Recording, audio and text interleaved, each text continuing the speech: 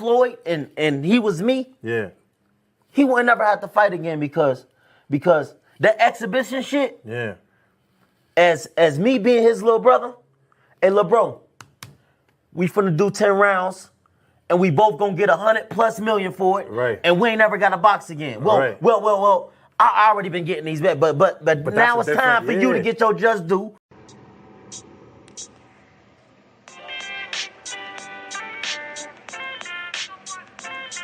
Yo, you know the deal. We back again.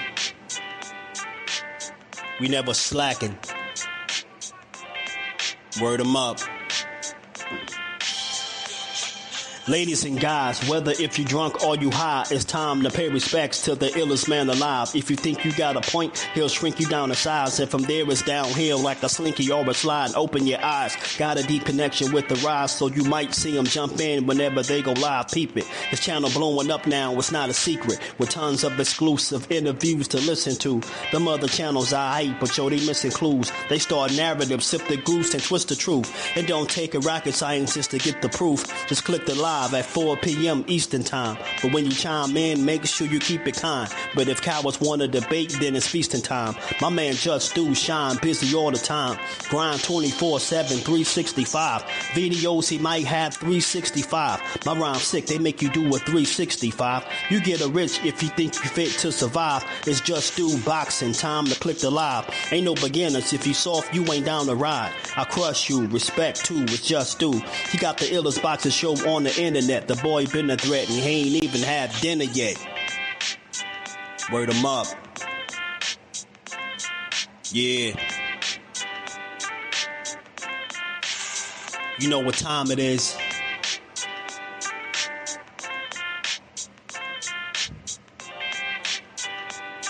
$4 p.m. Eastern. Click the link.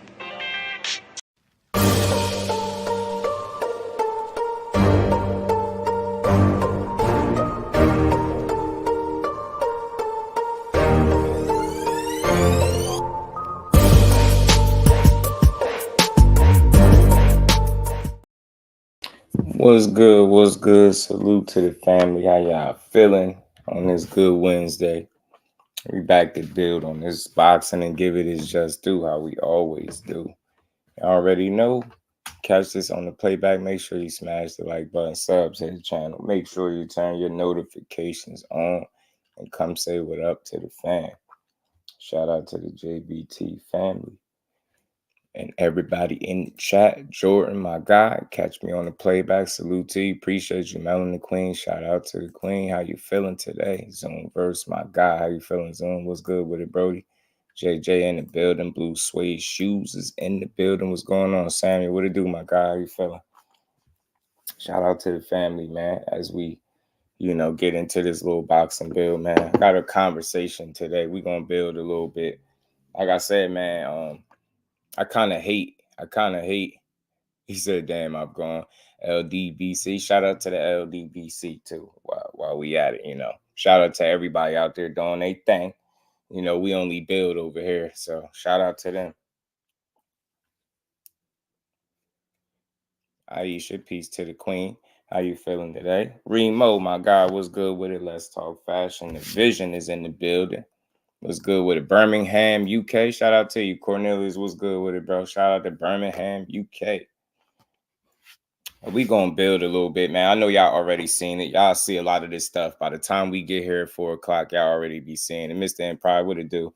And we was talking about it a little bit yesterday. I hate what I'm seeing with boxing right now. I really do.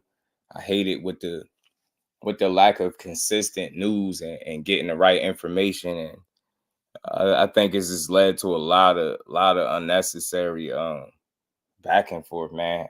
I see that Tank had tweeted everything's a go. We seen all of that stuff, right?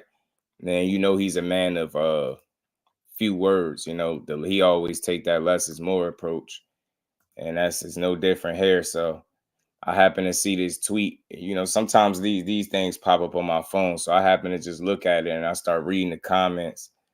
I'm seeing how people reacting and panicking to it, man. They see him put the sad face emoji.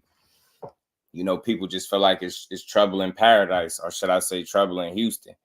And that's why I said, Houston, do we have a problem? Because, you know, I've been listening to a lot of people, different takes and stuff like that. And, you know, some people went through some extreme lengths to try to get the information about this fight.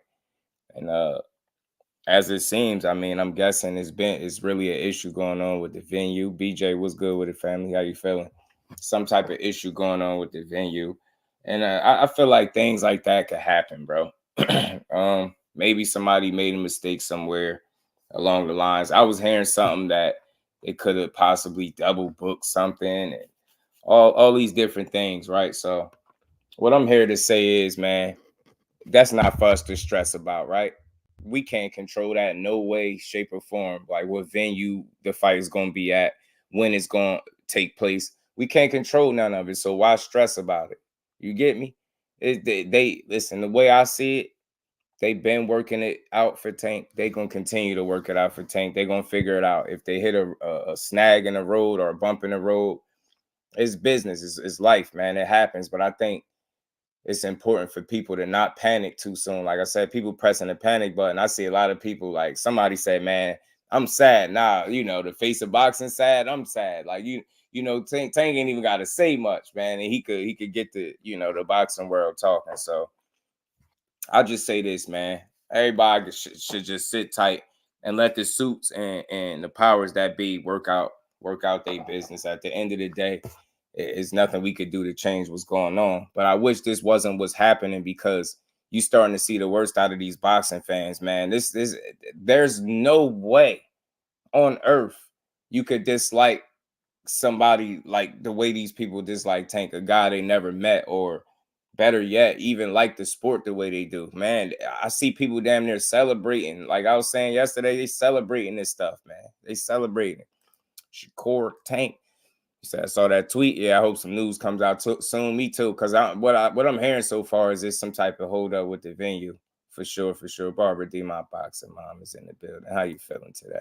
Yeah, it's not for us to worry about and stress about. Now, look, I can't tell people what to worry about, but the family that come here and listen to me, I'm gonna try to make sure y'all we always put things in its proper perspective. We ain't got to be stressing about this. They're gonna find a way to figure it out and secure a venue and a date for one of their biggest earners. That's what I believe. I mean, they've been doing that. I don't see no reason why that would change now, right? They've been figuring it out for Tank. They've been you know, keeping the show rolling, and it's no different now. And I really feel like problems like this presented themselves the minute they had to scramble for a different opponent, because it's a lot to consider. Now you got to think, with it not being Lomachenko and it being a guy like Lamont Roach, that's not even a name at 35, right? You figure you got to try to sell that fight. You got to make sure some things make sense. It's a lot that I could imagine going into that fight. You know what I'm saying? But like I said, for me, I'm not going to worry about it, man. I see Tank tweet that, and you know, it could be frustration. That could be anything, you know what I mean, with him. But I see a lot of people feel like it's related to the fight. But I would say this.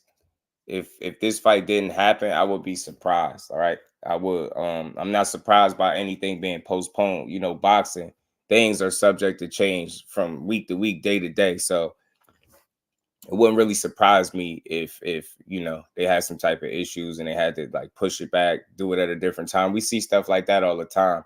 I don't think that has anything to do with Tank Davis, the fighter. And even for him, it's not for him to worry about, because that's why, you know, you got people that's in position, so they worry about this stuff. You let them figure that stuff out and you stay focused on the fight. You know what I'm saying? Lisa, peace to the queen. How you feeling today? Boxing, in my opinion, is a sad state of being. Yeah, treachery is real in these boxing streets. It is. Barbara D, man, I don't understand. I don't get it. Like I said, I'm watching people celebrate the notion that there's trouble with this fight taking place.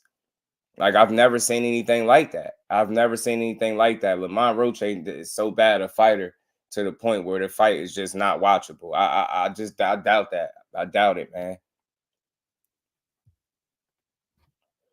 Star Fox was good with it. Should have taken the turkey money. I mean, look, I'll say this. I feel like all fighters should always be open to other opportunities that may present themselves along the way, right? But what Tank was, I feel like what his stance was him being firm in his position and what he believed. He believes the people that are going over there to Turkey obviously can't sell here. He said it out his own mouth. He like, yo, I don't have to do that. I'm good here. Like, I'm good where I'm at. So I ain't gotta go, like, be on their terms or their time or their dime if I don't want to. But if I was him, like, I would just like to hear him be open to all opportunities, because when you the kind of star that he is, when you the kind of name that he is,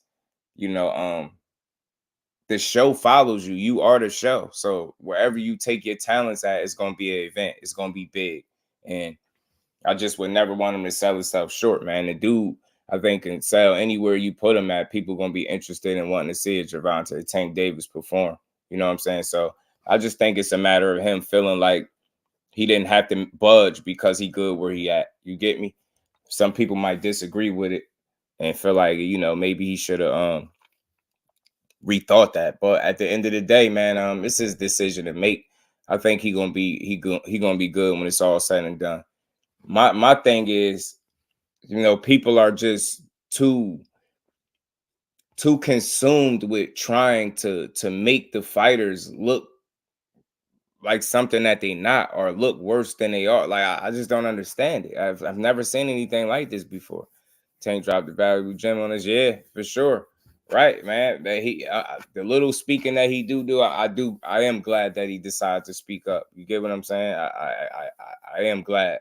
It kind of helps you put things in its proper context. But I think at the end of the day, we be trying to figure out everything, and we be wanting all the information right now because we, like I said, we move faster than the speed of, than the business of boxing, I believe, right? We hear every day talking about it. So people be fishing and searching for information. And like I said, this fight and, the lack of information coming out about it has caused me to look at people different, man. I'm like, man, y'all really showing me that y'all really don't be like, y'all don't support the sport the way y'all say y'all do. If it ain't your favorite fighter, it's all negative. Mike, what's good with it, bro? How you feeling?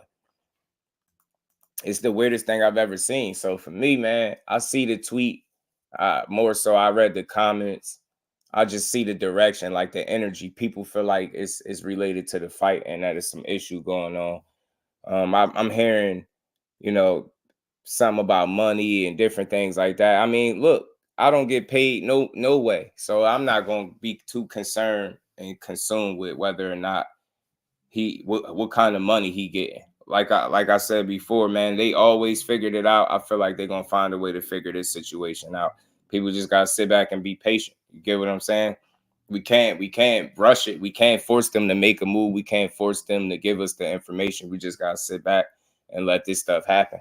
But like I said, man, the disdain for Tank Davis is on another level, bro. Like, man, like, this stuff is crazy, man. I just can't believe what I'm hearing. Yeah, it's crazy. It's crazy. Right. Cornelius, right. Cash Sports was good with a family, the box story. Hopefully it goes on the Benavidez Morale undercard.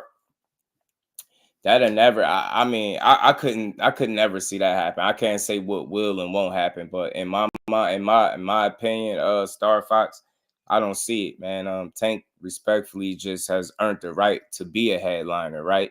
He put in the work, he traveled his path, he took advantage and made the most out of the opportunities. He's worked himself to the point where he at least at the bare minimum could be a headliner in his own right. So I don't think it'll ever be on anybody's undercard because he's a main event fighter. That'd be going backwards. You get what I'm saying? And just imagine.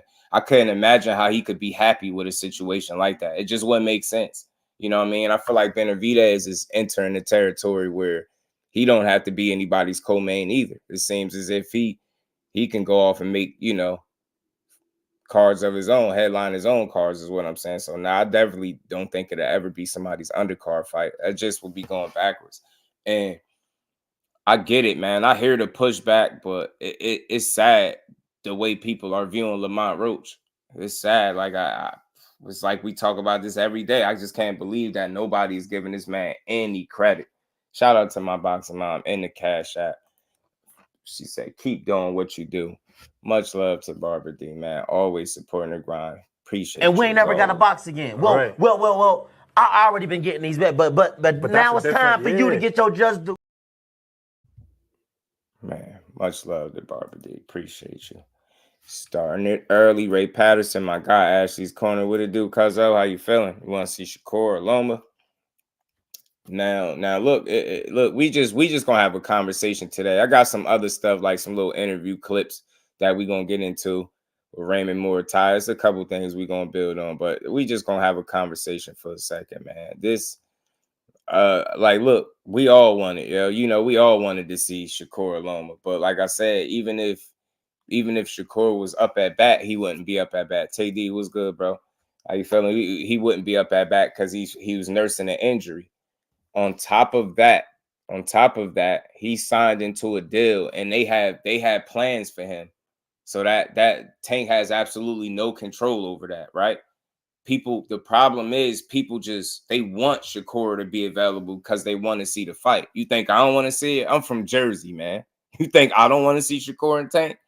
But I'm just too realistic, like to stress over something I have zero control over. And when you see the guy hurt his hand, when you see that he had a 2-fight deal already lined up, anybody that's just using their brain is not going to stress. You're going to look at the landscape for what it is. You're going to see, all right, Shakur signed a 2-fight deal.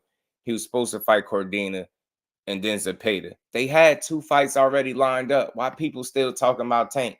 I'm just trying to put it in its proper perspective. And anybody in here, feel free to stop me when I'm saying something crazy.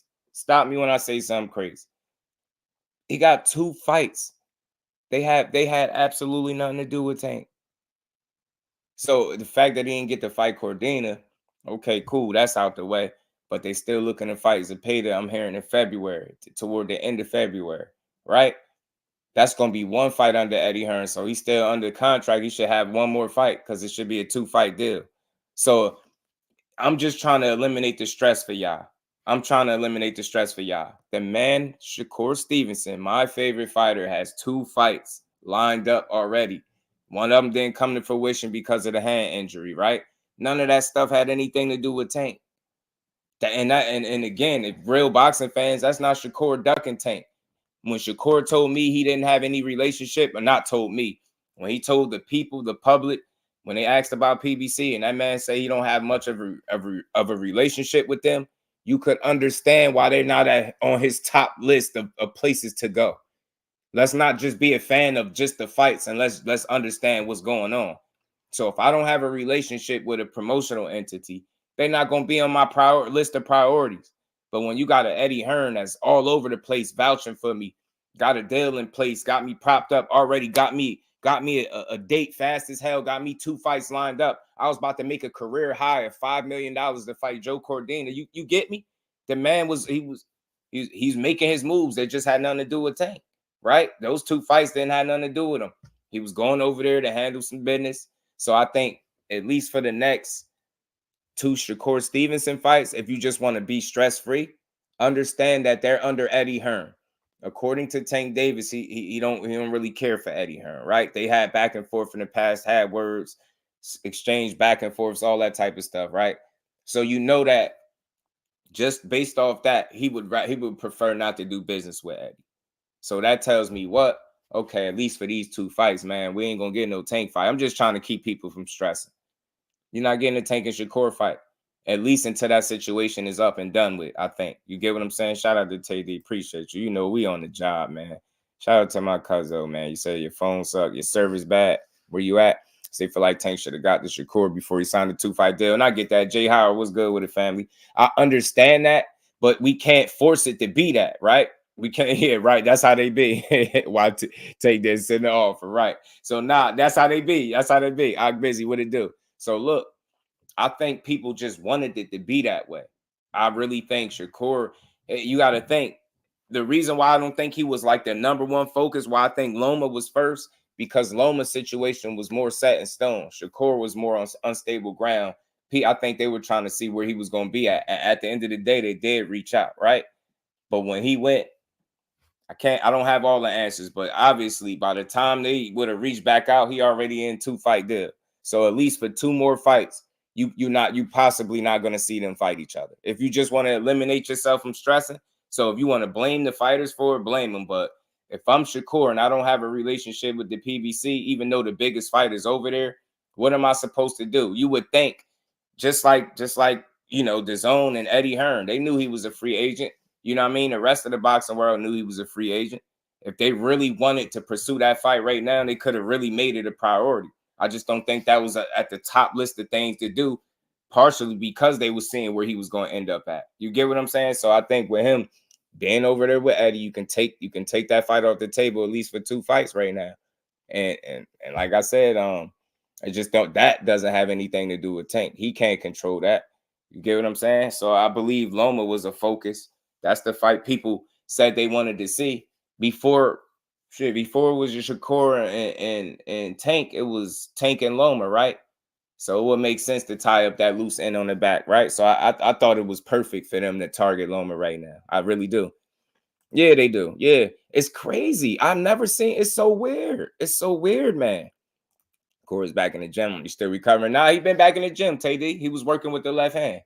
Y'all punch that like button for me. We just gonna build real quick because I mean this is disgusting, man. I think I'm just cut different. I think I just enjoy boxing differently than people. You know what I'm saying? That's where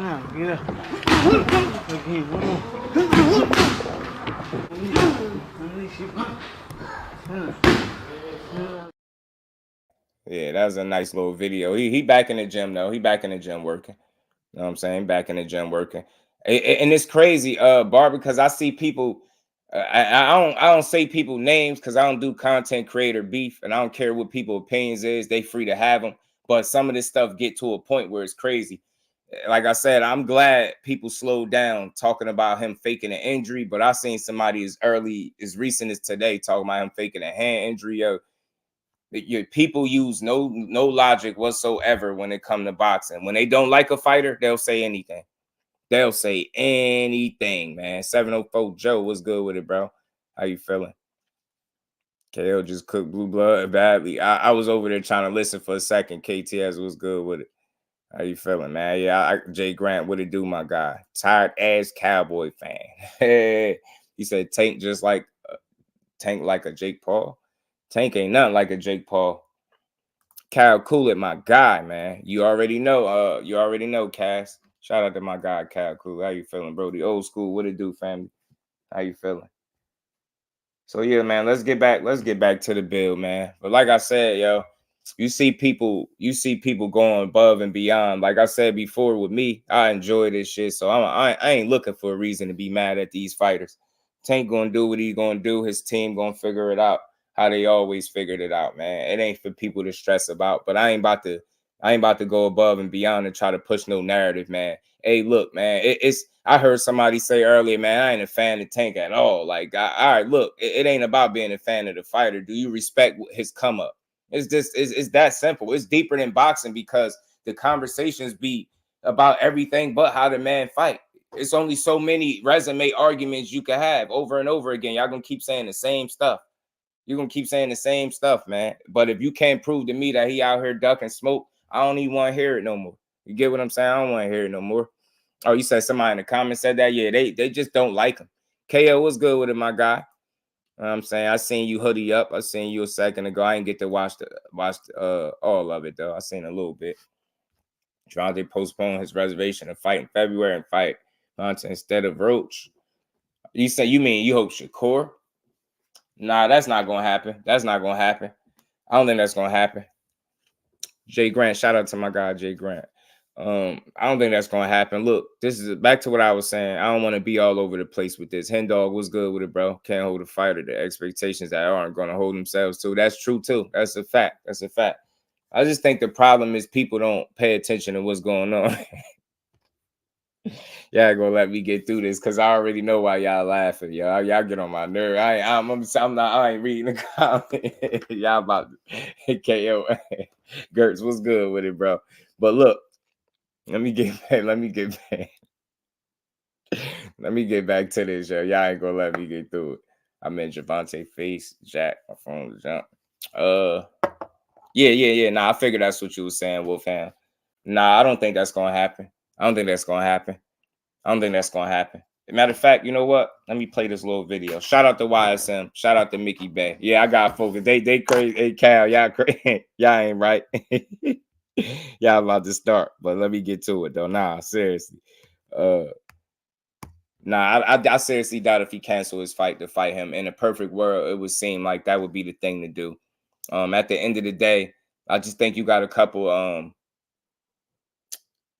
moving parts, man, to consider, right? If you think about the lack of relationship, like I said, with Shakur and PBC, that could be an issue, right? I mean, you could actively seek them out, but they can actively seek you out too. So that could be an issue in and of itself, but not so much, right? The fact that he said that, it lets me know why he chose to go where he went to. Somebody that had a deal presented for him, a situation for him. It wasn't long term. It was probably ideal for him, right? So I think that's why he went ahead and made the move he made, man. And like I said, Boxing Hacker was good with it. Fly frequency. What it do, my guy? How you feeling? Y'all crazy. So like I said, man, the show must go on. Now we hearing all this money issues. People saying Tank broke, PBC broke, they going out of business. They said if you fought on the headliner, I'm hearing all types of stuff. If you fought on the headliner for the PBC, you owe money. Like all types of weird stuff. As a fan, I'm not even supposed to care about all of that stuff. Like I ain't about to be stressing about their money. You know what I'm saying? That man gonna get paid the way he been getting paid. It's up for me to just watch the fights when they present them to me, man. If it's a fight I don't like, then I don't pay for it and I don't watch it. But in no way am I gonna complain for weeks and months on end. People rearing their ugly heads, man. They celebrating a fighter having an issue with a venue. It's not even him or the powers that be, the PBC having an issue or a snag, should I say? I just don't understand it, man. I'm clueless to it, man. Say, should the Haney squad up today? Man, it just don't stop, man. It don't stop. They do not like this young man. They do not like Tank Davis. But let me play something real quick, man. Shout out to YSM and Mickey Bay, man. I'm gonna play something, man. And people could agree or disagree with this video, but I like what he was saying here. Where is it at? Oh, all right. Let me get this up, man. Let me get it up, man. Did you hear Oscar said Ryan versus T.O.? Yeah, I talked to him. Yeah, if you don't like the fight, don't watch it. But I can't understand where the slander comes from. I don't get it. I don't get it. I really don't get it. If you ask the guys that you want him to fight, if you ask those guys honestly, is he avoiding or ducking y'all? They will all tell you no. But you let the average Tank, I don't even know what to call. I'm tired of saying Tank haters. They just don't like the dude, man. They just don't like him. They don't like him, man. He said Tanker bells are all riled up. He said I might get clipped out here. Nah, you ain't gonna get clipped. Nah, everybody chilling. I got you though, but everybody good. Ryan versus Teal is a good ass fight. I don't like neither one of them. Yeah, I mean, look, the good thing about Ryan and Teal, if it happened, it'd be two idiots beating each other up, and I won't have a single dog in the race, and I could sit back and enjoy it. But let me make sure I don't lose focus, man. Like I said, man, this information about this venue with Tank tweet, it got people panicking. I see a bunch of different comments. People are concerned. They thinking the fight ain't gonna happen. I see people talking about they sad and all type of stuff, right? I think people are panicking just like they always do when it come to him, man. Listen, I think they're gonna work out this situation. We're gonna get the fight and we're gonna get to keep it moving. But in the meantime, in between time, I definitely don't think you'll see a fight with him and Shakur, at least for another 2 fights. And that's just my opinion. I could be wrong as hell. I could be wrong, but that's what I believe. But I'm gonna play this video from Sam. I like what Mickey Bay was saying right here. I know y'all gonna see down the road. Gervonta Davis, Shakur Stevenson. If that were to happen in a unification lightweight bout, who wins that? Between those two? Yeah, between those Tank two. and Tank and Shakur. Yeah. Man, I think it's 50-50. Like, You know, I think that, man, that fight gotta happen. I'm hoping it happen in the next year at least. Like, you know, I don't knock them for it not already happening, because I think it gotta cook and brew a little bit more. But I was hoping that I mean, look, in no scenario am I going to make an argument that a 3-division world champion is not ready to fight somebody.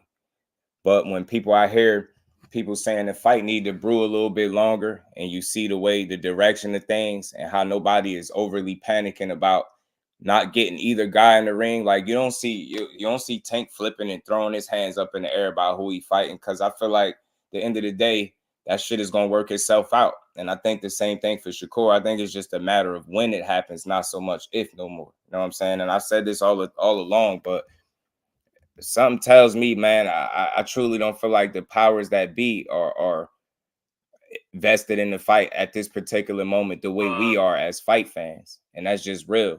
We could blame it on either fighter. We can go back and forth with that all day, all you want. But when you hear some of the people speak about it and you hear they different takes, one common denominator is people. It's not a matter of somebody not being ready, right? I don't think there's no one fighter at 35 that prepares, you know, Shakur for Tank or Tank for Shakur. You know what I mean? I just don't think so. So at the end of the day, you just got to be ready when your number is called. But I feel like other moves are going to be made before they fight each other. And I think that's the problem that people going to have. You know what I mean? They're going to be arguing back and forth as to who fault it is, why it didn't happen, who did what they should have done. I'm not doing all that. I'm not going to stress myself out. I can't control what moves none of these dudes make, but I am going to pay attention close to who they fight and how they move. I wanted to see the Cordina fight, because in February, I would have been looking forward to Zepeda and Shakur fight so he could get them 2 fights out the way and see what's next for him. You get what I'm saying? But now he hurt. That set him back a fight. So even if he does fight Zepeda in February, it damn sure ain't going to be Tank after that, because he's still over there with Eddie Hearn. So I just don't see it. So people going to be chasing their tail for a while. He said because he's a duck. You know that's how they do. Vaughn, what's good with it? Rolly, what up? Thrill Hill, my guy, what's good with it, bro? How you feeling? So that's how I see it, man. I think it's just a little earlier than what the powers that be really care to make this fight. I don't think nobody kicking and screaming about not making this fight right now. You know, we doing it because we want to see it. Because Shakur beating him to me would bring his name up to where it would have made the Tank fight happen. Because then Tank and them would be like, okay, because Tank on that Canelo side of boxing, where you know he getting the big bag no matter who we fight. Not saying it. And you see, I agree with what he's saying. Like, you just hear it. It seemed like they want to. You just hear how people talk about Shakur, bad performance, this. So he just dominated somebody and barely lost a round, and all people could do is say how he ain't stop him. So I think I agree with Mickey Bay in the sense, like, I would have loved for Shakur to have got a name like a Lomachenko, right? And he beat him. That definitely put him in a situation where people would definitely be asking for that very next fight to be Tank. But it seems like it's split. I don't know if it's split directly down the middle, but I think us diehards, us junkies want to see the fight as soon as possible. But I think it's some people that is cool with not seeing it right now. Believe it or not, I really do. Excuse me. I saw a fighter that's been inactive for 2 years, been on the champ. Oh yeah, that's tough. Every year, Tank versus someone is called a must-have in boxing. I had a face. Tell him, cuzzo. Let's get back to it. So yeah, back to what I was saying. I think a fight like that, that's what I think he need. And I feel like in a perfect world, I felt like getting Cordina out the way, then making your way to Zepeda would have made sense. Being that people look at, he's a dangerous guy. He is undefeated. The right kind of win, the right kind of dance partner definitely make everybody say, yeah, you know what? That very next fight need to be Tank. But you got some people really getting on platforms and panels making an argument that a damn 3-division champion is not ready to fight somebody. So it's crazy. But at the same token, the feel that I'm getting is, like I said, I don't think the powers that be is kicking and screaming about this fight not being made. It's just us. You know what I mean? Tank broke. I wish I was that kind of broke. Me too. Taker, but just playing the business and boxing at the same time. He gonna wait for Shakur for last. He ain't gonna probably fight Shakur until he really gotta fight him. That don't mean that he's Now, did y'all just hear what Mickey Bay said? I'm gonna definitely play it a couple times. Have y'all not been hearing me say this for the longest? If you don't realize, people will say in a heartbeat how much boxing is a business, but they will ignore and disregard all business aspects when they want to see a fight being made. You get what I'm saying? They'll tell you it's a business in a heartbeat, but they won't acknowledge it at all. And people are going to do business. Did you hear what he just said? I've been saying this for the longest. You got a 6-fight deal, and you think of, just look at all the variables. You got people complaining about his performance. You at least want him. You want to go into that fight with him coming off one of his best performances, where nobody complaining in a perfect world. You get what I'm saying? Where you don't got people saying stupid shit like he ain't ready. He need 2 more fights. He need this. He need that. You get what I'm saying? So let me play this again. This is and boxing at the same time. He gonna wait for Shakur for last. He ain't gonna probably fight Shakur until he really gotta fight him. That don't mean that he's scared of him or nothing, but it's business. Did you hear what he said? Now, I ain't saying he right just because I've been saying this for months, but you heard what he said. I would believe a guy that got more knowledge and personal experience in the business than some random ass person that's trying to push a narrative. He probably won't fight him to last. I don't know. That might happen like that. I've been saying that for a long time. You thinking about business, and it's at a time where his reputation is taking somewhat of a hit. It's not like he losing, but it still ain't the performances people want to see him, in going into a Tank fight. They want to see, a flawless, they want to see the best absolute version of Shakur going into a Tank fight. Not saying that, we can control when or not, when they make this fight and when they don't, you know what I'm saying? But at the end of the day, I think it makes sense, man. It is business. You get what I'm saying? And I'm glad he decided to say that. No, it ain't about being scared. It's business. They will ignore that. They will ignore that. People gonna do business, man. They gonna do business, and business leads to them making money, and they gonna do good business. So I agree with him, man. I'm gonna run it back just a little bit, play it again. I'm gonna just play the rest of this through. Y'all punch that like button out, man. Let's keep rolling, man. So you feel like Stevenson's the final boss? Almost, in a sense, almost to a certain degree. Like, all right, look at it this way. You see how Tank got a couple southpaws on his record. Like, what one was it? Hector a southpaw? Figure Frank Martin was a southpaw. Loma would have been a southpaw. The only other southpaw out there left would have been Shakur in a perfect world. And I think if you take, and this is just my opinion, y'all, I don't know this to be fact. In my opinion, that's why they at the top. That's why they continue to keep winning, because they smart. They cross T's and dot I's over there. And I think it'd be smart for him to be cleaning up southpaws, getting the different looks. Meanwhile, you working yourself to that guy. Now, I could be wrong as hell, but that's not about being scared. It's doing good business. It's making more fights, making more money.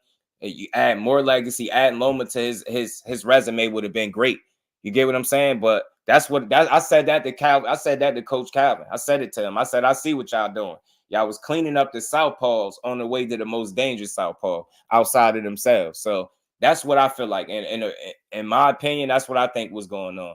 And I don't think that, like I said, the powers that be are in a rush and kicking and screaming trying to make this fight. We the ones that want to see it, because we ready to pay. We want to see this shit now, not when it's too late. But I'm not gonna panic until it get to a situation where it look like it can't happen or it's too late. I don't feel like that's the case. I feel like out of all the complaining that I've been hearing people do about Shakur, another fight or two won't hurt before he fight Tank. The way people been talking, the consensus. And McQueen, my guy, was good with it, fate. And I could be wrong, but you heard what Mickey Bay said, man. It's just business, and he know a lot more about that business than I do. He worked with Al Heyman, he know the man personally. You get what I'm saying? I don't think he's just talking now. It don't mean that it got to play out exactly that way. But like I said before, I wouldn't be surprised if it did, bro. I wouldn't be surprised if it did. While we all focusing on what we want, they moving how they moving. And I think people is missing that. Inspector John. That's why I said, listen to the fighters, man. Yeah, man. Listen to the fighters. Shout out to my guy, Lamarcus. So that's what I think. I think Tank was cleaning up southpaws, and I think he was working his way diligently towards a Shakur fight. And I think in hindsight, him going after Loma just allows Shakur to get another fight under his belt, get more experience, get another win. right? Things like that, and just continue to build that fight because it ain't too late. They're neither one of them too old. I don't think neither one of them gonna lose until they get to each other respectfully. That's just my opinion, right? So I'm just sitting here waiting to see it, just like y'all, but I ain't about to panic yet, man. I ain't about to panic, bro. I ain't about to panic. I agree with Mickey Bay. I think he made a great point. If you're just thinking about business, that guy is risky. Not saying that. And again, it's not about being scared. It's like, do I necessarily got to fight this guy at a time where people complaining about him and, you know, complaining about the performances? Is he even at his absolute best? There's an argument there, right? So, listen, I'm not going to trip, man, but I definitely don't anticipate seeing them in the ring with each other within the next 2 fights either. I think they're going to handle business, and I think eventually that business being handled will lead to them fighting each other. That's just my opinion on that. You know what I'm saying? Hey, right, hey, Cal. Baby, when they start, what was it, 2015, 16, 2015? One of them. They've been going out of business since, Cal. They've been going out of business since. Absolutely. Hell yeah, Rolly. Hell yeah, man. I'm a junkie, bro. Hey, I'll be a fool not to watch Schofield. Schofield is entertaining to me. I like Floyd Schofield. And Oshaki Foster got gypped this last fight. So hell yeah, I'm watching it. Tank versus Cepeda could be one. Could be Tank versus Baranchik. Imagine if they make that. Yeah. He'd beat the hell out of him. LWboxing. The fax machine in the building. What's good with it, Brody? How you feeling? So yeah, let me play this. Let me finish playing this. I ain't gonna stop it. Big bag no matter who we fight. Not saying that he ain't a risk taker, but just playing the business and boxing at the same time. He gonna wait for Shakur for last. He ain't gonna probably fight Shakur until he really gotta fight him. That don't mean to be scared of him or nothing, but it's business. If you got a guaranteed deal, everybody's different. He might say, all right, I'm going to leave him for last. If I got a 6-fight deal, he might want him to be number 6. But I think that if Shakur had fought like a Loma, or even if he fight the Farmer and Cepeda winner, I think after that, they should fight. Because Tank already right now, people just want to see him fight because he delivered. And that's what I explained about Boots. Right. You want to see them guys fight no matter who they fight. Like, even though I'm going to watch every Shakur fight because he a purist, but I'm saying you got to really be a diehard fan to watch Shakur just fight anybody. You got to kind of put Shakur in the right matches, you know. But it's been hard for people to want to get in the ring with Shakur, which it ain't his fault either. So, but yeah, I would like to see. I think him and Tank probably happen within 2 years. Tank is looked at as one. And look, I know people don't like to hear it, but he might be on to something. I mean, he's been around the business for years on end. He got personal experience. He's been through the ringer. You know what I mean? Mickey Bay, you know what I mean? I don't think he was able to reach his full potential. And even then, he still had a pretty decent career, pretty good career. But I like what he's saying right here because there's no dog in the race. He just giving you his honest assessment or his thoughts. And like I said, I've said this for months now that I think that could possibly be the path for that fight. You know what I'm saying? Part of me feel like it's not ready. It's not, I'm not telling you a 3-division champion not ready to fight anybody. He better be. You get me? So that's crazy to say. I would never say that. But I just feel like more need to happen, right? It's like we demanding it, but we the junkies, we demanding it. But there's so many other people, like he said, that just want to see this dude fight. That just want to see guys like Boots fight. So I don't know, man. I'm not tripping. Like I said, until I hear somebody got an opportunity to fight and an offer of some assent and somebody going another direction trying not to fight, I ain't gonna panic about this fight not taking place, man. I do think, you know, the moves that Tank was making was, whether people see it that way, for me, the way I see it, I think they were moving right in the direction that he needed to go. And I think Lamont Roach, credit to him, respect to him, is just a slight pit stop, just a little snag in the program.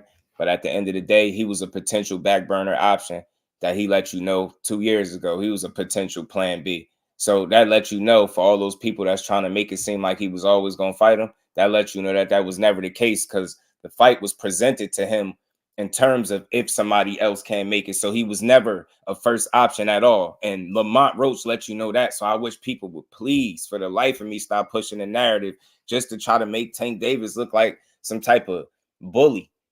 Imagine a little at one of the smallest fighters in boxing being a bully. People trying to paint the narrative that he's some type of bully. He draining everybody, pulling these little guys up when he's a little ass guy. Don't make sense to say that. He's a little dude, man. I'm gonna keep saying it. He fight big, but he a little guy. Little guy. He might fight big, got a big punch, but hey, he's a little dude, man. Little guy. They be just tripping, man. But let me get back to this. Pardon me, y'all. I meant not to stop it. I didn't mean to stop. One of the most complete fighters in boxing, right? Yeah. And Shakur is not viewed as a puncher or a guy that lets his hands go to the liking of fans, right? How do you offset what Gervonta Davis does? Stretched out boxing was good, fam. And still win the rounds. He win the rounds, yeah. He got to let his hands go more than you know, which I'm sure he know and that he will do. Kind of just let his hands go more, but at the same time, fight not too cautious, but stay alert. You got to stay alert with Tank because Tank is real good at. Tank could catch you slipping, man. That's one thing people don't. Tank is a much better skilled fighter than people really see because they always looking for the knockout, but Tank puts you in position to knock you out before he even do it. He kind of know how to weaken you and know what position to put you in. Like even when he fought Frank Martin, the shot that he hit him with was like, man, he kind of threw him into that position, and that's why the knockout was so kind of pretty because he kind of got him in that position to where he ran him into the punch. But with Shakur, it's going to be hard to do that because Shakur know how to get in and out. And he know how to counter as well, and he's super hard to hit. So Tank will probably have to start a lot earlier than he normally start. Like he kind of usually start a little bit later in the rounds because he almost know, like, man, I'm gonna break this cat down. But yeah, that's to me, that's one of the top 3 fights in boxing. Shout out to Mickey Bay, man. Shout out to YSM. Always the great work. Always for the great work. My guy, Allen, man, the Cash App. Appreciate the love, homie. He said truth, man. Shout out to you. Appreciate the support as well, bro. We gonna keep rolling, man. Let me get my guy. And we ain't never got a box again. Well, right. well. I already been getting these back, but now it's time for you to get your just due. Shout out to my guy, Allen, man. Appreciate you, bro.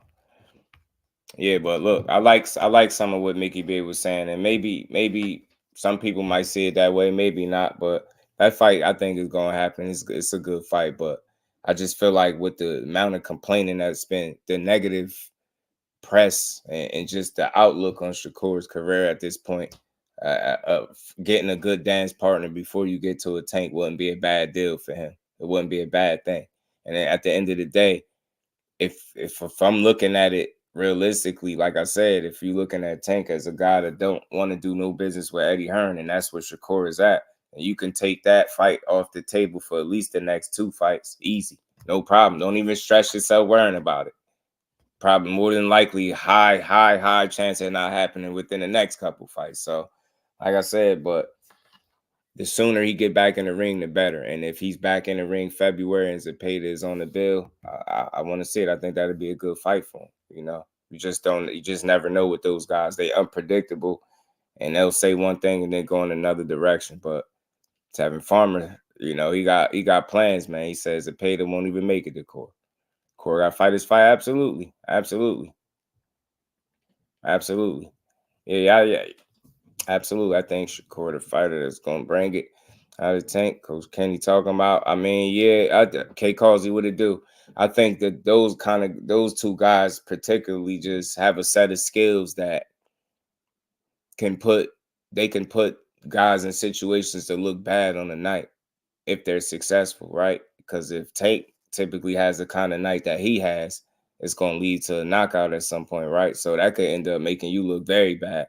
The way he set it up and you know, get the knockout.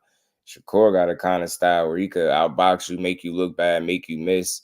You know what I mean? Just, you know, embarrass a boxing lesson, right? So if he's on, so they both have the ability to do that. That's why I think the fight is intriguing. And then they go about doing it 2 totally different ways. So it got to happen. But when it happens, it's not for me to stress about. Like I said, I'm just going to keep paying attention to the fights. I enjoy boxing, and that's where I'm at, man. Everybody got their way of looking at it. That's the way I see it. I can't make people fight because I want to see it, but I'm just going to enjoy the fights as they present themselves, man. And we going to break it down. Tank only makes $3 million to fight. I don't know. Rolly Tank versus Catterall. Plat Boy, you already know my guy. Shout out to you, man. For that gaming content for y'all gamers, man. Shout out to my guy Plat Boy. He's a gamer. Go check him out. Tank is broke. Yeah, Haney makes more. That's how they be, Rosa. That's how they be.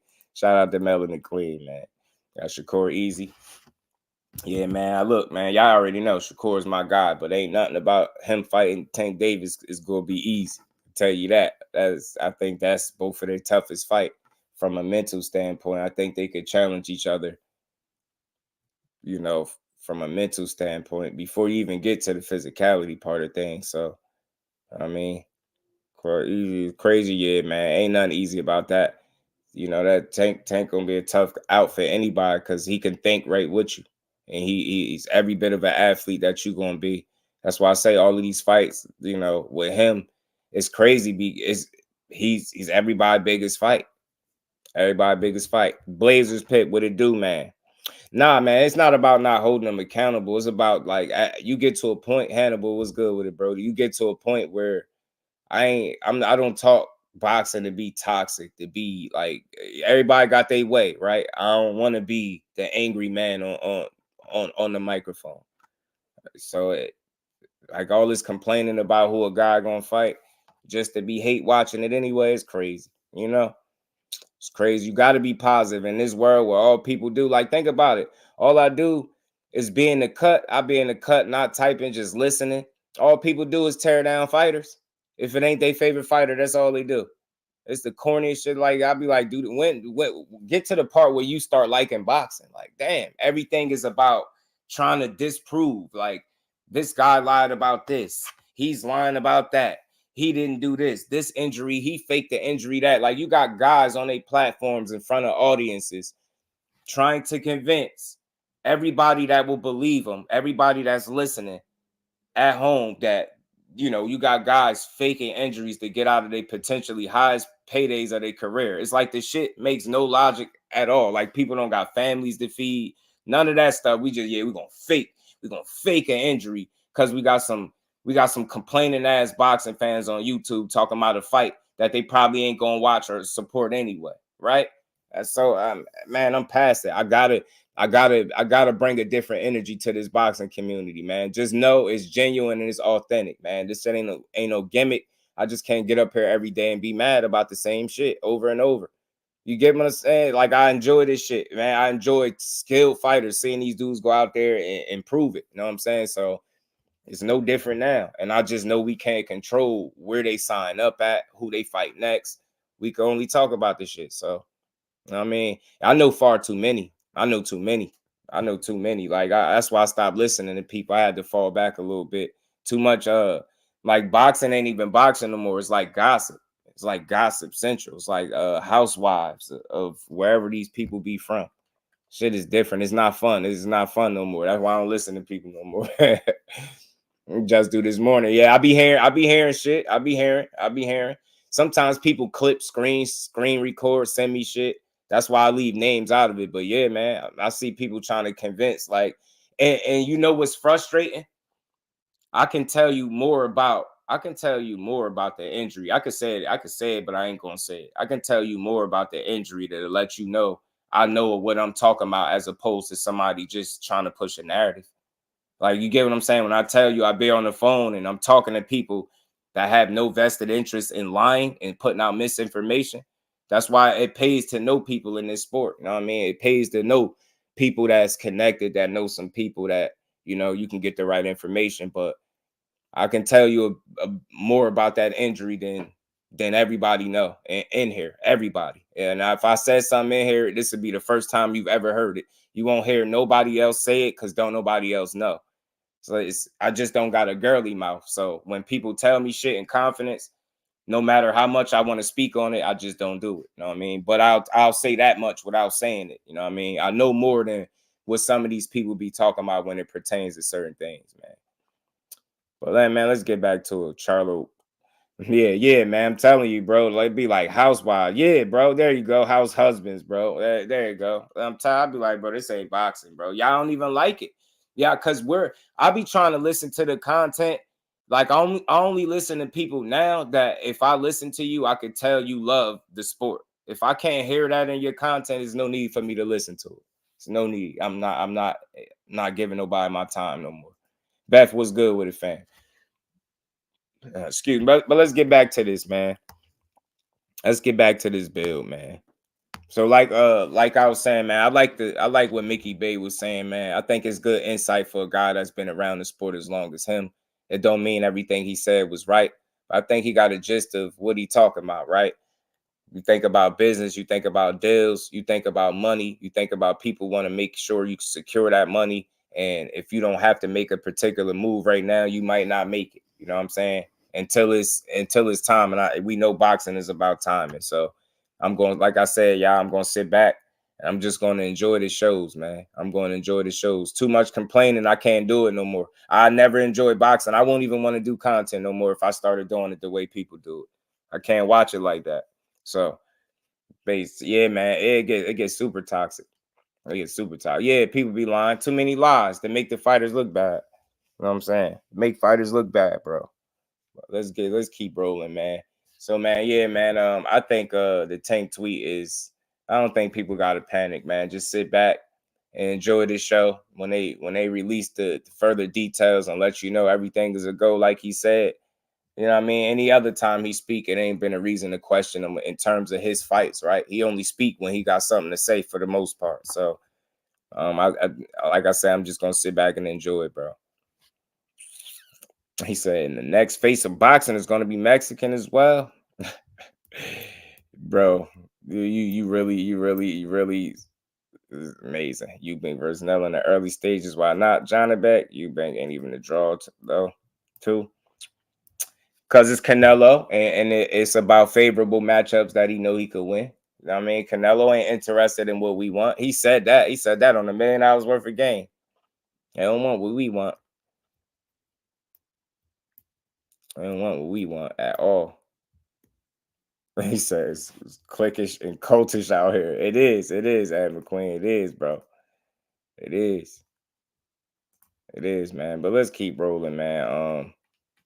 Shout out to Mickey Bay, man. I thought that was some good insight for a situation that ain't come to fruition. And man, everybody been speculating different reasons why fights ain't happening, man. I think he was on point right there with what he was saying.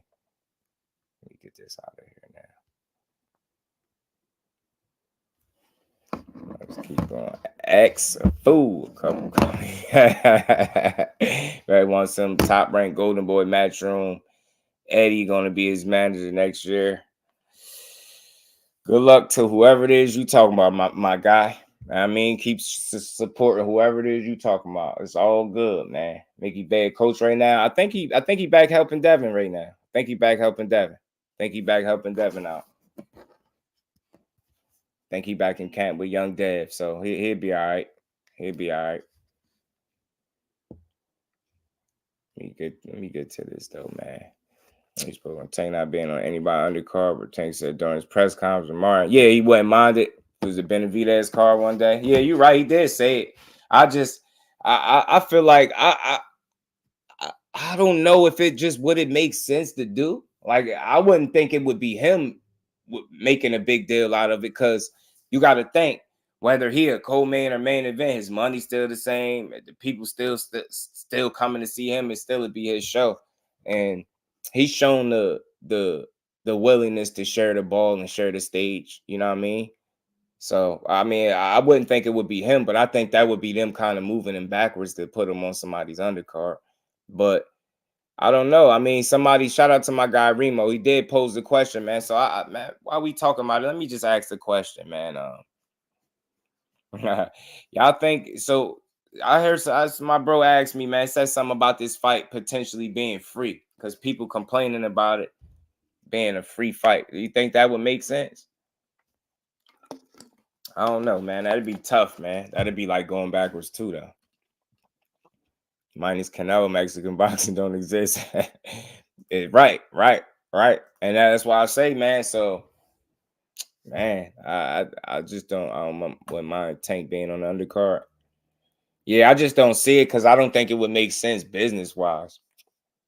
Like, you get what I'm saying? Like, when have you ever seen it before? Somebody that's been, built as a pay-per-view guy ain't took a loss and then out of nowhere he's somebody co-main event.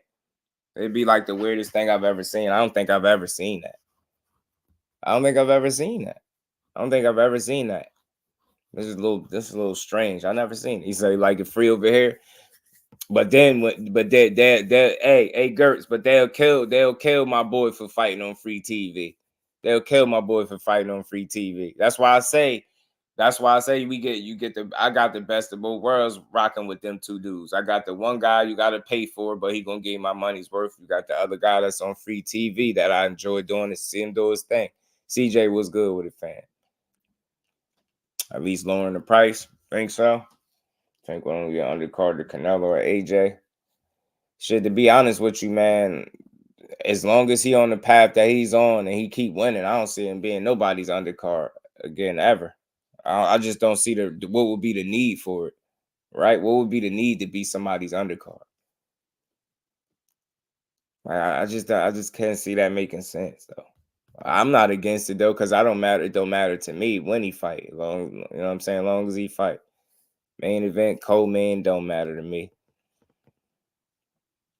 It'd be for them to boost sales. Yeah, it'd be odd though. It'd be strange. It'd just be a weird move. I couldn't anticipate seeing something like that in boxing.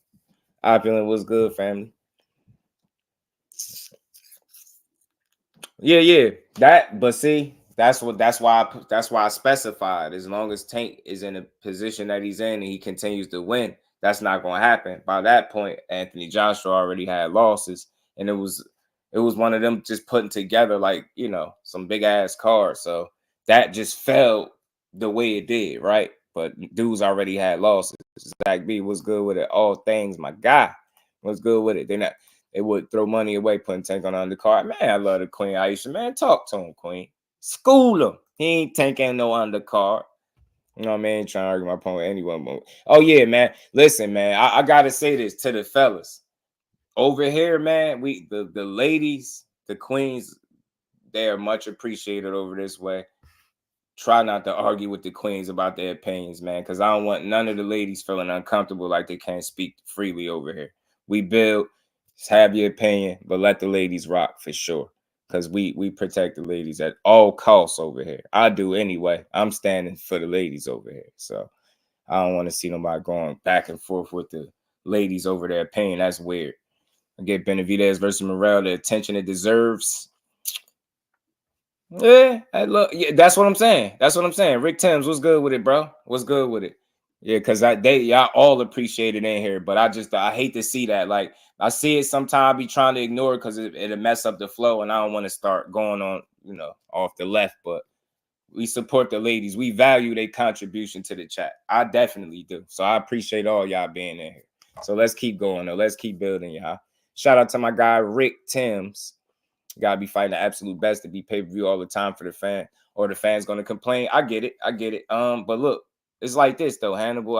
It's okay to complain. It's okay to voice your opinion, but I think in doing so, we tend to place the blame in the wrong areas without understanding. Like we only talk about what we want. Think about it. Like we complain about what these guys are doing with their careers because they're not doing what we say they should do.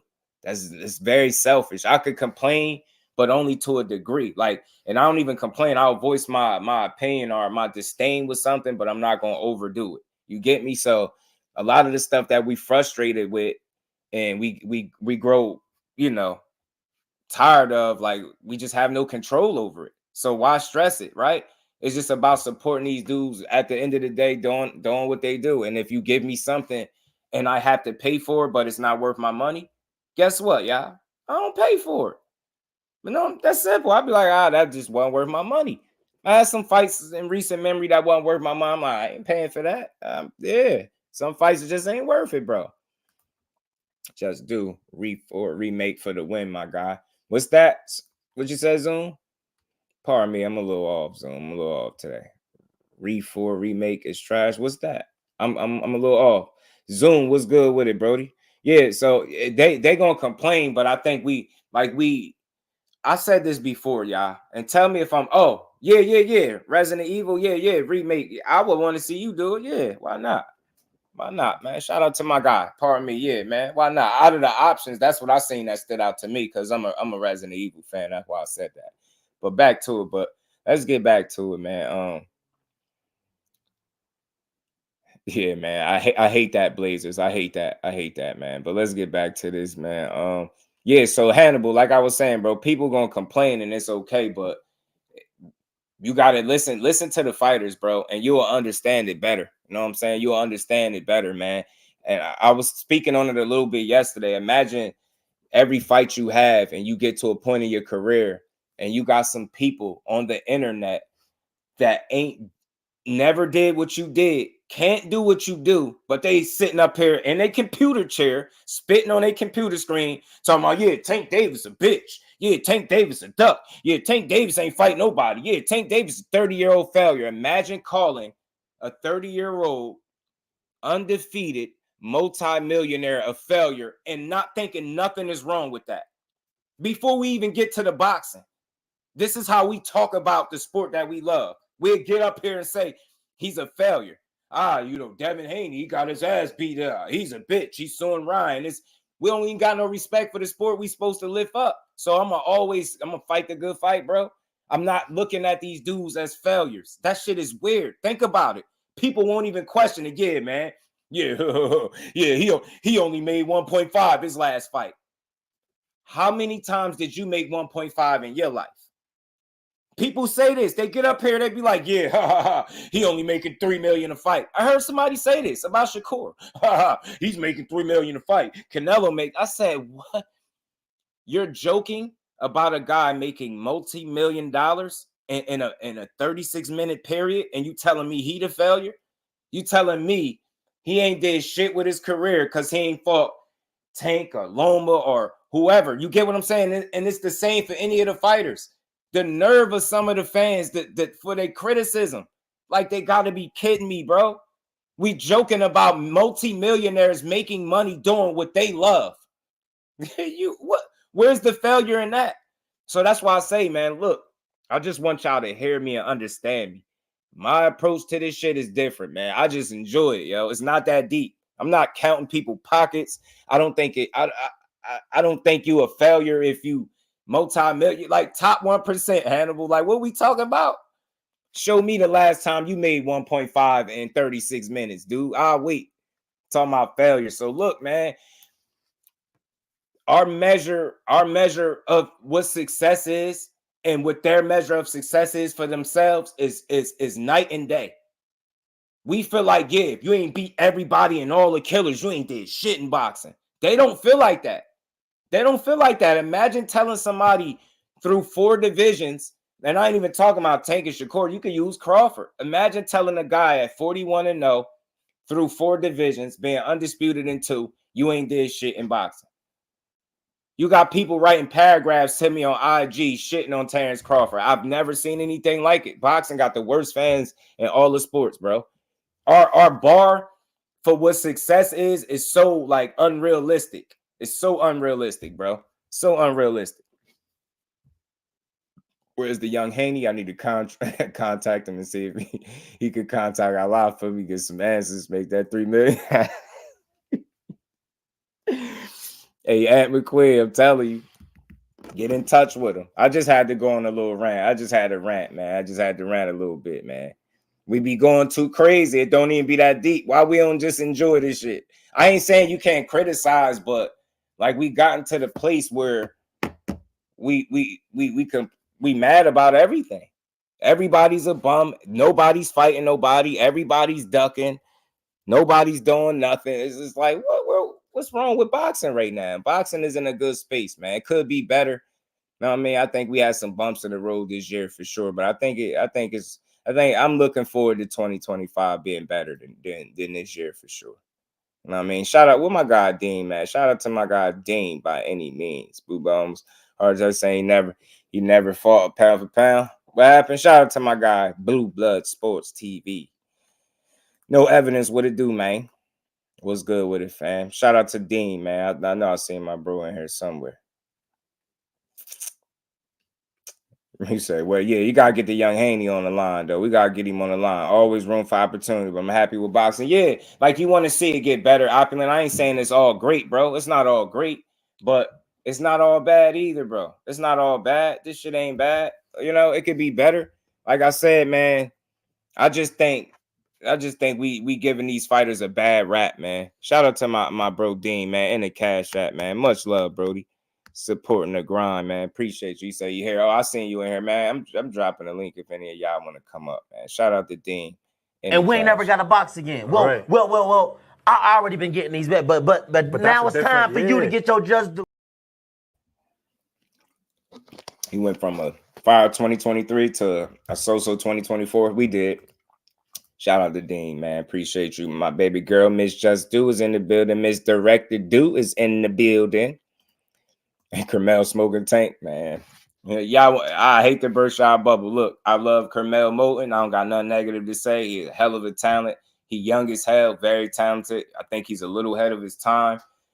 I think everybody that compares him to Tank is doing him a disservice, and y'all slighting him at the same time without slighting him. Y'all slighting him indirectly. Carmel Moulton is not the next Tank Davis. He the one and only Carmel Moulton. That's always going to be better for boxing than trying to be the carbon copy of anybody. And Tank just a totally different type of fighter. Like, even when he was young, he fought like he was mature, if that makes sense. Just a little different, man. But Carmel, I love him, man. Keep building. Damon, what's good with it? Got to. I figure we could build over here with this positive energy, man. I know y'all get tired of people complaining. Being Boxing News, my guy. I know y'all get tired of people telling you you're wrong for your opinion. It way too green. It gets smashed. Yeah, let that man be light skinned on his own terms. I love that. Ed McQueen is a fool. Let that man be light skinned on his own terms. You know what I'm saying? You don't put him in there with Tank, because that it's just because now what happens is, and why I said that real quick, what happens is when you start comparing him to Tank, now when people see him for the first time, they're expecting to see him fight like Tank, and they don't fight nothing alike. Respectfully, they just don't. That don't mean Carmel is trash or Tank is nah. It's just they don't fight, bro. None at all. They don't fight alike. Carmel Moulton throw a lot of punches. He got a motor. Like, I ain't, Tank could turn it up when he wants to, but he don't throw that many punches like that. Carmel fight totally different, and he's not a natural puncher per se. I don't think like Tank is, but he's still young, so we don't know. Dean, what's good with it, Brody? How you feeling? Just what's up, Brody? I hope everything is well. Hope you doing amazing, bro, and the family. You already know, my man. God. I'm doing great, man. Any day I could build with the fam is a great day. Might sound like a cliche, but it's real. No, that's real. I wanted to say this on your point, Just. Y'all know I'm not the biggest Devin Haney fan. I don't like Devin Haney.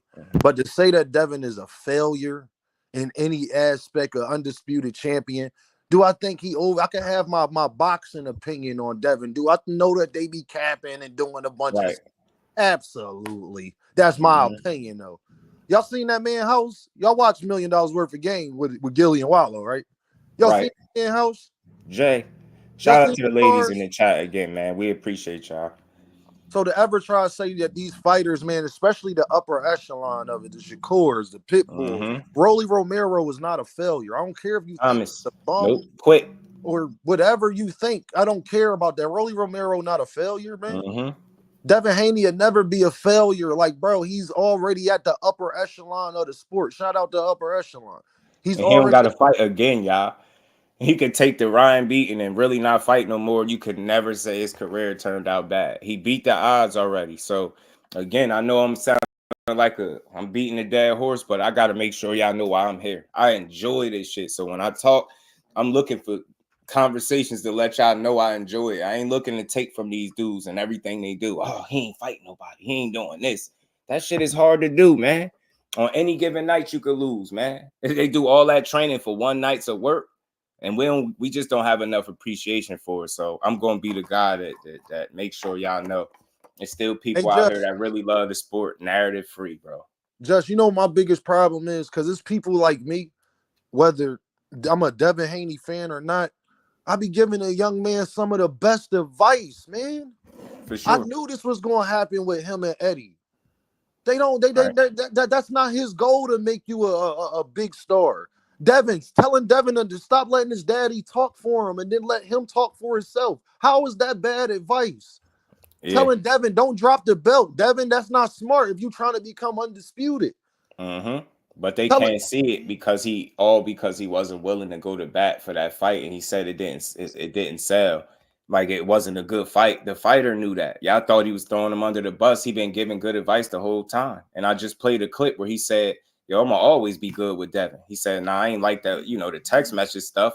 I felt like he could have hit me up about that personally. But other than that, I'm gonna always be good with him. That's why I say, man, y'all be forcing the hate on Devin Haney. All of it's not hate. Some of it is just hard truths. Harsh realities, tough pills to swallow, but it's not hate. It's not hate. People do not hate that kid, man. I don't. Definitely. I like seeing him fight. Personally, I can't wait to see him bounce back. So he could. I said this all along, so he could put some distance between him and that April 20th night.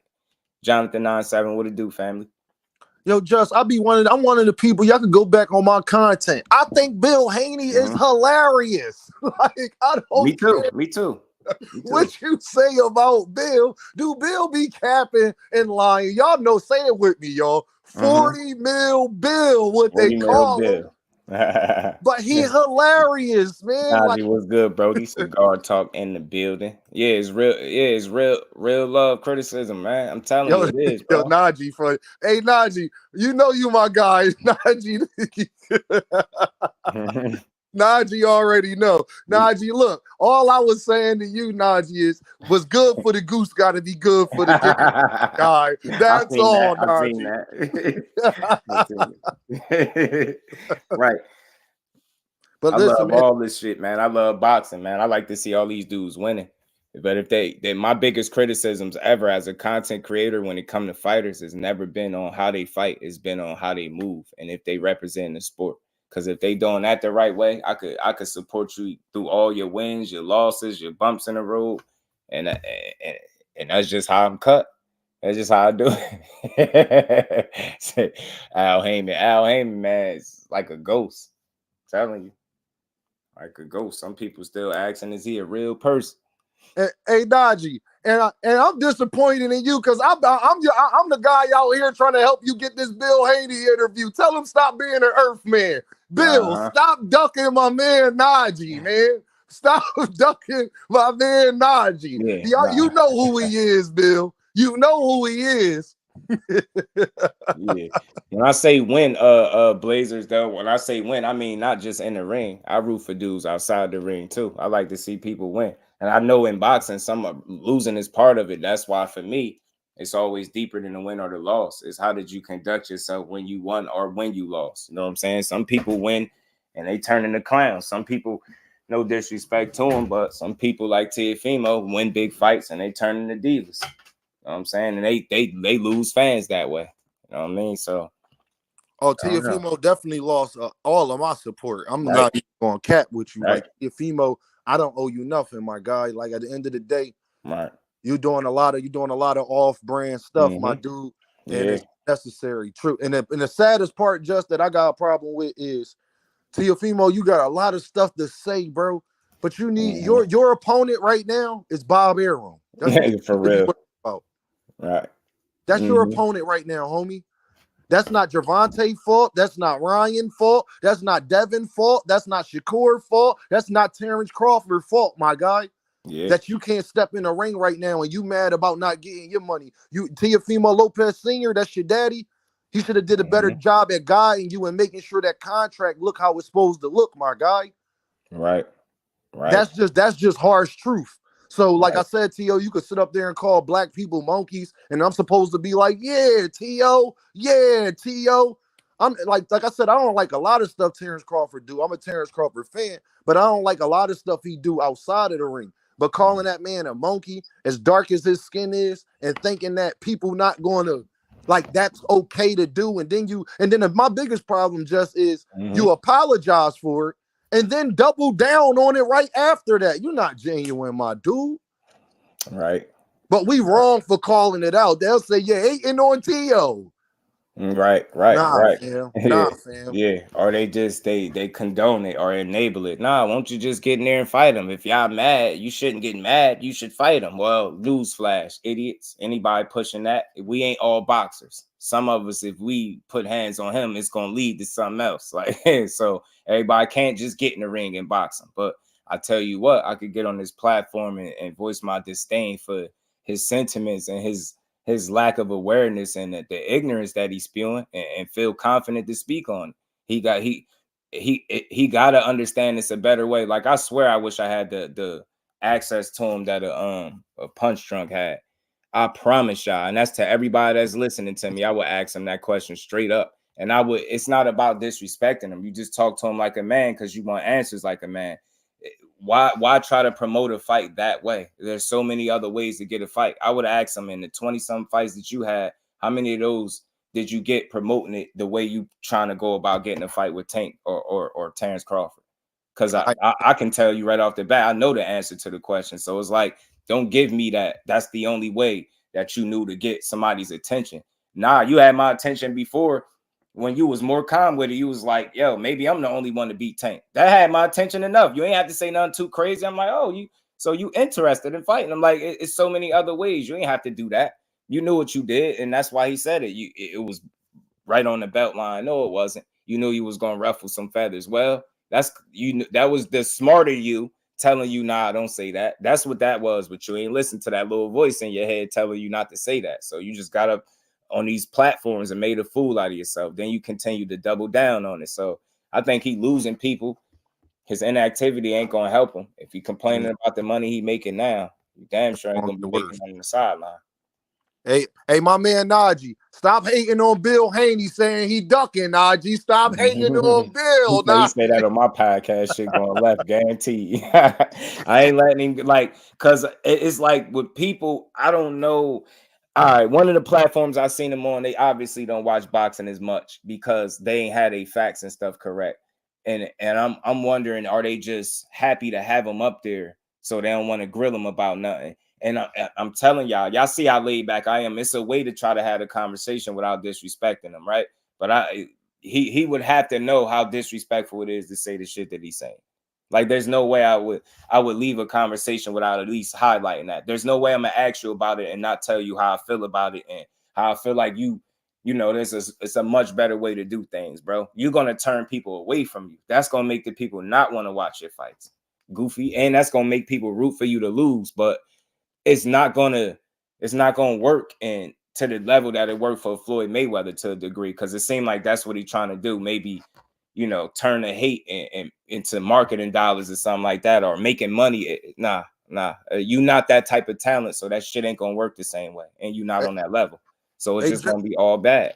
Just for two black men to be sitting on there on a podcast and let him get that out of his mouth. And y'all, the other problem I have is not only did he call the man a monkey, then he say, I got a banana for him. How do y'all sit there and just be like, oh yeah, T.O., nah, bro. Like, nah, bro. Like, bro, that's a step away from saying that other word. Right. You understand? Like, it's that other word, and then it's getting called a monkey or a boy.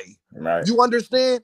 Right. So, like, listen, bro, like, we could sit up here and try to play dumb, and then people would say, well, you're wrong for criticizing T.O. He's trying to make the fight. Nah, bro. Bro. That's not that's not how you go about things. Sorry. Facts. And I think he know full well. I think he's just not intelligent enough to know when to shut up sometimes. And he always putting his foot in his mouth. Nah, nobody beefing with Punch. I don't have beefs in real life. I definitely don't have no internet beefs. That's why I don't mention people's channels unless I'm bigging them up. But nah, I said I wish I had the access that he had to him, because he can get them readily on the platform to speak to him. And I think it's a way, like, I like to bridge the gap between the fighters and the content creators. So when I get you up here, it's gonna be a build. But I would like to ask him like about that. And it don't have to be me disrespecting him to make a point, right? You could just, it's like, for example, I said this to y'all before. Y'all remember when, you know, Ryan Garcia was on the internet saying all that stuff, SMD. Remember when he got up there with Zab Judah? And Zab was like, Ryan, yo, like, what's up with all that? You know, like, he checked him. That's man energy. Like, if you can't respect that, then you a sucker. And I don't care if the interview would go left from there. But you see, Ryan energy was very respectful. Like, oh, I see where you coming from, because he came at him like a man. Like, bro, that's not how we talk, bro. You don't do that. That's stuff. That's not inside the ring stuff. That's when I see you on site stuff. T.O., monkeys and bananas. That's on site. That's not. Why you think Terrence Crawford talking about beating you up outside the ring? Because talking like that bring no type of emotions. You're not talking from a competitive standpoint no more. You being purely disrespectful, and you insulting his intelligence for thinking he ain't supposed to catch on to it. Hey, oh yeah, call me a monkey. Yeah, let's go fight in the ring. It's not even. That's not the same thing. We're not about to play them games. And then, like Kevin Cunningham said, why would somebody even reward you with a fight? Like L-Dub said, and a couple other the family say, why reward this dude with a fight when he being disrespectful like that? So I get it, man. There's so many other ways to go about getting a fight, and that's never going to do it. That's going to turn the fans off. And then it's at a time where you're on the sideline, you're going through some litigations or some legal battles with Top Rank. You run around here talking about you want to get out your contract. And I said all of this. Remember, I was telling y'all it's going to keep getting worse for him because he ain't moving right. Said it. Ain't all that talent, bro. All that damn talent. Youngest hell, all that flyer, bro. I wanted to when Ryan first said that, bro, you could go check my content. Just type in Ryan Garcia, Dean by any means, and type in Ryan Garcia. I crucified that man so bad for what he said. Ryan don't get no respect over here, bro. None at all. Ryan don't get no pass. You know what? The best news I heard that Oscar suggested was Teal and Ryan fighting. Best thing I heard in the race.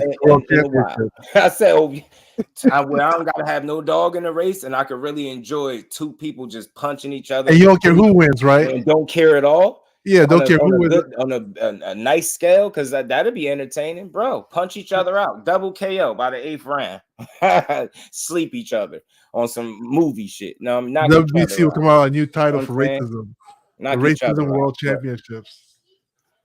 No, like for real, I've been one of the people telling Tank don't fight Ryan again. He don't deserve that after all that stuff he was doing and stuff. Bro. Certain stuff out of pocket. The problem I be having is, all right, you can have a problem with Ryan, and I can still say that Devin and Bill and them what they doing. I don't like that neither. The two things can be true. Right. Fact. They both can be true. Wild is wild, wrong is wrong, man. It just is what it is. Because what I won't do is lie on Ryan just to try to make a point. Right. Nah, it don't work that way neither. Because then now, guess what, y'all? I'm doing exactly what Ryan do. I'm doing exactly what Bill and them be doing. I don't stand for that, bro. Real is real. Because like I said, everybody want to talk about this, that, and the third, but I ain't hear a lot of Devin Haney fans criticizing him when he swung on that Mexican at a carnival. I heard a lot of people trying to justify it and acting like it's okay. Like he's not a professional fighter. Like his friends being around him and him being a bag, that could have messed up his life. He could have got arrested, could have got a case put on him, could have broke his hand. It could have ended much worse. He could have got. It's crazy because when that happened, people started like grasping at straws so much. And I hate to do this. I hate when they do it. You know what I mean? I'm just making a point. They wanted to justify that so bad that they started bringing up Shakur had the incident outside. They was at the store, gas station, somewhere. The incident with involved in a female. I'm like, yo, y'all down bad that you want to rewind and talk about. Well, what about that? What about it, man? They had a whole mugshot picture up. That's what about it. Like I think in his one of his biopics, they got that as the picture. Like they got his mugshot picture as the actual picture of him. Like, bro, that's wild.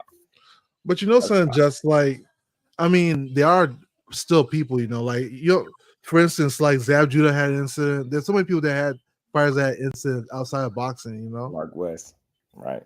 So it's for me, it's hard to say, man. Like at the end of the day, and like once you're famous, people will try you. If you're like a famous boxer, people are gonna try you, and everybody just has a breaking point thing.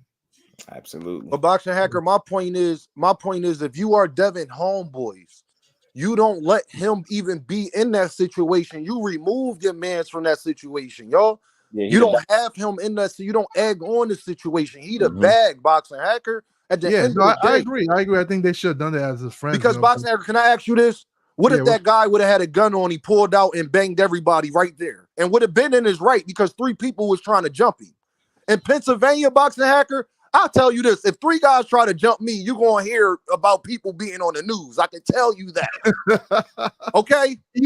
I feel you. Yeah, I feel you. But like I said, that's how but like, yo, think about it. Devin's young. Some of those guys were young with him, like when emotions fly, they fly, man. I've seen things where, in retrospect, you look back, you said we can handle it differently, or we could have done this or did that. But like in the moment, everybody's blood's just rising, Boxing hacker, guess what though, bro? Yeah. You sit up there and talk about Ryan being professional. That's a word that Devin and them was using a lot, bro. You got to be professional in and out the ring.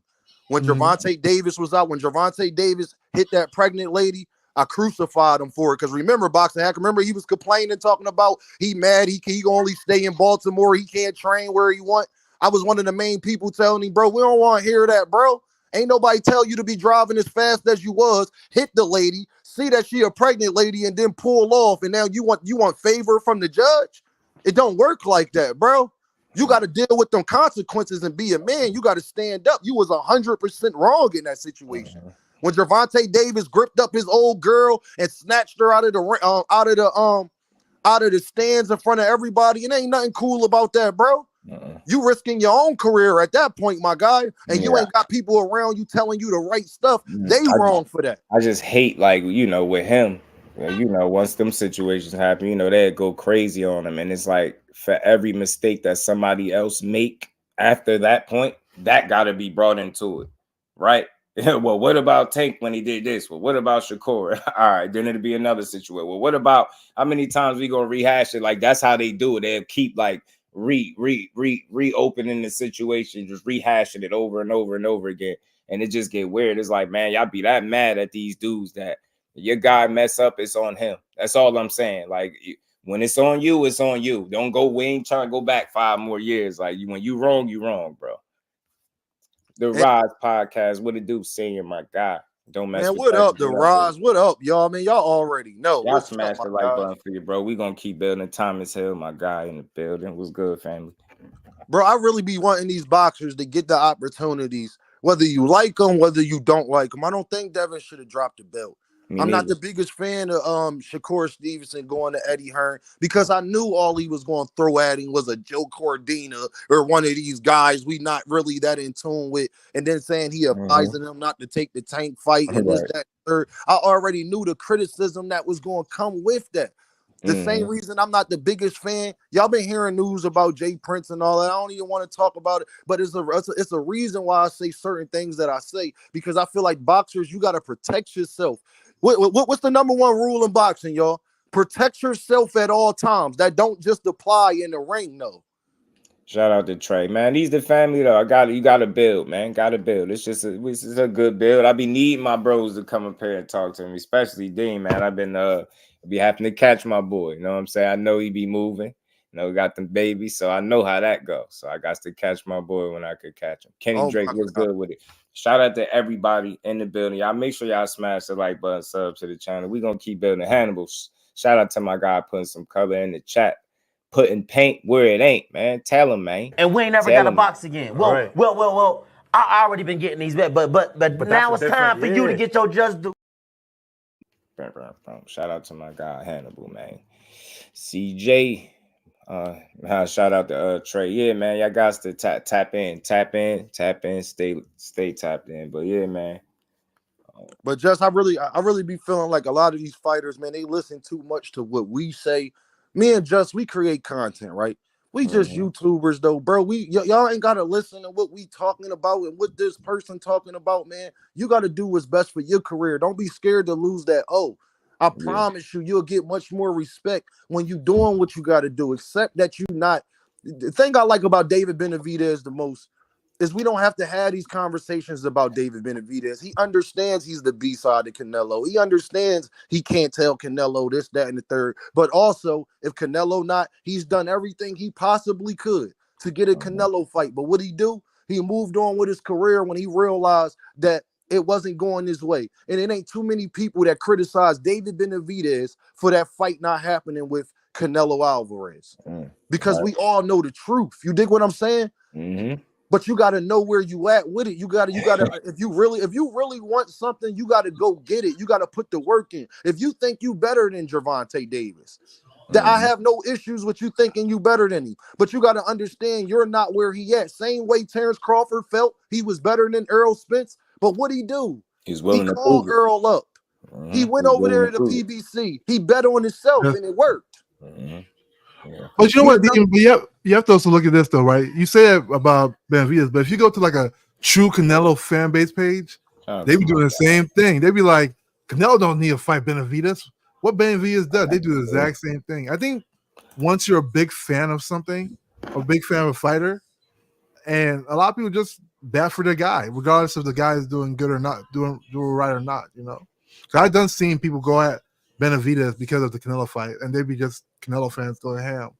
But guess what, Boxer? Vice versa, you know. But I agree with you, and we don't agree too much, Boxing Hacker. But I agree with that point. But my thing is, in a broader span, there you go, Thrill. I put it in. That's Dean joint right there. I appreciate that, Just. In a broader scam of the boxing community, Boxing Hacker, you don't see people. It's only going to be that minute people in it, because it's a lot of Canelo fans, Boxing Hacker, that don't agree with Canelo, what he's doing with David Benavidez. We can't leave that part out either. They just get called. They not Canelo fans anytime they criticize him. People criticize me, Boxing Hacker, for criticizing Bud Crawford sometimes and say I'm not a fan of the guy. You see what I'm saying? Right. I get that. So it's just it worked both ways, my dude. It really works both ways.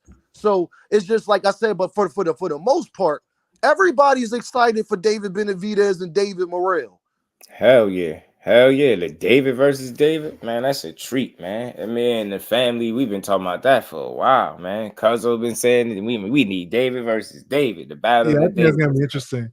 But what's funny about that fight is now you hear some people are now like the same people that were like David Benavidez is going to like is gonna be a great fighter now saying like, oh, Morrell's not ready. Why is he fighting Morrell? Morrell's not ready. I'm like, damn, people just be switching up, you know. Boxing Hacker, you're completely right, bro, because that's the problem that I have. Because guess what, Boxing Hacker? If David Benavidez didn't take that fight, Boxing Hacker, can you please tell him what everybody would be saying if David Benavidez exactly. He did what? He ducked. He DuckTales, man. It was already doing it. That's why I was so happy for the fight. And then I was more happy that he came out and said, I reached out to him as well. So all those people that was saying the man was scared, I told y'all, I felt like the reason. I ain't gonna lie. Let me be honest. I can't lie to y'all. For a little bit, I ain't gonna lie. I did think he was kind of giving him the cold shoulder. I wouldn't call it a duck, but I think he was cold shouldering him. But I had to really look at the situation for what it was. I'm like, damn. If you look at the number of fights, and it's like that's a risk right there. Do I necessarily fight him if I'm this close to a Canelo fight? It's a matter of Canelo giving me my opportunity that I earned. Do I necessarily fight this guy with the hope? You get what I'm saying? If I'm this close to fighting a Canelo, no. But then when they moved out of the division together, you get what I'm saying? And they both they ain't thinking about Canelo. They trying to make their own path. I think that opened up the opportunity for him. And he said he wanted to give us a good fight. And there you go. And just, I wanted to say adamant about fighting him. So I want to see your point on that, Just. The thing is, I got to give David Morrell credit for is the same thing. I'm consistent, y'all. The same thing I asked these other fighters to do when it comes to Tank. When David Benavidez moved to 175, right? Because he was chasing Canelo, and we feel as though he did everything he could to make that Canelo fight, right? Right. What did David Morrell do? Right. He followed him right up there and made sure that he was doing everything he needed to do to get the fight he wanted. Y'all never heard David Morrell come out and say, oh, I'm bigger than David Benavidez. Why I gotta fight David Benavidez? Why I gotta go do this, that, and the third? He has never said any of that. He don't speak the best English in the world. But at the same time, you gotta respect David Morrell for doing the same exact thing.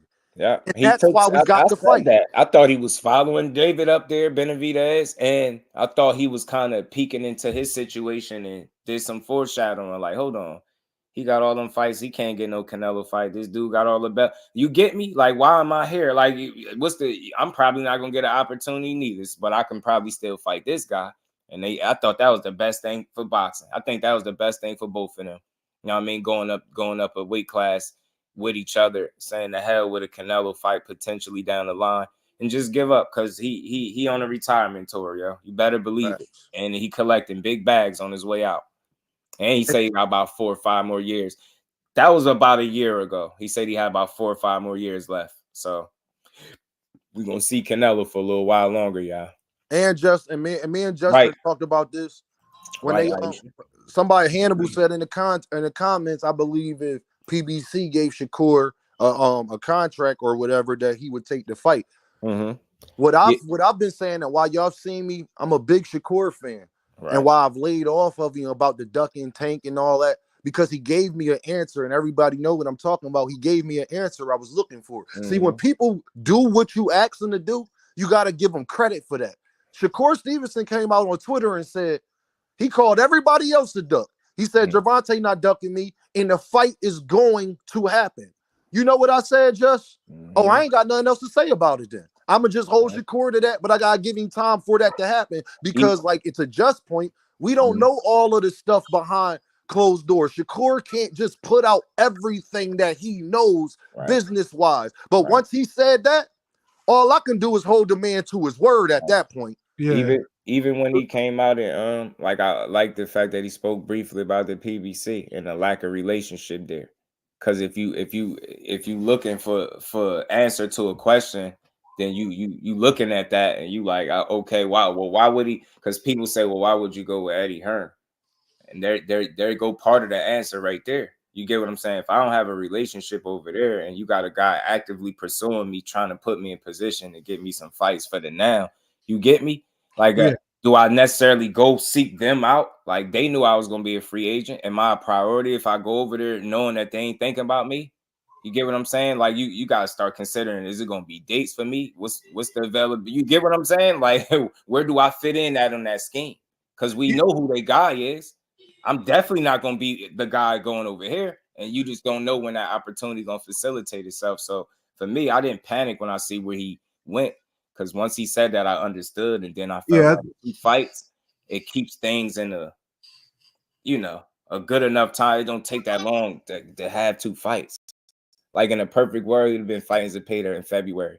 And like I said, I was hearing before this retirement talk with Lomachenko that Team Tank and them was going to revisit that possibly for the first quarter. So in my mind, I started looking at it like February. Zepeda, Shakur in a perfect world. They revisit the Loma situation. That's the first quarter. That kind of, and he would have, given the fact he would have fought Cordina, and I know he would have beat him. But just saying, a perfect world, you get them 2 fights out the way. So the only thing I'm pissed off about is the fact that the injury set you back. Now what would have been your second fight is going to essentially be your first. So we know we can't see no Tank fight for at least 2 more fights. That's how real, just what it is. Yes, I've been telling everybody for a minute, they wasn't fighting anyway until the summertime. And I'm consistent, y'all. I'm a Boots fan. Y'all know I'm Philly to the death, right? Mm-hmm. I was just as critical of Boots going over to Matchroom as I was Shakur Stevenson. The difference is with Jerron, tried to go to PBC first. And the Barrios thing, Jonas, they said no. Mm-hmm. There's nothing that they can do. And guess what, though, Just? Boozy even said, we still got a relationship with those guys. We good. We just had to go do what we had to do because they wasn't offering the fights. I was just mad at Shakur he said he was going to go check everybody out and go see, because you got to understand, again, I'm just holding everybody to the same standard, man. Go get what you go knock on their door. You don't got a relationship. Let's go build one. Hey, yo. And then if they don't, and guess what, Just? And if they don't, you let the whole world know. Me, Shakur Stevenson, I reached out to them. I tried to talk to these people, same way Jerron Ennis did. And they didn't answer the phone. They didn't want no business with me. So, so because of that, I'm going over here because I already knew Bob Arum was doing Shakur dirty, putting him on Thursdays, not building him up. That's not cool. And think about this, y'all. Bob Arum has a history of this. If he ain't give Floyd Mayweather and Terrence Crawford the best opportunities, then why would y'all think he was going to do it with Shakur? And this is why I'm so critical of Bob Arum. And then Shakur came out and said every single thing that I was criticizing Bob Arum about prior to us knowing that he was going to leave Top Rank. Right. That's all, because I just know Eddie going to get you paid. Eddie going to do what he got. I believe Eddie is a nice guy. I believe Eddie at his heart, he's trying his best to build up his stable and things like that and get the best possible fighters he can, which is proven because he signed Gervonta Ennis and he signed Shakur Stevenson. So you got to give the man credit for that. But I also knew, Eddie, you don't have the best business relationships with everybody in America. Those are two American stars. Glad you brought that up, because you know what's interesting about that? That is true. Like, because obviously him and Tank got some kind of static, but you know what? I wonder.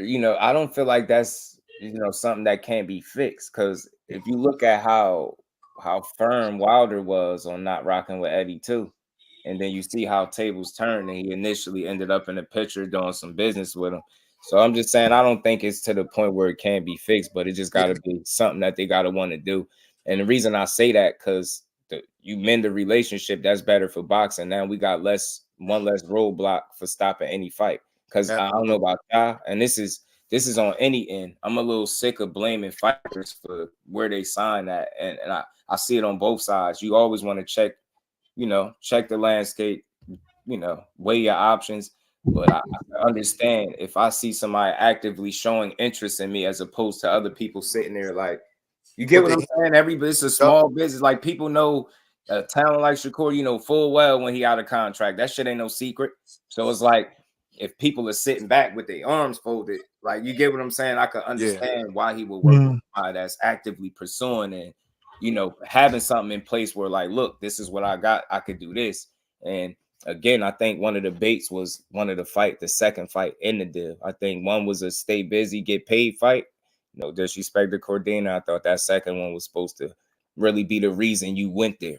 You get it? And that's why I say in them two fights, if you look at the climate and how they're complaining about his performances, one of the talking points was him needing the right dance partner. Mickey Bay just said it. Williams Zepeda might be that guy. You get what I'm saying? Not Tank. There's only one, but only one Tank. The right kind of win over a guy like that. Now people stop making the excuse that his performance this and that. Now you going into a Tank fight with a much better performance. You know what I'm saying? With a couple more fights under your belt. And I just think that shit made sense in a perfect world. But just going. You know one thing I think about that though. Like, I don't think the whole Eddie Hearn thing even hurt the situation at all, because if you really think about it, Tank was like, Shakur was on his list of people to fight anyway, right? And Shakur was at Top Rank at the time, So if I'm Shakur, I know I'm already on your list. What does it matter? When you're ready to fight me, you're gonna come to where I am, And if one thing that Shakur tweeted after he tweeted like Tank wasn't ducking him or whatever, he said he's just waiting for Tank to say the word, more words than less. So from what I got from that, I think at the end of the day, they know what they're doing. They have a plan in place, and whenever I guess like PBC is ready, they're gonna pursue that fight, and it's gonna be regardless of whatever Shakur is doing. And plus, Boxing Hacker, you gotta understand. I've been saying this before all of this stuff transpired. It didn't even make sense. Like, if let's talk business for real. You got two Black American fighters, and you could pass it to whoever when you. Yeah, I want to see what Ant think about this. Thomas Hill, Ant McQueen and Thomas Hill in the building. You got two Black American fighters, y'all. It'd be better to have it in the summer of 2025 anyway. Everybody outside, y'all know how we act as a people in the summertime. So if you Gervonta and Shakur saying, I know the fight gonna happen, how do Shakur know that the fight gonna happen? Because I believe, because what Lamont Roach has put out there, how Tank and them move, they reach out to you long before the internet get a hold of it, before we start talking about it. So I believe Shakur, this is just my belief, y'all. I believe Shakur got that call. I believe Shakur knows, like he said, the fight gonna happen. So until that day, I'm going to sit back, get my money, because Eddie going to pay me probably more than what other people willing to pay me. and then I'm gonna make it happen. And Shakur said the same thing that Eddie So was while they giving the figuring bag. that out, finally agree on something, Dean. I'm over here staying finally active agree in a on something. minimal deal with 2 fights. That's not really tying up a lot of my time. Don't tell me I'm taking fights off the table. No, I'm taking opportunities that are available to me. Meanwhile, this one ain't ready yet. Okay, well, I'm doing other things. And that's the And just remember we had that People don't want to conversation. believe that that's the reality, but that's the way I see it too. I don't think them 2 dudes kicking and screaming about not fighting each other, which is another reason, if you look at it, why I think he kind of went quiet as well. Ain't no need to kick and scream. Yeah, I already had a phone call. I knew that personally. So just remember we had that conversation. Tell y'all that. I'm trying to tell y'all. He telling y'all, but people too busy trying to paint him out to be a liar. So I'm like, I'm not here to try to convince y'all that he's telling the truth, but that's very simple. And I got that from, the source and then another source, that's pretty much right next to him. So Hey, just remember we talked about that. Like, as I fans, wasn't tripping. I was like, oh, okay. All right. I see what's going on. As fans, we want Shakur versus Tank, right? Hell the yeah. biggest fight. But as promoters or people in the business, you definitely don't want that fight next, because that's gonna be portrayed as one of his biggest fights. You never want the biggest fights to be like the first or second fight. You want it to be like towards the last, just like Pacquiao and Floyd, right? Think about if Floyd fought Pacquiao like five fights before. All Floyd's next fights won't be as exciting because there's no build up to a big fight. Because you already just had your big fight. Right. Floyd fought Pacquiao and then he fought Berto. Berto wasn't really big because Floyd already fought his big fight, So I think it's the same thing. Like, you have to look at like Shakur is, regardless of what people think, they can say Shakur is boring, Shakur is this and that. As far as like matchups goes, Shakur is probably like the closest like in odds towards Tanks, and it's probably gonna be the most exciting because it's 2 big fan bases like arguing over who's going to win, And as a promoter, you don't want that fight next. As a fight fan, you want that fight like yesterday, But it's money, man. Like you got to build that shit up, And I think that's what's happening. The business, I was saying, I think the business ain't kicking and screaming. They observing all of this. I think to a degree, the reaction, and I think that shit is building. Mickey Bay hit on something, and he gave his. Say, yo, 6-fight deal, you probably fight him last. Like, you get me? Like, you don't necessarily, you don't fight him till you have to. Either or, whichever one, you know what I mean? However that situation present itself. But I don't think it's people that's demanding it. Like, we obviously up here, we want it. But I just think it's even more people that ain't kicking and screaming about it. And I think it's some plans in place. And I think ultimately it leads to them fighting each other. So as long as I can feel that way about it, I'm cool. I'm just gonna let it happen. This gonna be Shakur Big's fight. He said it. He said that. And Thomas, what's up, y'all? What's the deal? Brody's, what's going on, yeah, y'all? Man, y'all feel free, man. Shout out to my brother Ant McQueen. I was over here playing Fight Night Round 2. Gaming. I had James Toney. He gaming, man. Hopefully Shakur got my little emulator going. Right. Both got the call. Yeah. I think, and I still play Fight Night, bro. I'm sorry. I still play it too, Brody. You not alone, my guy. My son being here playing it. Yep. I still play Mike Tyson Punch Out. Relax, guys. That's kind of hard, I play every boxing game. I played. I think those guys are. Well, I definitely think De Los Santos. You just never know. I personally want to see him back in the ring against somebody. You know what I'm saying? But I think the other fight for sure, man. De Los Santos, who knows? I ain't against seeing it, though. You just never know how these events are going to turn out, man. That's the other thing. Mm-hmm. Like, yeah, it's cool to make these projections based on these guys' names and everything like that. 619. But all it takes is one performance from some guy to now have people clamoring for a whole nother fight. Yes, a couple months ago, nobody was talking about this guy potentially running through 154, Murtazaliev. Talk about he beat Earth, Wind, and Fire out my guy Tim Zoo. That hurt. His soul taken. Bro. But now people are people want to see that fight, man. People want to see that. People want to see him fight. Like, yo, how does he match up with Bud? How does he match up with this one? How does he match up with that one? So that's the thing. I ain't gonna lie, that popped in my head. Bud and Murtazaliev, I went to thinking like, I ain't overthinking, but I'm like, man, that'd be a good fight. Bud gonna beat Earth, Wind, and Fire out of him, and I'll tell you why. Yeah, possibly, but ain't gonna do possibly, but that's what I'm saying. Is like we don't know, man. We don't know how things are gonna go. So we could say, yeah, this fight will be much bigger down the line, but life happens, circumstances happen, losses happen. Right. Once upon a time, my guy Chris Colbert was looking like he was about to be a major player. I remember there were those little rumblings of him fighting these guys. Yeah. Who told him to go to 35? That's my only beef. I don't know. Man. Set your hoop, man. Like, all right, I hope that money was really worth it. I ain't in your pockets, but I just really hope, because that's what did it. He AB'd himself, and I love AB, but he AB'd himself. He did. But he was a big boy, though. It wasn't like you just be feeling yourself a little bit, so you go with something. His run, he had like a whole Netflix special and everything. He said, yo, Ryo threw a punch and I blocked it. He said, I knew right then and there. He said, man, hell, he said, this dude's strong. He said, nah, I'm going my ass back down to 30. But then what was the last fight at? Then proceeded to take the fight, man. I mean, and he fought another puncher. And then I think he might got some other stuff going on too. I pay attention to people post. A lot of these posts kind of, a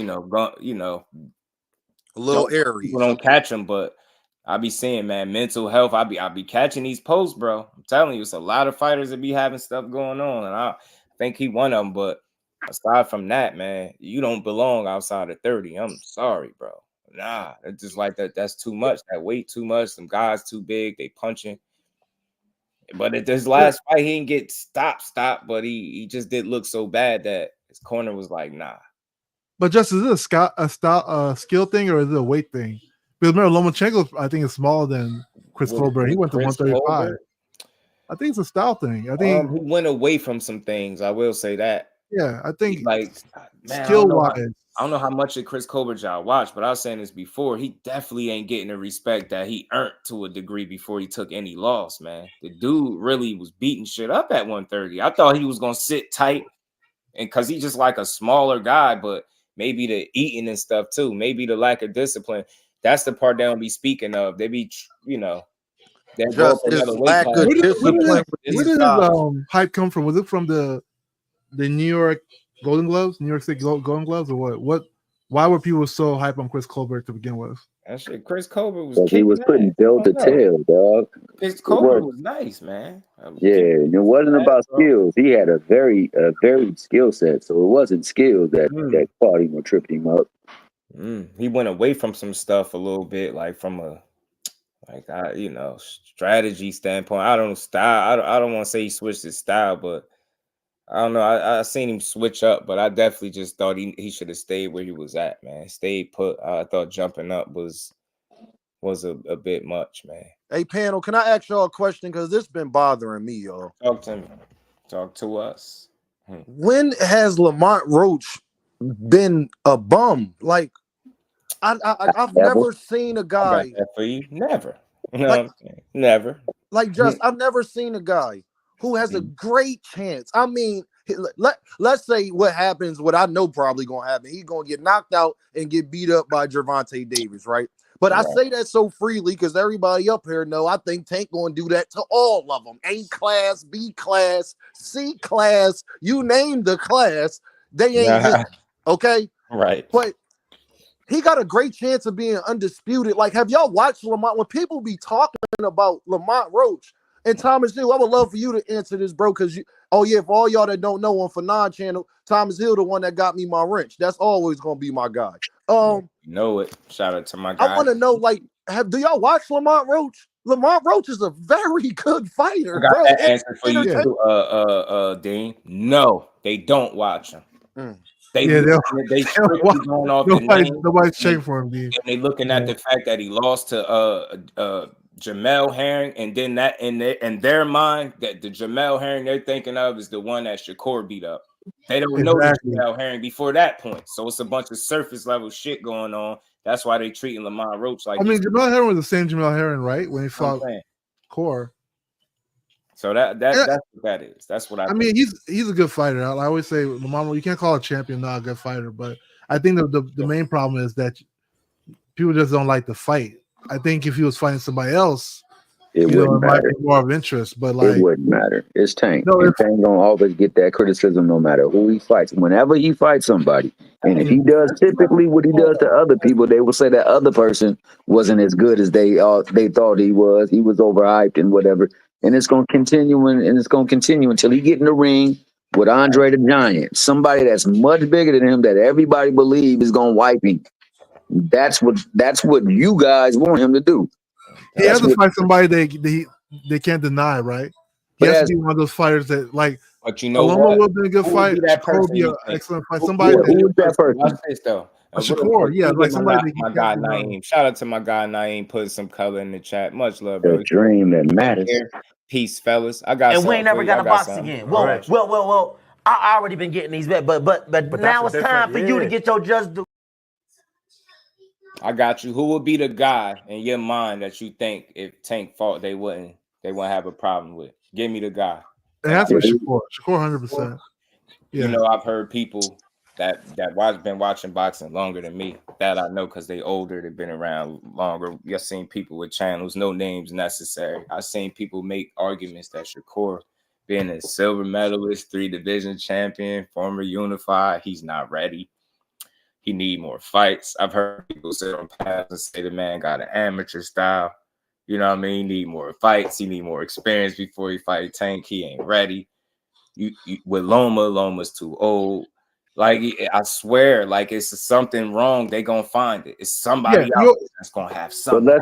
But let's just say we do get the Tank. I'm telling you. Let's say we get the Tank and Shakur fight, and if Shakur doesn't put up a good effort against Tank, people gonna call him overrated, and he was a bum. Absolutely, he never was that good. Thomas Hill. So that's what's gonna be. That's what it's gonna. Yeah, my bad. Then go ahead. No, I was just agreeing with you. Finish, Thomas Hill. That's gonna be the narrative, no matter who he fights. If he beats them in the typical fashion, he usually finishes fights off. And that's a travesty, and that's the reason why people covet they O's, because all the nonsense that follows the loss.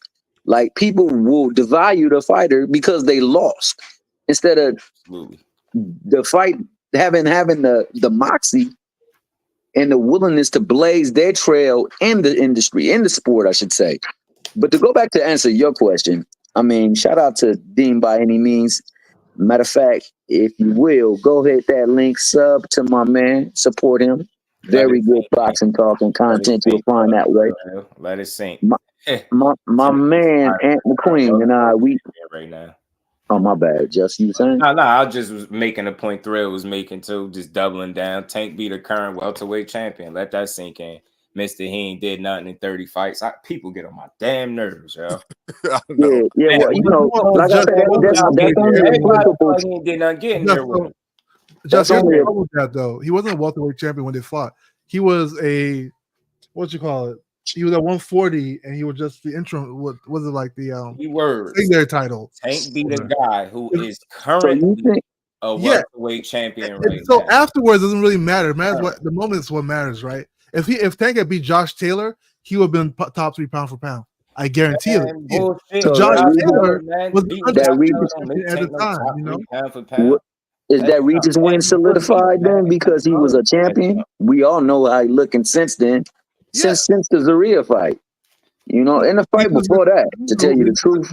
So like, you know, we can always spin it a certain way. His ass wasn't drained. Y'all got to stop making excuses that fighters don't be making for themselves, man. Stop doing that. Same thing with Ryan, weak ass. And when I say weak ass, I mean the mentality. He waited till he got his rib punched halfway out his back to start talking about some weight shit. When we all seen him shoveling tacos down his throat, bro. He looked green in that fight. He looked fast. He was made it to the 11th round. The dude was fighting. I specifically remember him saying what kind of guy, what kind of fighter Tank was getting in there with. Don't give me that shit. Don't wait till you get stopped, get broke down, and now all of a sudden, he was drained. Tank drained him. No, Tank can't drain a fighter. We gotta stop doing that. What the hell do Tank making weight got to do with Mario Barrios? He didn't have to take the fight. It wasn't no drain. His ass made it 11 rounds. That's longer than most guys. And don't give me that. Dude was healthy. He said he was big, strong guy that get knockouts. Tank ain't fighting no one of them little guys. He was talking his shit. Don't give me that. Hell no. Nah, ain't drained my ass, man. He got beat up. That's what happened. That's exactly what happened. That y'all watch that fight, so y'all telling me you look at them fights and y'all think it had something to do with weight? Ryan was in better shape for Tank than he was for Devin. Facts. Everybody's seen it. Y'all just looking at the frame. Maybe he looks smaller. Obviously, if he rehydrated, if he blew weight and at a heavier weight class, obviously they fought at a catch. But Ryan said he was weight drained though. What was it? 136? Him and Tank. He wasn't saying that before the fight. Boxing that's just you can't say before the fight because he got sat on his keister by a little dude. Like, nah, Tank be draining fighters, man. Hey, y'all, can I say this? Can I say this? Just in the boxing hacker, bro. Ryan asked for the fight, boxing hacker. You can't knocking on somebody's door talking about please fight me, Tank fight. Oscar, boxing hacker, I want you to understand this. Yeah. Oscar De La Hoya said that Ryan went against everything he said. Oscar did not want him to fight Tank. He begged for that fight. I agree with you, right? Hold on, boxing hacker. I'm gonna land my plane. You cannot ask for a fight, right? Beg for a fight.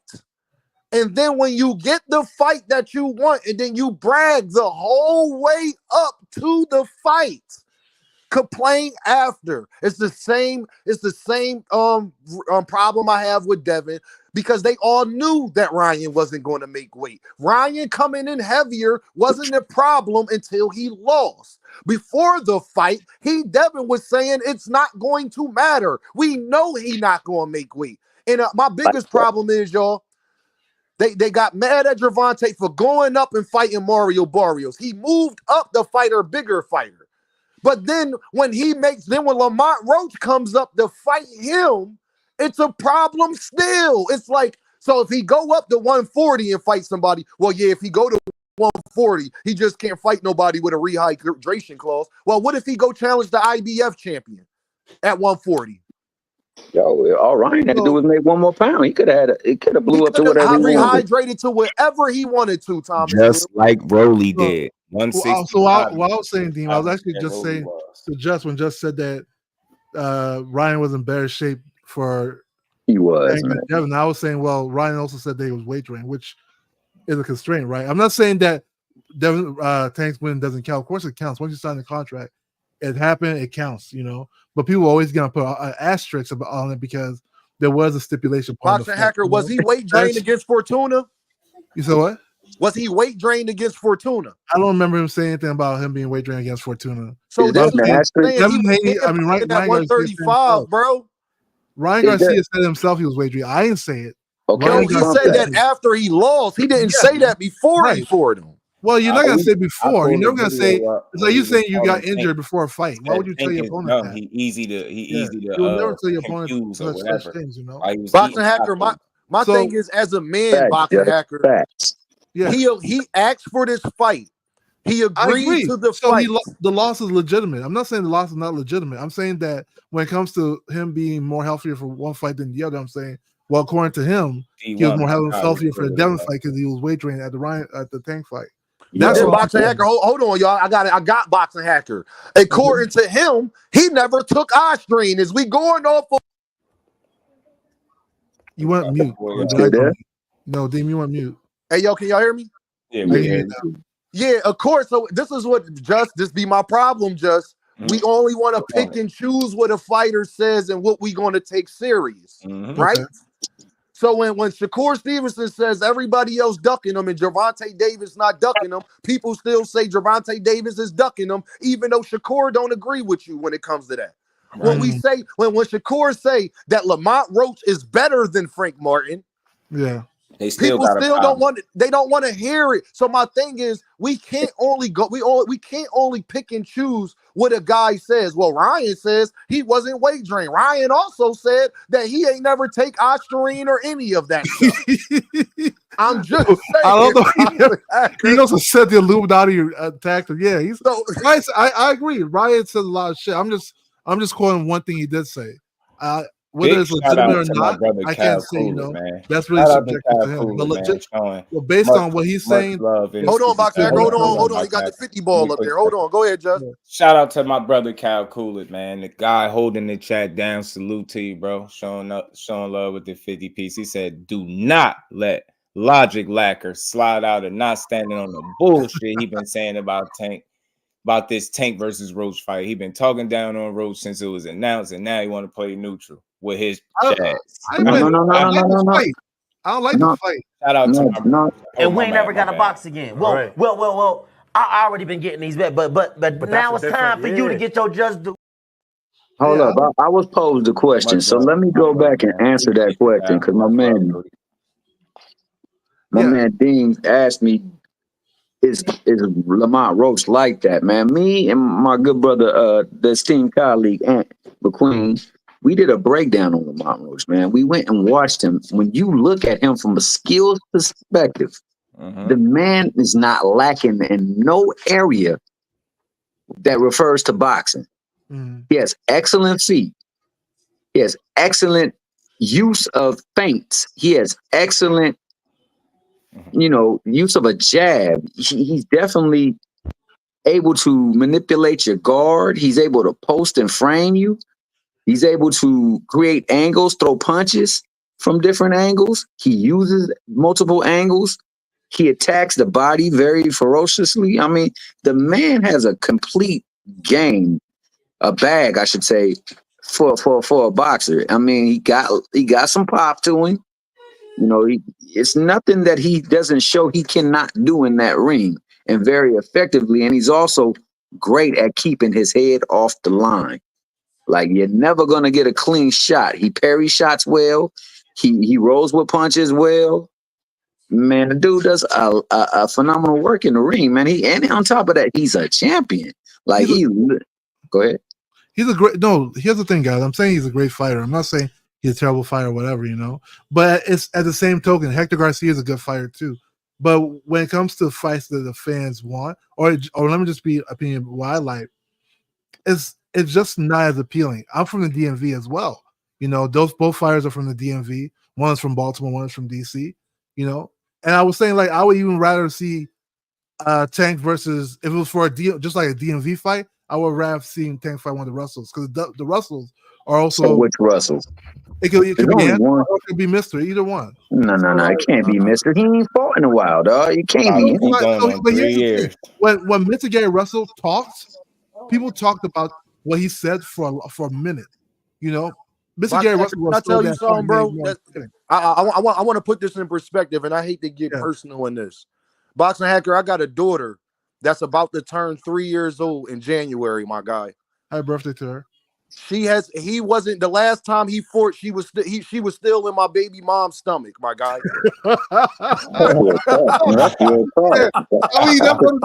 You ain't lying. Hey, Boxing Hacker, she running around talking. She sizing up her brother. She causing chaos, my guy. She talking. She doing cartwheels. I can't get her to sit down. Okay, yeah, I agree, she man. on the potty. So I need you to put that in perspective of how long this man. That's not a good fight. That's not a good fight. She was a whole embryo. A whole embryo. Okay.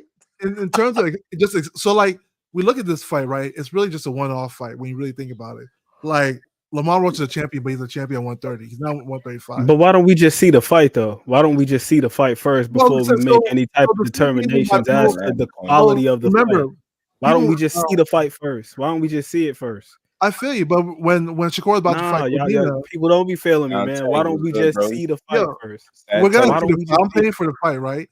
But when the Cordina versus Shakur fight happened, was announced, people said they didn't like it. It is what it is. Like, at the end of the day, it seems like one off. Now, Hacker, you gotta go. Do me a favor, man. Go to the Casuals Corner podcast, man. Click on the last live we did, bro. We did one about Lamont Roach. You'll see this dude is the business in the ring, man. Ain't nothing like lax about this dude, man. This dude is busy in the ring. What's the odds you give against Tank then?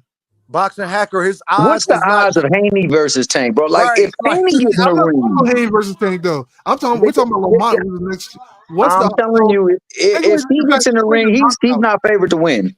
No matter how much bigger he is than Tank, he's not favored to win. I know he's not favored. What's the odds you give him? Because you say you studied him. What's the odds you give him? It's not Vegas, bro. I just want to know what it is. I think legitimately given on skill set, because we can't forget this man also has matches at 135 before too. So he's not foreign to the weight. So he's got a bigger frame than Tank. I'm asking you, what odds are you giving him based on what you studied? I give him a 40% chance to win it. So you say 40-60? No, 60-40. But 70-30. But you don't understand 80, that Tank is special, bro. And it's gonna take a special fighter to get him on an off night. I feel you. So you're always going to special fight and a special, I get that. Fighter with a special performance, I think, to beat that man. Exactly. Yeah. And I'm telling you, for Lamont to pull it off, he's gonna have to be super special that night. Let me ask you, you're gonna have to see some Bud Crawford stuff that night he fought Errol Spence. What would you give Antuanne versus Tank then? What odds would you give? Man, I still favor chance. Yeah,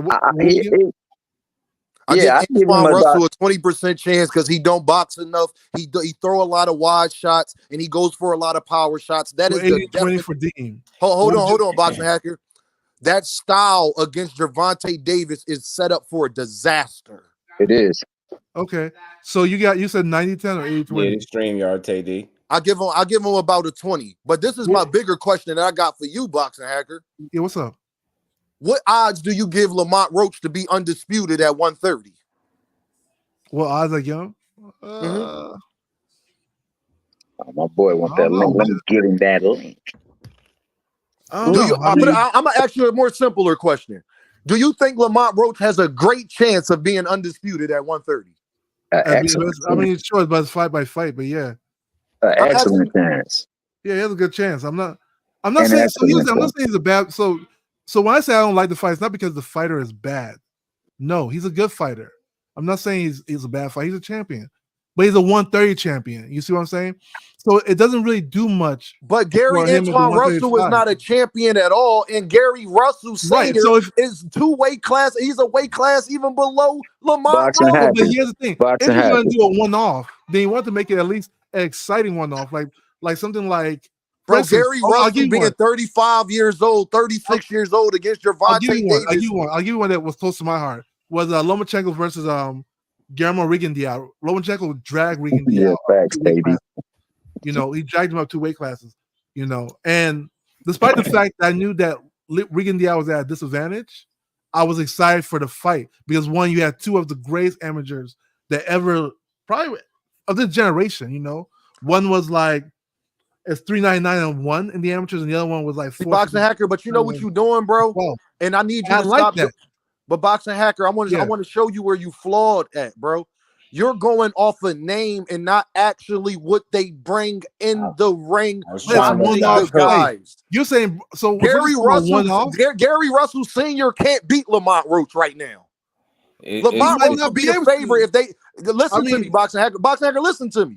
Yeah. If they set up that fight tomorrow, Gary Russell Sr. versus Lamont Roach, Gary Russell would not be the favorite. I feel you, but you'll be able to sell the Gary Russell. It's a one-off fight. No, Boxing Hacker, can you not just go over what I said? If the other guy would be the favorite and has a high chance of beating the guy you say, you want Gervonta Davis to fight, but you can admit that Lamont Roach will probably be the favorite against Gary Russell Sr., then how could it possibly be a better fight? I don't know if he'd be the favorite, but like I'm saying that it's because look at coming off a 3-year layoff, moving up to 130. You think he would be? You think Gary Russell would be the Gary favorite? Russell will generate more excitement for that fight than Lamont Roach is doing. Because you're going off of names. Not the quality of the fight. Crawford, right? You gotta see the fight. Nobody believed that fight was going to happen, but he was able to talk the fight up. Nobody believed they was going to fight. See, that's the thing, Gary. Like y'all saying, man, that's just the name, bro. That's the name. You talking about a dude that ain't fought in almost 3 years, and you be jumping 2 weight classes. You thought it was bad when Rigo got snatched up a couple weight classes to fight Loma. Just imagine Gary getting pulled up after 3 years of inactivity. But Gary has never really been watched. One of the best points of his career. You're gonna get smoked. There's gonna be people that want to see it because that the matchup and all the shit that Gary's talked. But okay, so how about Antuanne? Let's do Antuanne then. Is Antuanne not a good one? Yeah, it is. Yeah, I think, and you guys, everybody here will agree. Good for as long as it lasts. It'll be as good. So, Thomas, you give Antuanne a lesser chance than Lamont Roach? Yes, Actually, I do. Actually, I do. Absolutely, I do. Actually, I do. I think the style is bad clash for man, I don't know about this one, guys. I don't know. You're gonna have to be able to box phenomenally against Tank, man. It's you give him a less odds. Remember, he's Boxing a small. Hacker, did you watch Gary Antuanne Russell last fight against PlayU?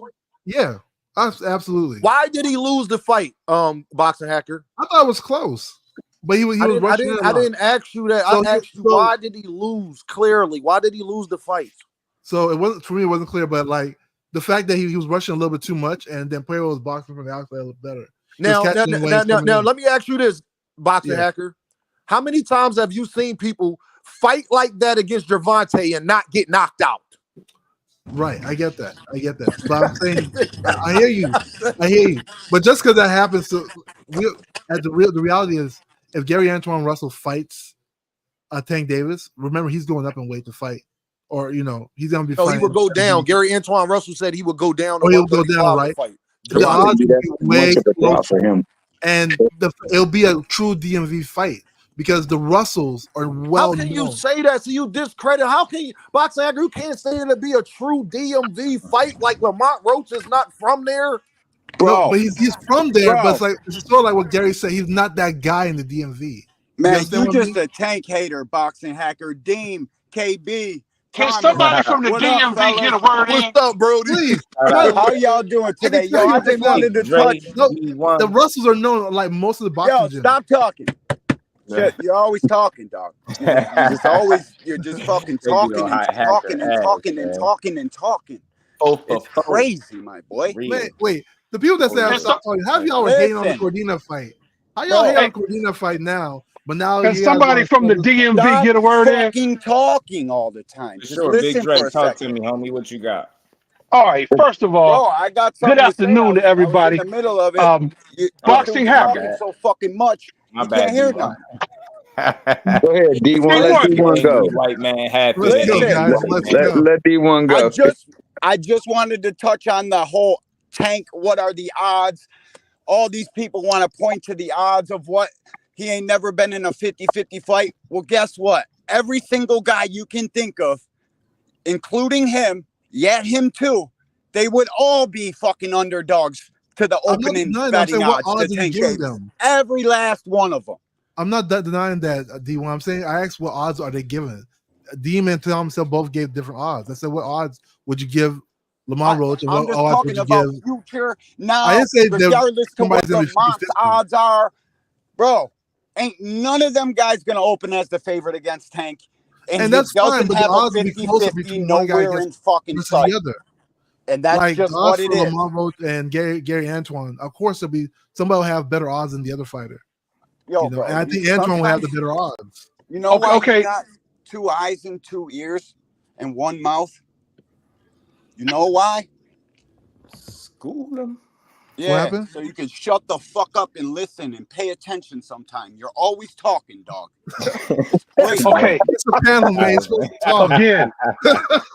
That's my guy. Can the brother from the DMV get a word in? Peace out. Go ahead, Big Dre. Love, fellas. Okay. Be good. All right. What up, Big Dre? What's going on? What's going on? Dean, my man. All right. So, first of all, let me say good afternoon to everybody. And as somebody who lives in the DMV, the Russells, yes, they are known in the DMV. But you know something? Lamont Roach is known in the DMV. I live here. Okay? I live here. Okay? Lamont Roach is a champion. And the fight would have a much better chance of selling if y'all dumb some bitches would stop shitting on the fight. I'm sorry, I don't mean to curse, but it's coming out of me today. Big Dre, how's Lamont Roach known in DMV besides being a champion? Because the Russells have a lineage, right? So how's Lamont Roach known? Let's see. Okay, the Russells have a lineage, but the Russells from the amateur. Gary Antuanne is at 140 pounds. Am I correct? Wait a minute, I asked you a question. No, answer the damn question. Lamont Roach, how is he known? I'm from the DMV. I'm telling you right now, the Russell brothers from the amateurs. These guys were like 5 brothers, the same damn name, went to freaking Golden Gloves. All of them were winning. So you do know what you're explaining, right? You do know what you are explaining. You are explaining a 5-to-1 ratio. But you talking about 5 different brothers, man. That same amateur. You're talking about 5 brothers versus 1. That's where Lamont Roach from, bro. That's where I he's feel from you, but too. I'm asking. Okay, so you said Lamont Roach is now known in the DMV. So what's he known from? Notice he's been known as a boxer. Champion out of all these people. Listen, I like to watch a lot of live local boxing. Okay, I've seen Lamont Roach live and in person here in the DMV. Yeah. Okay, I like it live. I like it local. I like boxing. Okay, I've known about Lamont Roach. I am so proud that Lamont Roach has got himself a world title, and I am so sick of people shitting on this fight. Hey, it's a good fight. You know him, right? I'm saying so. I'm not saying he's a bad fighter. Nobody's saying that, and I think people keep catching their feelings because they think. But you shitting on the fight. Stop shitting on the fight. I'm not excited for the fight. Yes, I'm not excited for the fight. It might turn. Okay, wait a minute. Okay, let's go through a couple of things. I'm not the only person. Just a couple of things, Boxing Hacker. Just a couple of things. Go ahead. Gary Antuanne is at 140 pounds, right? Yeah. Okay, so that he's a weight class above Tank. He also just had a. Dean just said that. He also just had a loss, if I'm not mistaken. Am I correct? Okay. Sure. Okay. Gary Russell Jr., his last fight was almost 3 years ago, and he fights at 126. Okay. Okay, I ain't got no problem with the Russell brothers thinking that they should have been included in this chapter. Yeah. Okay? I got no problem with them thinking that they should have been included in this. Okay. But the fact is, Gary Jr., his last fight was at 126. Now, if Gary Jr., let me finish. If Gary Jr. was the one that they chose to bring up to fight Tank, what do you think the backlash would be for him coming from 126 to 135? You see the backlash that Lamont Roach is getting. It'll be less than the Lamont Roach fight. How would you say that's 2 weight classes? That's 2 weight classes. Yeah. Shout out to the and a 3-year layoff. Yeah. 2 weight classes and a 3-year layoff. That's asking for ridicule. Yo, they that's asking for ridicule. Yo, and a loss. Gary Russell almost sold a freaking Crawford fight. What are we talking about here? Like, hold on, Boxing Hacker. Boxing Hacker, I got to stop you right there with the lies. First of all, wasn't Lamont Roach and Hector Luis Garcia the co-main for David Benavidez and Andrade? Yeah, I think so. Yeah. Okay, so what was Gary Antuanne Russell and Poyu on their last fight? What card were they on? Yeah, like was they the co-main? No, I don't think they were co-main, right? So I want y'all to think about this, right? Yeah. Lamont Roach was the co-main for a fight that we all was interested in. Boo Boo versus David Benavidez, right? But you're trying to convince us that Gary Antuanne Russell is this much bigger star than Lamont Roach. I don't see how that could possibly be. You're gonna see for yourself. You know what's gonna happen because now Tank's in an interesting situation. Boxman, you just skipped over what I just said. If he knocks out Lamont, no, I'm gonna answer. If Tank knocks out Lamont Roach, they're gonna say it was a big cherry pick. If Tank goes the distance with Lamont Roach, they're gonna say Tank is not as good as they thought he was. Tank has no win. Like as far as I'm not even talking about just like critics. I'm talking about the boxing media. He don't got no wins. No, if it's not Shakur Stevenson or Devin Haney, he don't. Because if he would have fought Loma, they was criticizing that. Boxing Hacker.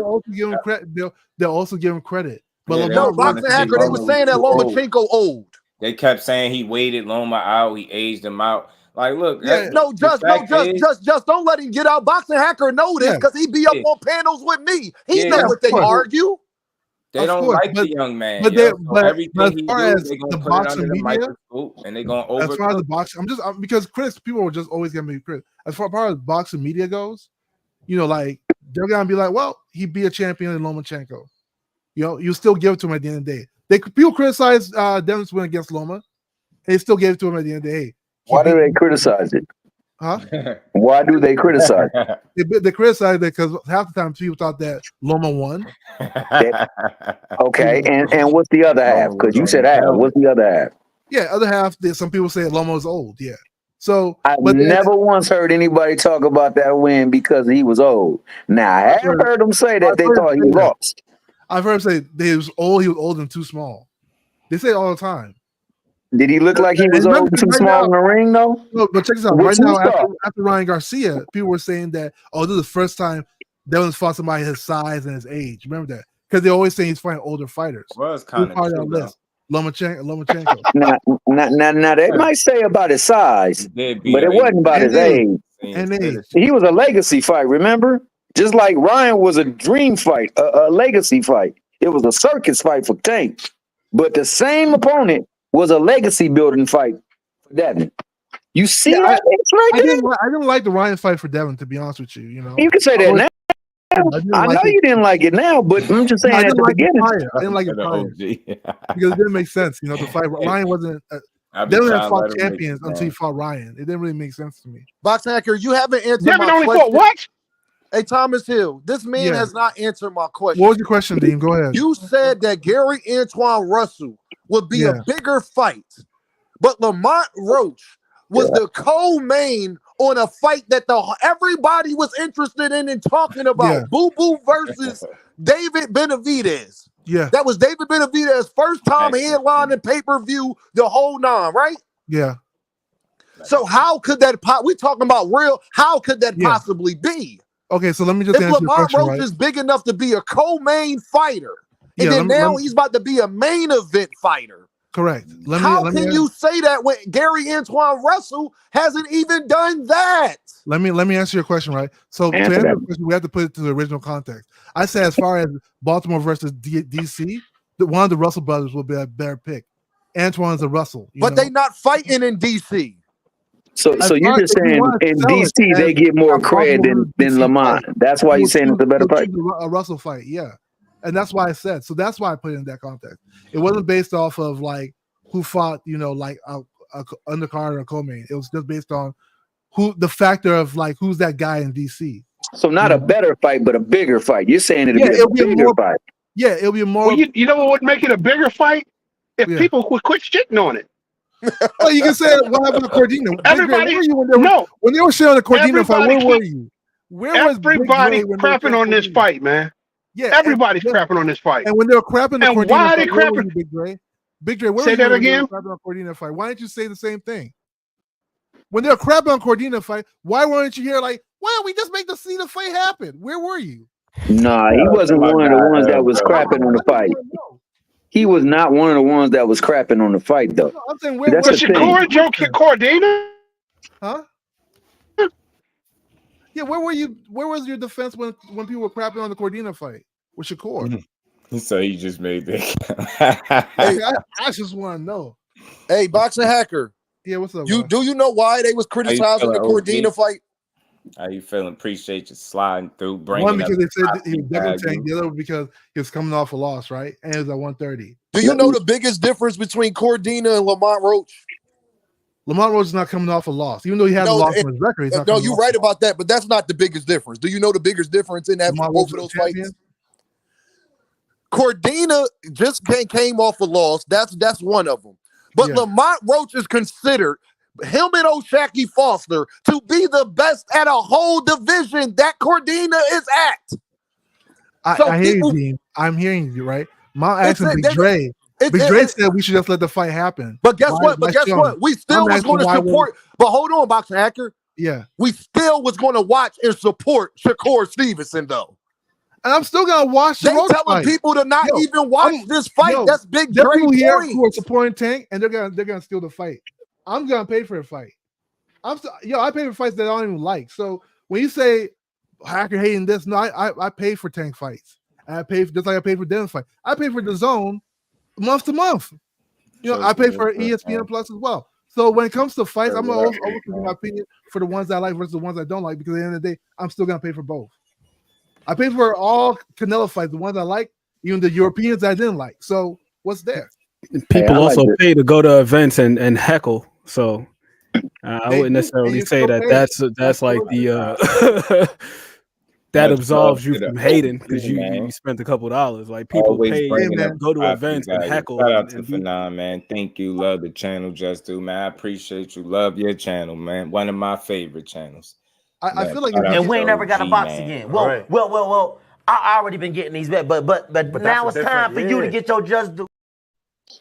I feel like if you smile and you still fights, you're just like, if you're like hyper fighter and you're still in their fights, it's like you're smiling while killing them or some shit. Hey, Box Hacker, can I ask you this, bro? Seriously, if Lamont Roach is at 135, right? Let's say after this fight he just decided to move up. Where would you rank Lamont Roach as far as people at 135? Where would I rank him as far as people at 135? After the Tank fight, considering he loses. I'm just talking about. I ain't talking about after the. I'm just talking about right now. If you rank him in the 135 division, where would you land him right now? I mean, he has a title, so he has a chance to challenge for a title, right? That's not what I asked you. I'm talking about skill set. What do you think of fighters? Where would you put him at? It's hard to say.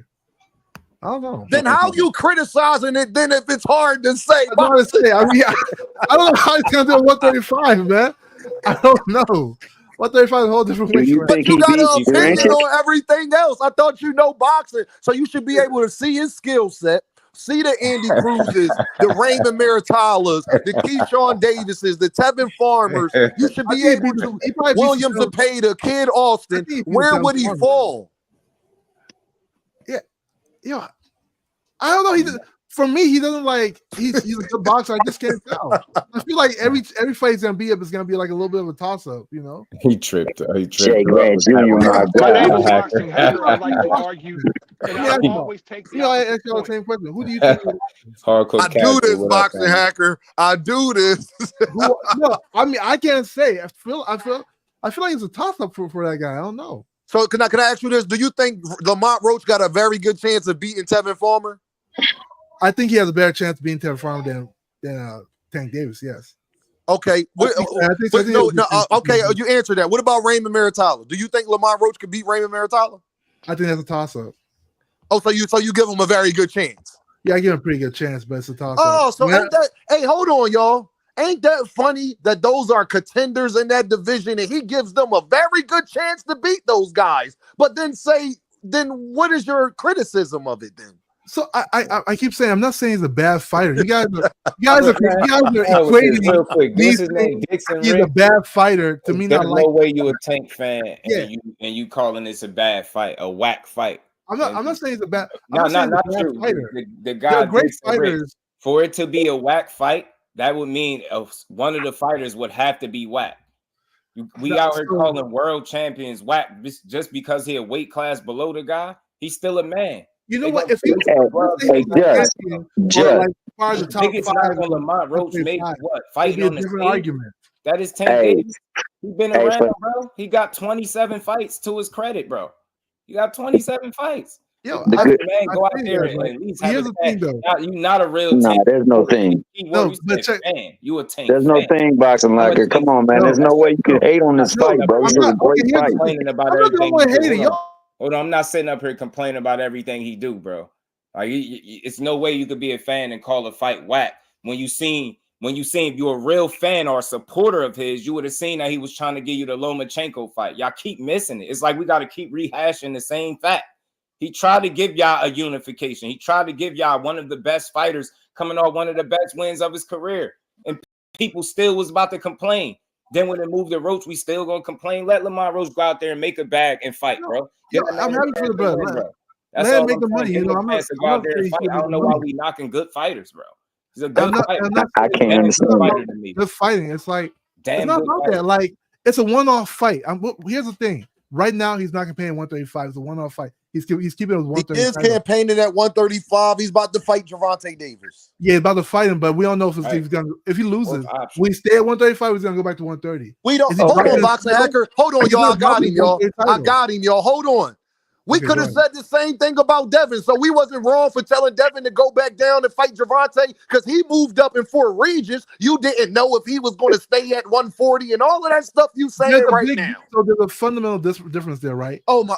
The first fundamental difference is Devin became undisputed at that weight class. That don't mean that you know he's going to stay there. That he conquered that weight class, right? And Devin's been saying for years he was going to move up. Devin going to fight Regis wasn't a one-off. He was actually looking to see Boxing Hacker. Lamont Roach has more fights. Lamont Roach has more fights at 135 than Gervonta Davis. I'm not arguing that. Like, you got to bring all these. No, what I'm saying to you, Boxing Hacker, listen. He's not that. Boxing Hacker, what I am saying to you logically, ain't it logical that a guy who has more fights than Gervonta Davis at 135, that it is a good chance that he could continue to campaign at 135? It could be, but right now he's not. Then, so stop using that point because you don't know.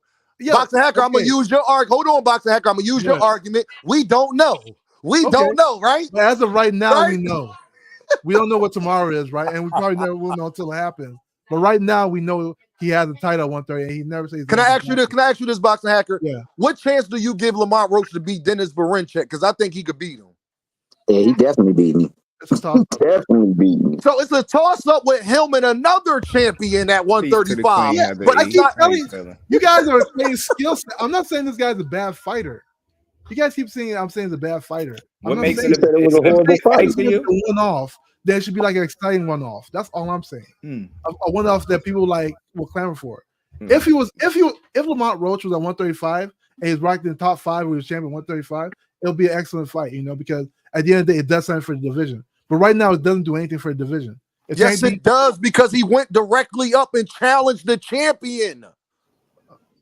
He didn't even have to be ranked, my guy. He went up and challenged the champion, my guy. They picked him, right? He didn't like Boxing Hacker. He did the same exact thing Devin Haney did to challenge Regis Prograve. Okay. I mean, I don't know how to say it. I don't know how to say, dude. He did the same thing that fighter. For instance, he had way too many fights above 130 for us to keep making a big deal out of him coming back up somewhere. Real talk. No, boxing Hacker, dog. Are you here by assignment? Did the heck send you this way, bro, to come up in here and do all this nonsense, bro? Is it just me, Tom? I know it's not me that the only thing's this way, right? No. I'm only going by the fact that you said this was a trash fight or a horrible fight. Okay, so now let's go and make an analogy. Remember when Charles Barkley and Kevin Garnett had that little diatribe where they was talking about stats and Hall of Fame and stuff like that, and my man said, "Oh, but I'm a champion." And he started checking around the room and had all those champions around him and said, "Charles Barkley, you wouldn't know about that. It's not easy to become champion. You got to have a whole lot of stuff go your way, or you got to have some fixing to be a champion. You got to put a whole lot of hard work in, man. My man Lamont Roach has earned his stamp, and he put his stamp in boxing, and he put it in the legit way. Okay, you doing him a disservice because of how you feel about Tank. He catching praise because of how you feel about Tank. You know it, right? I like Tank as a fighter. I don't have but because he don't give you the fights that you want to see, and all his contemporaries is doing that, right? That's always been the thing. Well, which one of his contemporaries is giving you the fights you want to see consistently? Yeah. The thing is, like, when I look back, like, there's fights that people wanted to see Tank in and just never, materialized. He just tried to make one that you guys call a Hall of Fame building fight for Devin Haney.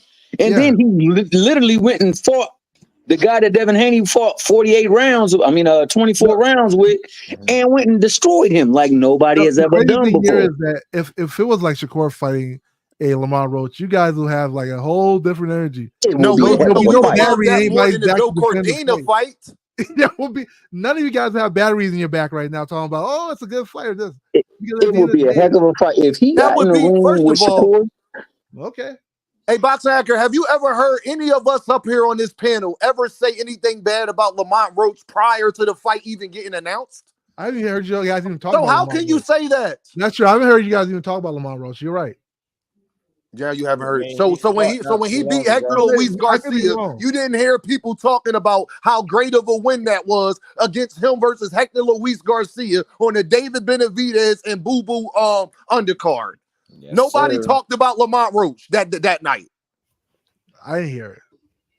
And that's the problem right there. Yeah, Because maybe, you an Earth maybe man. you guys talk Because about you it. a fool ass Earth man. I guess so, man. Still got the same problem I didn't Tank got. hear it. No matter I who didn't he hear it, fights, you know. gonna have something to I say. didn't- But I mean, shouts out you guys. Maybe, like I said, maybe I'm wrong. It's gonna be an exciting fight. After all, Pitbull was a fight that nobody wanted to see, and it turned out to be exciting. And he was the villain too. So yeah, always so remember. we never know Always anything. But just notice as of right now, as it stands, and maybe because there's no real promotion for the fight right now. Like Again, like I'm not clamoring but for it. boxing hacker, bro. Yeah. Jusdude said it this way, and there's no way around it. We acting as though he did not try to make the fight. By all intents and purposes, he was in signing to make the Lomachenko fight. Yeah, no doubt. But you said what's a better fight than the Lamont Roach fight? That's the question. So what better fight is available out there? I mean, honestly speaking, I said before, I'll probably even like the Kid Austin fight. Somebody at 135. Kid Austin is fighting. He's not available, my God. He fights a month before Gervonta Davis. Fighting now, but maybe he wasn't fighting before. But even if he was available, you would rather see him versus Kid Austin than him versus because Austin Sr. would sell the hell out of that fight. And plus, Kid Austin, and this does something for 135, Thomas Hill. Kid Austin is ranked high in all the sanctioning bodies. Hey, Boxing Hacker, how can you say that? Hey, Boxing Hacker, how can you say that when the whole boxing world is talking about Gervonta Davis and Lamont Roach, good or bad? Most of them are saying they don't want to see. Hey, no, Boxing Hacker, do you know how business works? Have you ever heard of this saying that good publicity or bad publicity is good regardless? My point is to you, can you deny me, Dean, right here on Just Do channel, can you deny that this is the #1 topic in boxing? The #1 topic in boxing? Yes. Name me something else that people in the last 3 weeks, 4 weeks have been talking about more than this fight.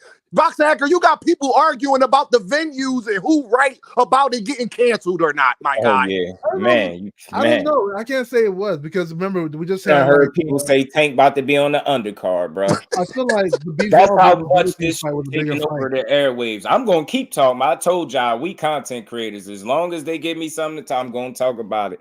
But over here, I see a couple of y'all in the chat, so y'all got to get accustomed to this platform. We build boxing up, we don't tear it down. So when Shakur was fighting Cordina, I didn't kill the fight. I thought it was a 2-fight. I remember that, Jess. You didn't. I thought the carrot for Shakur to even go over there was a payday. So I thought that was a stay busy, get paid fight. I just see it for what it is. People overreact. It's one fight. He gonna fight that guy, get that shit out the way.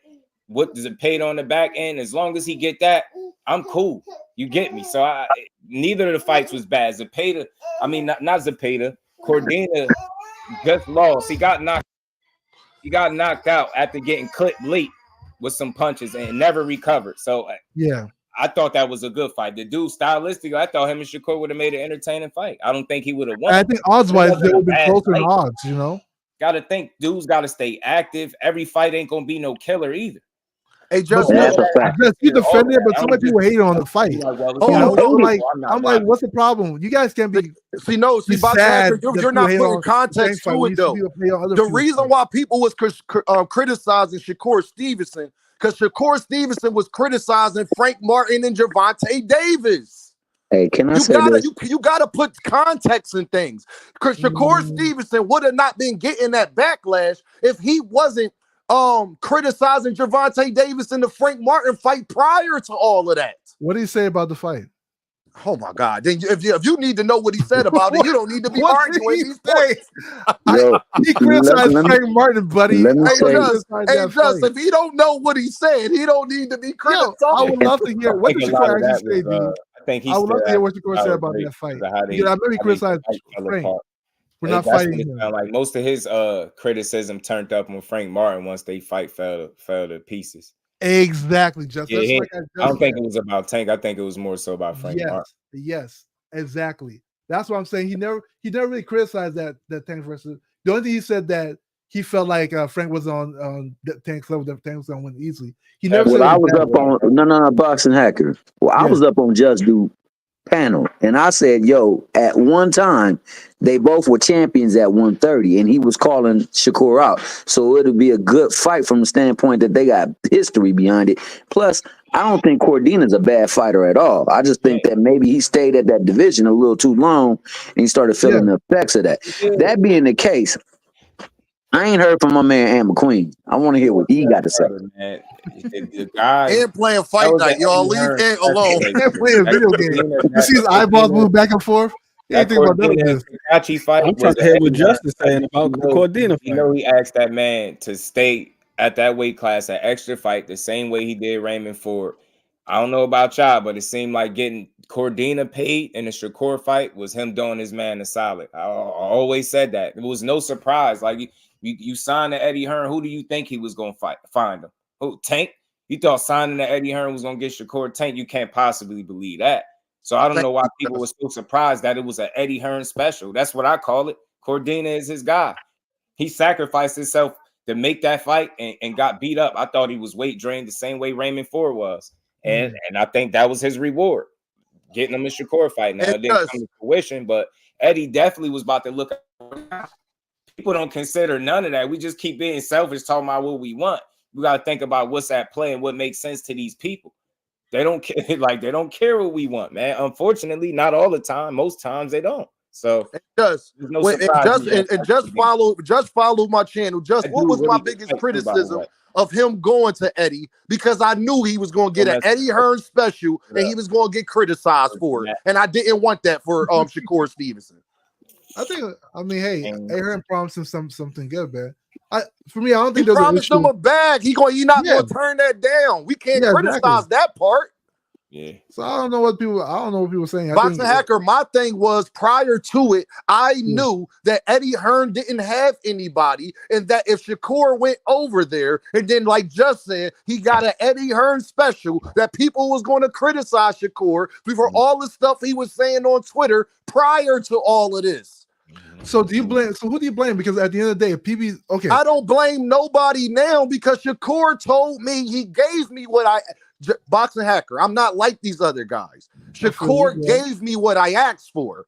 He said this fight is going to happen. Gervonta Davis is not ducking me, and I know that this fight is going to happen. Boxing Hacker, you haven't heard me say a word about it since. Yeah, I agree. You haven't heard Shakur say anything about Tank since. Ever since that came out, that lets you know that there was contact or some form of communication about engaging in a possible fight coming up. So y'all be listening to Just Do. Y'all think I just made it up when I told y'all. They wasn't even supposed to make it to the internet, but since y'all the family, I told y'all already had a conversation, bro. I told y'all with confidence that I knew undoubtedly this guy ain't gonna sit here and lie about.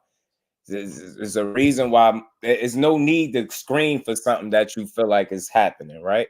Exactly. You just talk to somebody. Why the hell wouldn't that be capping? Wouldn't that be clout chasing? You just talk to him, so you're gonna get up on the internet and do what? Call him out?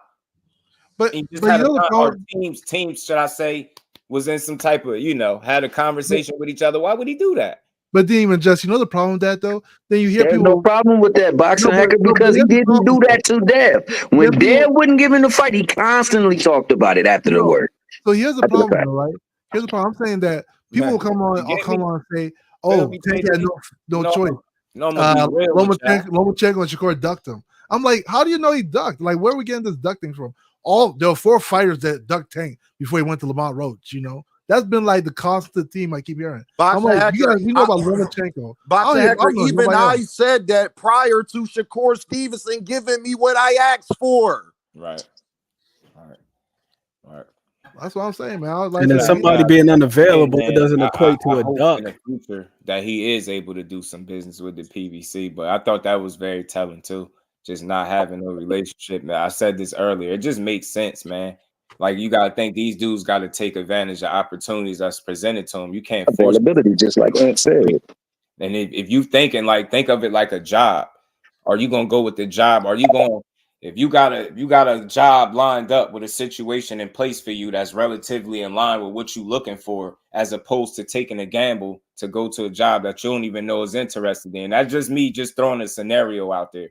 It's easy to understand why, if you're looking to stay active, make money, and you know what, one of those fights was a guy that I feel like been dancing around me anyway. Yeah, let me get that.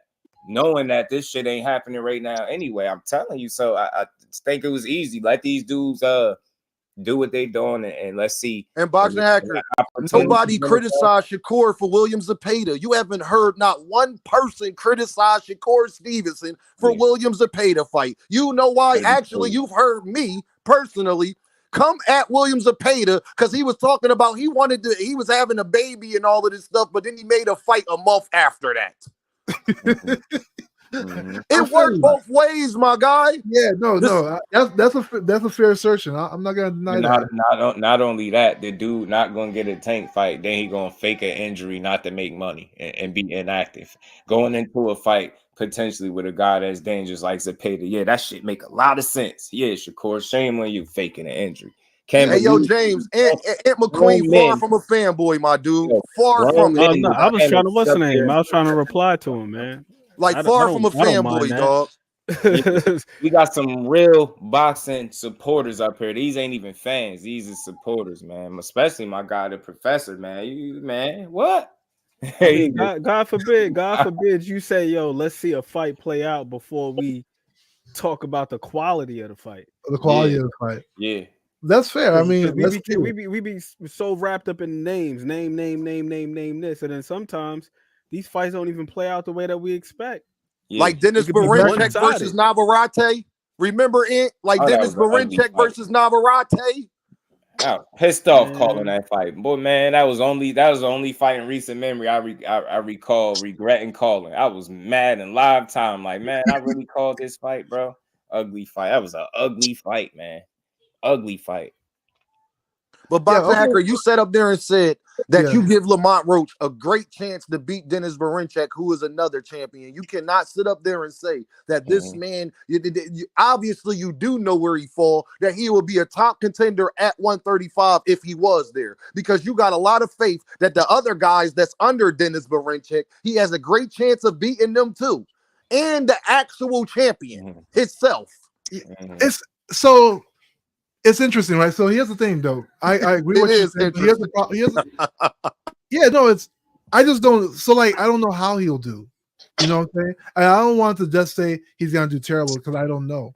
I don't know what his limit is or how good he. You know, like maybe you guys are right. Maybe he's that guy. Boxing Hacker, can you stop saying you don't know? Your job is to give opinions on fighters from what you watch and see of them. You're supposed to be able to give an assessment. For him, it's hard to say. For me, in my opinion, it's hard to say. I feel like most matches he get into, even in the top 5, why is it hard to say? Because he's a really good fighter, right? So you just can't say the other guys I mentioned would just beat him. I'll give you one. When Shakur Stevenson came up to 135 from 130, I knew he was going to wash people, you know. When Valdez fought 135, I knew he was going to do good, you know.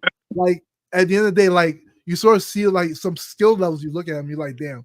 This guy looks, and just the eye test, I could be wrong. Maybe Shakur might have lost his first fight. Maybe another fighter might have lost the next fight. When, you know, the eye test will show you. But for him, he looks like he does everything good, you know.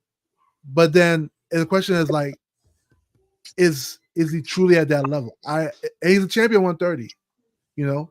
I just don't know why he'll do 135. You admitted that he's at that level because you can't even say that for sure. Dennis Berinchek and Raymond Muratalla and Tevin Farmer and Andy Cruz and Kid Austin and all of those other guys would beat him. Yeah, that's. I think that's my point. That's my point. It's hard. Yeah, I can't lie to you, Deem. It's hard when you ask me if he's gonna beat this person. It's hard for me to say. Maybe I need to do some more film study on the brother, but it's hard for me to really say. You know, I mean, that's just my honest assertion. Well, I mean, that would be a place to start, like for us to actually watch these guys fight instead of just looking at the names. Like just most recently, we just saw it with Tim Tszyu, Murtazalia going into that fight. You would have swore that this dude had no chance. Why? Because you know there weren't too many videos on this guy. There wasn't too much footage of this guy out there, even though he was on whose undercard was that? I think it was Frank and Michelle Rivera. Mm-hmm. He's been on a couple of RCT cards and all this stuff. It's just because we haven't been watching these guys intimately and they don't have the notoriety. We can't just assume that these guys are just going to get watched. That's true. Like Leon Paro versus Sabril Matias, like Alberto Pueyu against Gary Antuanne Russell. Both of the guys that won those fights was the underdogs in those fights. But you know what? I said that Leon Paro was going to beat Matias. You know, because to me, Matias was. I feel like I didn't know where Matias' popularity really came from. Like, was it because he killed somebody at the ring? You know, like I think it came from those multiple stoppages in a row, man. He had consecutive stoppages. He was looking like a damn wrecking ball. We've seen him in there with other guys that can box. Jakumbayev, Ergashev, and Malik Hawkins, a couple guys that can box. But they painted him as the monster at 140. Remember? Yeah, because of the fashion in which he was I didn't see him beating T.O. I didn't see him beating a Devin. I just wouldn't that be a good comeback fight for your boy Devin? Won't he get in the ring with him? That would be a good fight for him. Jeremiah Ponce, you know what I mean? We've seen him in there with some quality guys, man. He wasn't in there with no damn scrubs. And yeah, all of these guys might have been more nuanced than him from a technical standpoint, but ultimately he caught up with them guys. But you know, it's a 30. Maybe a good comeback for Devin. I don't know. I don't know if it'd be a good comeback. Got a belt gift wrap. Oh, you one of them, huh, Jerry? Just looking for a reason to take away from the fighters. I swear, I question how many of y'all really got a belt gift wrapped against who? Yeah, that's what I'm saying. Like, that's what's wrong with boxing right there. There's no accountability to the level of ignorance that y'all spew from chat to chat because y'all don't like these young men that's highly successful at what they do. I don't think y'all understand what percentage of people that they fit into. Just look at the entire sport. You go check and see how many boxers we got, and you tell me what percentage they fit in before we start finding reasons to take away from these guys because they ain't fought each other yet. It's just weird, man. Boxing fans suck, yo.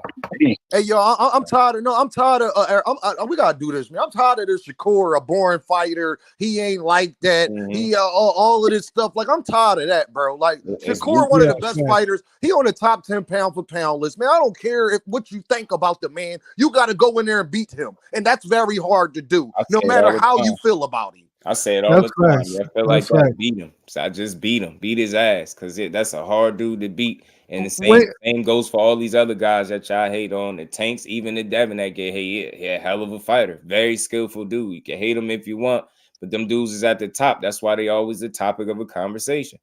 Why y'all keep telling us what nobody wants to see? These people in the comments, how are you telling us? So if you're saying, y'all, nobody wants to see Lamont Roach, nobody wants to see Lamont Roach versus Gervonta, then that means the Toyota Center should be empty. That means they should do 100,000 pay-per-views, correct? Or are y'all betting that that's what's going to happen? Because if you think it's going to be 100,000 pay-per-views, you know, it's crazy. I don't even like. You're not a fan of Gervonta Davis, but trying to tell Gervonta Davis fans what we want to see. That's like that. That's like everybody that got a girl. That's like somebody telling you your girl not attractive. Bump that, then you got Madonna showing up to his fights, dog. Come on now. But I mean, that's a popularity off of Gervonta, right? Madonna would show up just if you. I don't think nobody mad. I think the only people mad are the people that y'all just mad because we ain't mad at the fight. Y'all want us to be mad. That's what y'all used to. That's why I say YouTube is toxic, man. Boxing conversations is super just. But over here, we appreciate the boxing and we don't care. We don't believe in fangirls and fanboy shit. I'm a supporter. I spend my money. I support these dudes. I want to see them win, even outside the ring. So we're going to keep supporting it and building the sport up, man. We ain't finding little creative talking points to try to discredit from world champions, from world-class athletes. Yeah, I really mean this, and I don't want to be insulting, but I think it's a certain level of immaturity that comes with the way some people really view boxing. Y'all don't know how to give these dudes their credit. I'm gonna keep fighting this fight. Y'all don't even understand how y'all watch it and enjoy it. I really don't. Everything is he ain't doing this, he ain't doing that. It's got, like I said, it's gotten to the point where you got people joking about people making $1.5 million to go punch somebody in the face. The joke is on you. Like, show me in life where you can make that kind of money for that amount of time, bro. Tank only fight Mexicans. Okay. So that's what I was just about to go to right there, Dean. Crazy. Just go ahead, about Thomas. to go You there. get him, Thomas. Now, he said he would like to see the fight with Haney, right? You know how many fighters that are Latin descent that Haney has on his record? A lot. He started out in Mexico, and that's no about slight 85%, 90% started of the out fighters. over there. Do y'all know that? And a guy like me, because I'm a real supporter, I give him credit for the path that he traveled. It was different, but it served a purpose, man. That shit got him his start. And him and Bill, they paid some shit over there. Like I said, they the reason guys over there able to get money, man. That shit matter. That's dope. Stimulated the economy, bro. Yeah, his path was different, but it was dope. So it's like I don't see how y'all even don't ever say Tank and Hispanic nothing if you're a Haney fan. He started in Mexico. Who you think he was fighting? But just here's the thing though. I'll put this down. It don't even matter. You got to start somewhere, man. Like so here's the thing when it comes I watch to boxing for the wrong reasons. Y'all watch it to see just how critical you could be of somebody that's super successful. Think about it. You name them. From Floyd to Ward, I'm telling you, name them. Like y'all try to tear the fighters down. I don't get it. Hey, Judge. So here's the thing, though. No, hold on, Boxing Hacker. I gotta say this because this is important. Fights and they still tell you to do more. This is the only sport. This is the only one.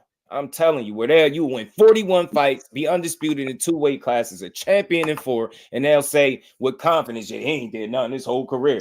I really don't like y'all. I don't. Y'all think like that? I don't like y'all. I don't like the way you think. That's not a good boxing supporter. Boxing don't need those type of fans. That shit is detrimental to the sport, man. That shit turn people off. Damn, like who do we support if we don't support the best guys in the sport? Hey, you know what's so funny when people always say they only fight Mexicans and stuff? I'm about to use Boxing Hacker word. It's such a fallacy. You know why? Mexicans basically run boxing. You don't have boxing without Mexicans, you earthmen.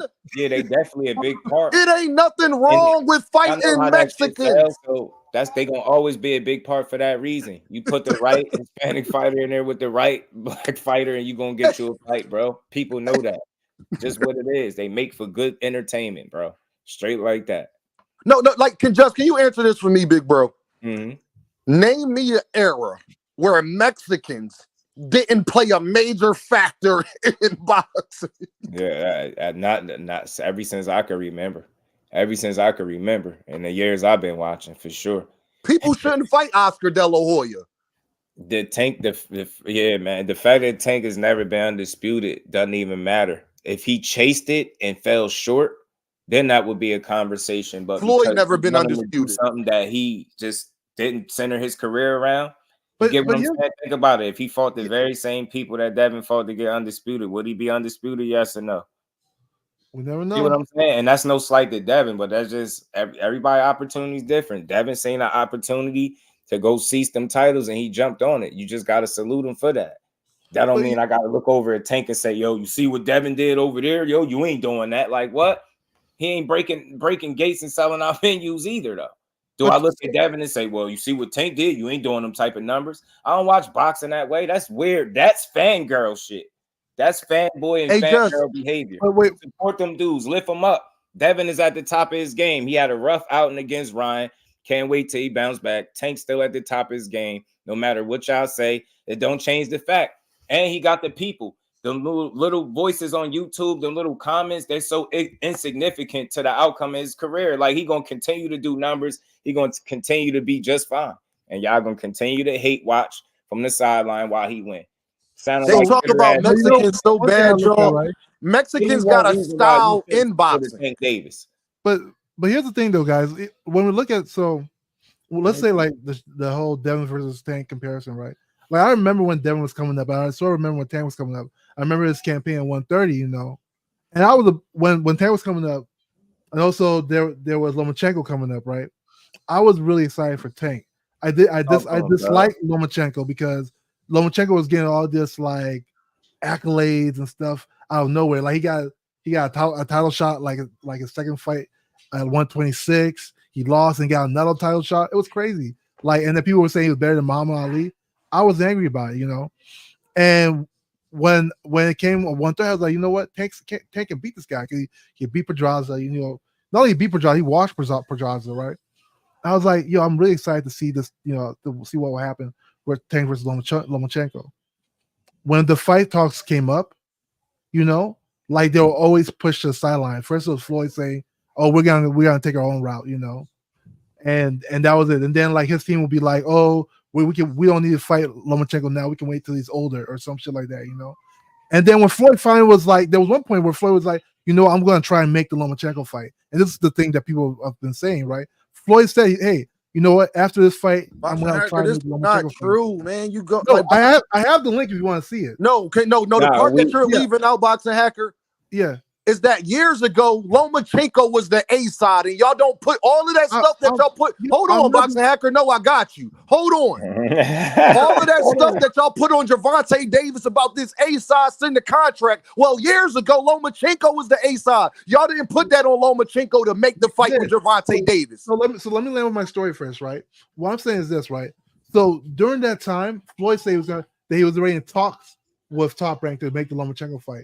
And it was never in talks. Bob Arum already put that to bed. That's not true. Mayweather said it. If you want me to put the link in. Floyd Mayweather said that Frank Martin and Gervonta Davis was canceled. I don't care what Floyd Mayweather said or not, but guess what? He was Tank Davis's manager or whatever to Tank Davis at the time. He was. Oh, make sure you smash the like button and sub to the chat. So when he said so, because remember during that time, Boxing Hacker, you still ain't addressed my point. Why aren't you criticizing Lomachenko for being an A side and not making the fight happen? Let me finish first. So you see what I'm getting. Let me just finish for that. We can talk about that.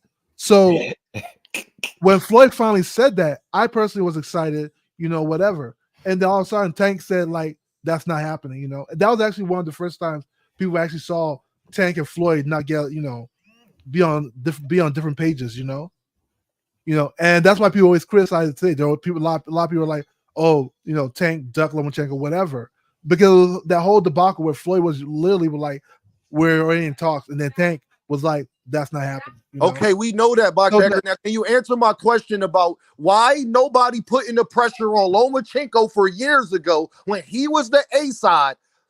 Because he should have been the one trying to make the fight happen the same way y'all do with Gervonta Davis today. Correct, right. So when it comes to the Lomachenko, from people's purview, wasn't scared of nobody at the time. So nobody was. I'm answering your question.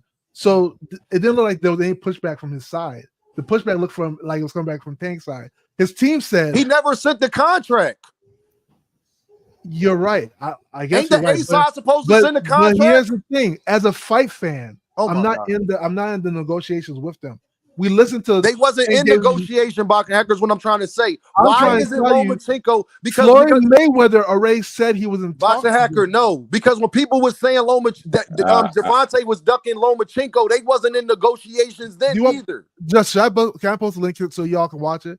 I mean, yeah. I need to see the link where Floyd said they was in negotiations. Yeah. Man.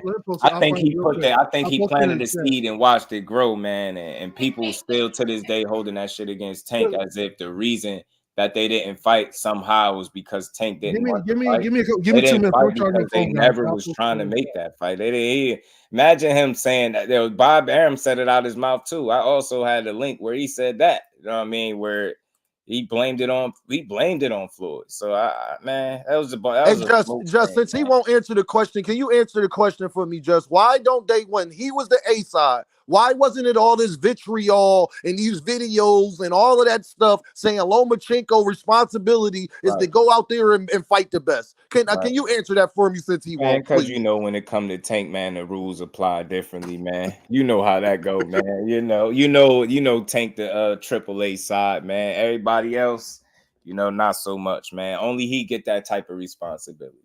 You notice they keep saying who he ain't fighting, but they can't tell you their favorite fighter ain't fighting the same type of people. He ain't fighting nobody on the Tank level. Your favorite fighter, the same people that saying Tank ain't fighting this one or that one, neither is your favorite fighter. Neither is your favorite fighter. Now that's honesty. Yeah, and again, I don't know why we keep rewinding the clock when we could really look at now when they was negotiating, man. It wasn't Tank that pulled away. That's all I'm saying. I don't want to hear nothing about no money. I don't want to hear no made-up stories about low balling that we never heard before when it pertains to Tank. I ain't trying to hear none of that. I just know Loma chose not to fight. So again, me as a fan, I don't care about a promoter and fucking Floyd Mayweather that said out his own mouth that Loma is 10, 11 years older than Tank. And Tank making the same money. That's telling you a person that don't want to make the fight. He wasn't interested. He like basically telling you, Tank, we don't need no Lomachenko. He need to get as many fights in as soon as possible. Y'all remember that clip when Floyd was saying that? He exaggerated how old they, are apart from each other, but he said like 10, 11 years. But the point was like, we don't need him. He needs to get his fights in because he started late. You get what I'm saying? So that was the original argument, That's why Bob Barrios was like, Floyd was using Lomachenko as punishment to Tank because of what happened afterwards. And that, again, Floyd plant seeds, just like he planted that one when he told you Tank fight was canceled and turned off the comments conveniently, so he ain't have to deal with the the fallback, the pushback from just misleading people. So, Boxing Hacker, can I ask you this? Bro. I'm telling you, what credit do you give Gervonta Davis for getting away from Floyd Mayweather if everything you saying is true? What credit I give Notice getting away from when Floyd was getting pushed to the back burner? What fight did we get that people thought we'd never get? I don't care how you try to downplay it. Oh, you mean the Frank Martin fight? What fight did we get? And what fight was he just about to get if the dude would have fought and said he, instead of saying he ain't in the mood? Ryan Garcia and Loma. It's no coincidence that the minute that, I ain't gonna say the very minute, but they split, you start seeing the direction shift. That's what I see. I don't think that's no coincidence, bro. I don't. But here's the thing, though. One guy wanted to move a certain way, and it was leading to direct criticism of said fighter. Yeah, he was getting paid, and he kept winning, but doing it that way was going to continue to get him criticized. I think doing it the way he's doing it now, I could live with the decisions because I think he's going to fight those guys. I don't think it's no coincidence we got a Ryan Garcia fight. Got to get certain people around you, man. I'm telling you, I just don't think. I think that man had plans, and a lot of it was about him getting paid. Simple and plain. That's how I see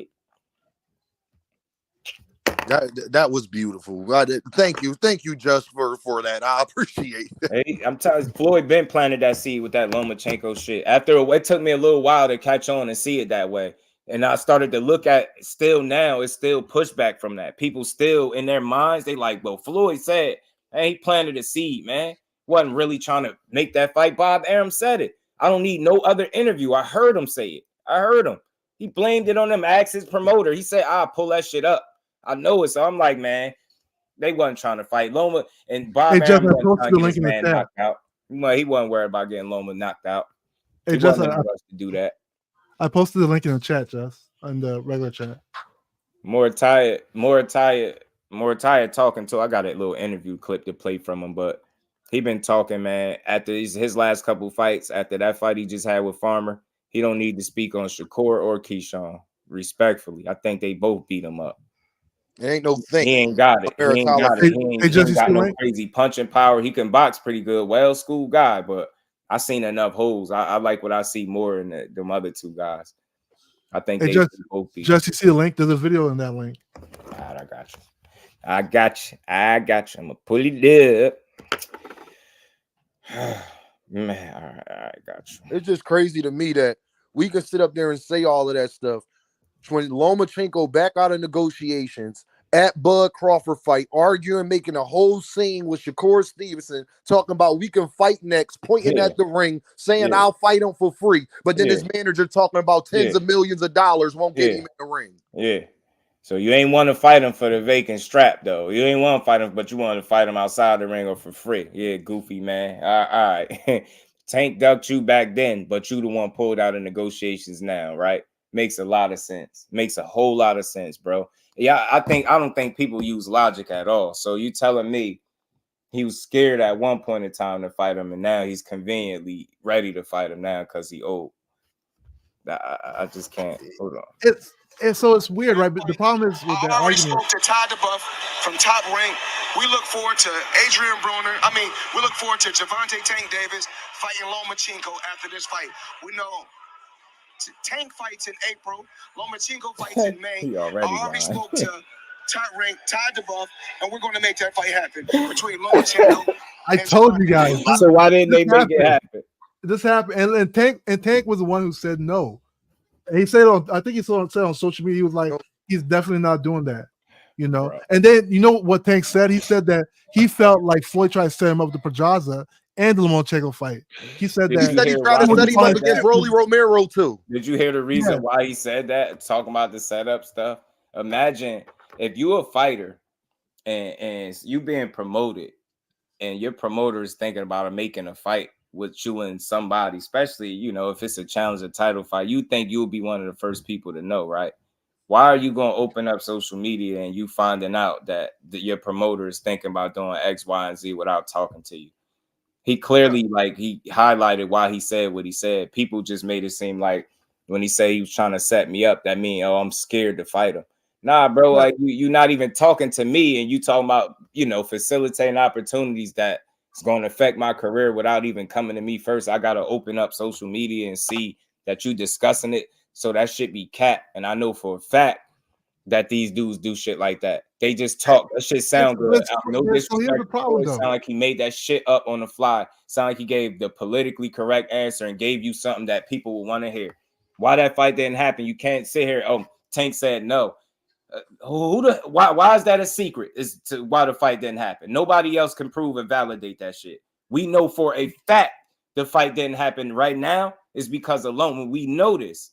So, well, we know that Tank didn't want the fight back then too. Then Loma himself was sounding like he didn't really want the fight. We was playing the clip. We was talking about it a while back. Shout out to my guy Zenith, man. I hope my boy doing well. He was sending me the clips and I played all of them up here. Loma didn't sound like he wanted that fight. So Boxing Hacker, why people do and fight him for what? He said for money, something like we was playing the clips, man. So the hell why Shakur couldn't get the fight with Loma then? If Loma want to fight forget Gervonta. If what Gervonta is saying is not true and he was scared, then why Shakur Stevenson couldn't get the fight? No, here's the thing. I feel you. So remember what I just said. Loma, the reason why I didn't like Lomachenko, a lot of fighters didn't like, a lot of fans didn't like Loma because Loma was getting you see how they start spinning. Lomachenko was getting privileges early in his career.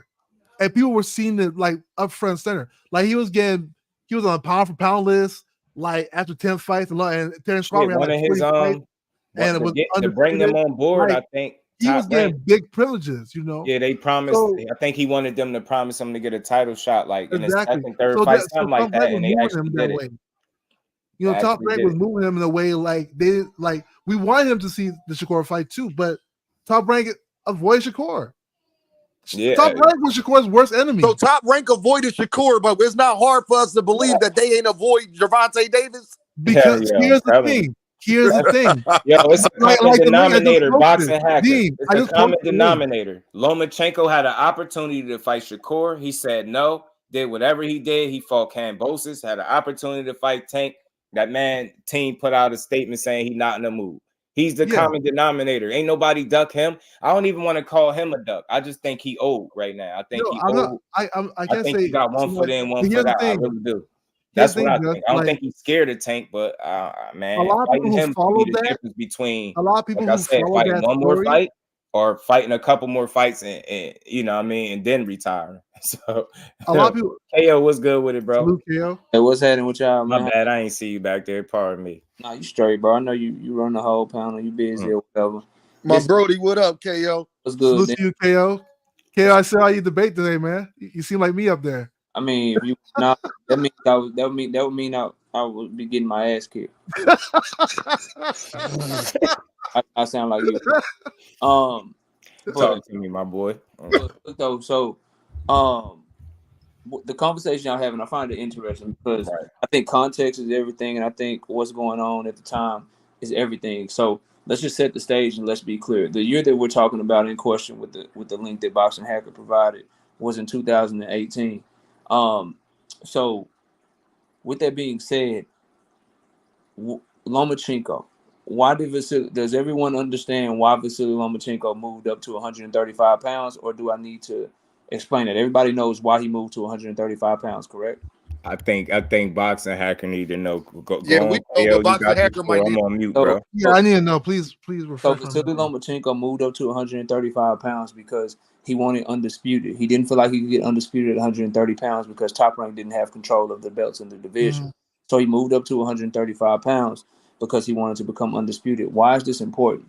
It's important because in 2018, through Top Rank's actions and through Lomachenko's actions, they showed you, whether you believe Floyd Mayweather in the clip or not, they showed you that they had no interest in the Gervonta Tank Davis fight, because in that year, Lomachenko fought Jorge Linares in May. Then he turned around and fought Jose Pedraza for his belt in October of that year. So he was already on the move, and Top Rank was already moving him in a way to go for undisputed at 135 pounds. Then you look to 2019, what did they do? They moved Devin Haney out the way. They moved everybody out the way. They nixed a whole WBC tournament so him and Luke Campbell could fight for the vacant. And they make a subsequent move at the same time. I've already went over all this. I don't know why we have to keep having this conversation. But in the subsequent move, they also moved Teofimo Lopez out of that same tournament that Loma and Devin and all of them were supposed to be in. They moved Teofimo to the IBF to fight another top-ranked fighter in Richard Comac.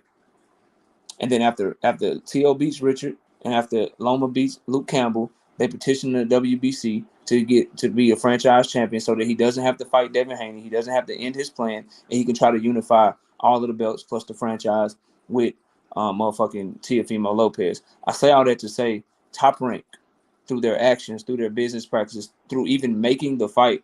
When Floyd was saying that, Loma had moved up to 135 already and was slated to fight Linares that May that you're talking about with the clip that you dropped. He already moved out of the division.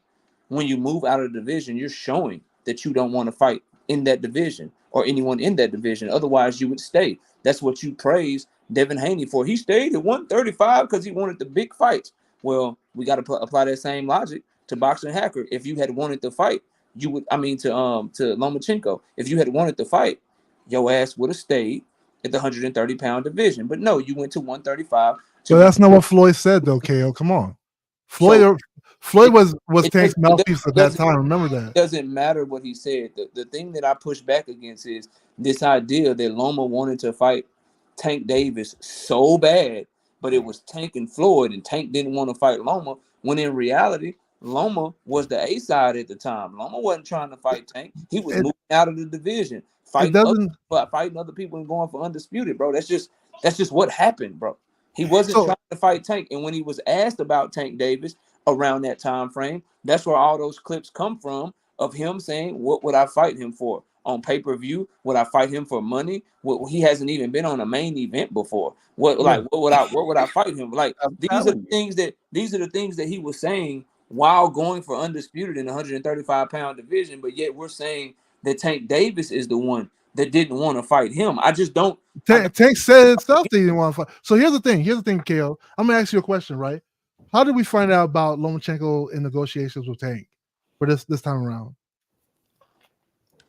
Hold on, before I answer that question, and you can ask it again. Yeah. Cut Creator, I get you, Cut Creator. That sounds really good, bro. That sounds phenomenal that you think that.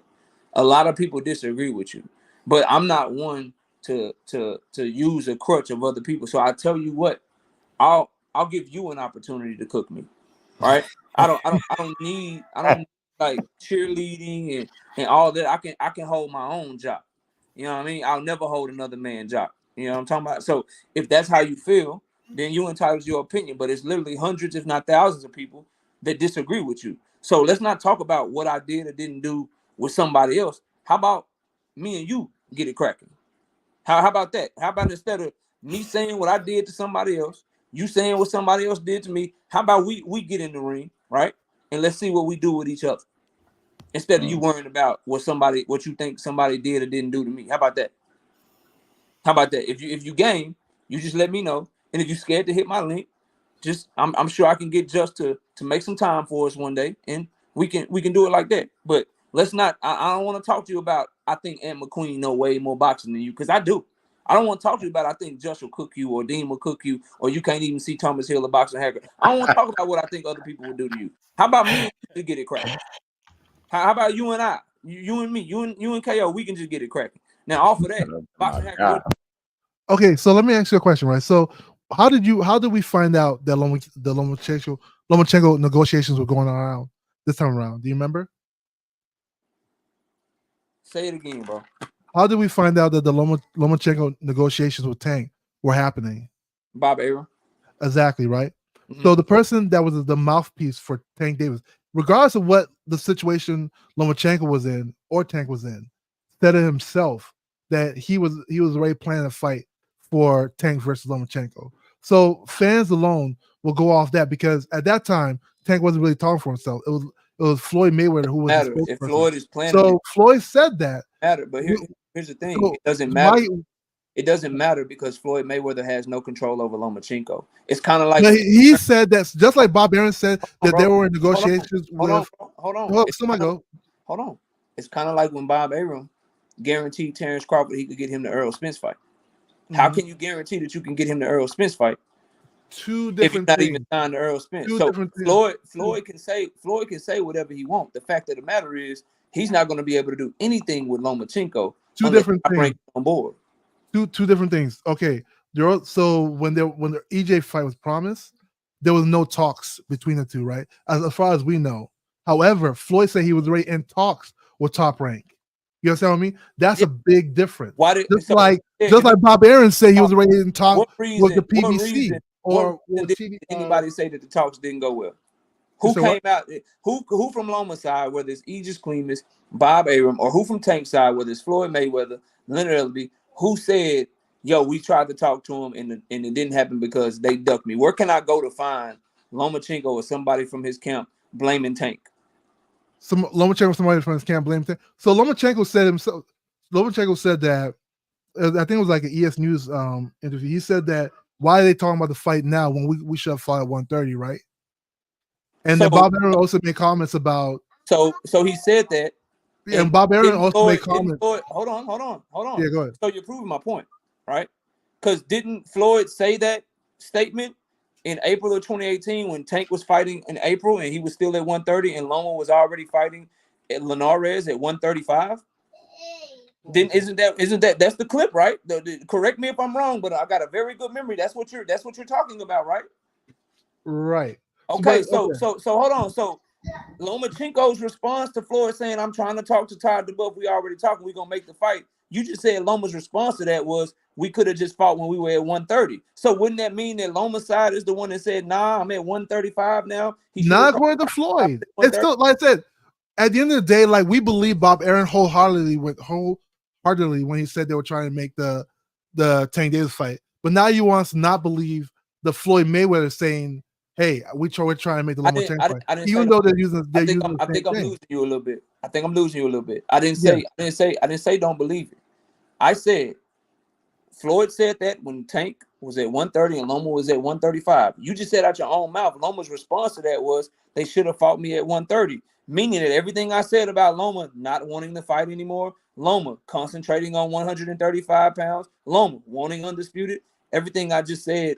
You just proved my point. When did Lomachenko move to 135? Do you remember? His first fight at 135 pounds is the May fight that Floyd was talking about. If you go look, this is why I think guys need to do research, bro. Everyone has a phone. Everyone has a laptop. Anyone in the chat can correct me if I'm wrong. I really do this. The last time Tank Davis fought in April was Ryan Garcia in 2023. We know he ain't talking about that shit. Before that was 2018 against Cuellar in April.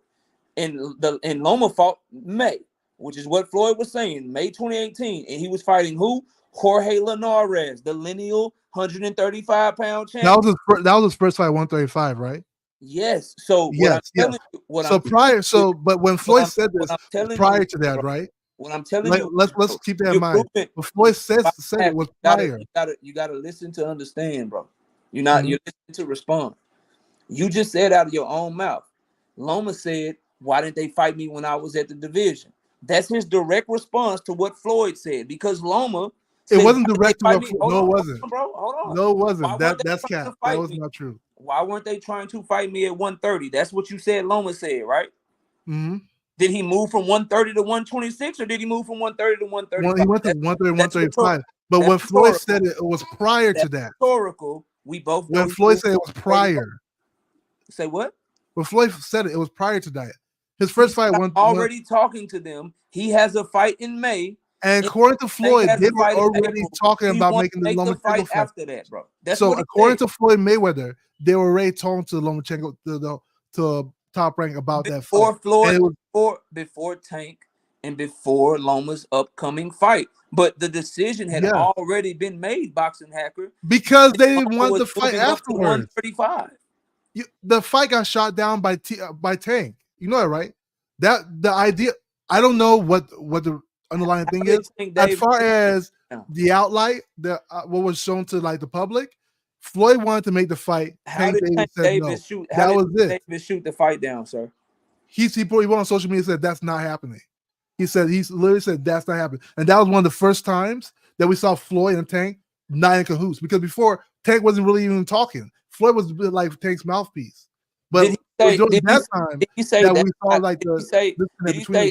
that's not happening because I don't want the fight? Did he say that's not happening because he just refused the fight? He didn't give a reason. Did he say that's not happening because Lomachenko ducked me? Did he say that's not happening because Top Rank already has plans for Loma? Did he say any of those things? No, he said he did. So why are we? And then afterwards, he said that he felt Floyd was trying to set him up. What are we saying? He said Floyd was trying to set him up. So obviously that's how he felt. So Floyd was trying to set him up, fight Lomachenko. And that's why Bob Arum said that Floyd is using Lomachenko as punishment. Guys love that's how it rolled out. Over and over and over again, bro. He said he was trying to set him up, KO. He said that about Rolly. He said that about Pedraza. Could we please? But it happened. KO, we cannot deny that it happened. I don't know why. We both saw the interview. It happened. No one denies it. But if you have a track record of a certain behavior, then that lets you know that what you're saying, why he did it, is not the reason why. He didn't say he's trying to set me up because he was scared of Loma or he didn't want the fight. He said it because he felt like Floyd was disloyal to him.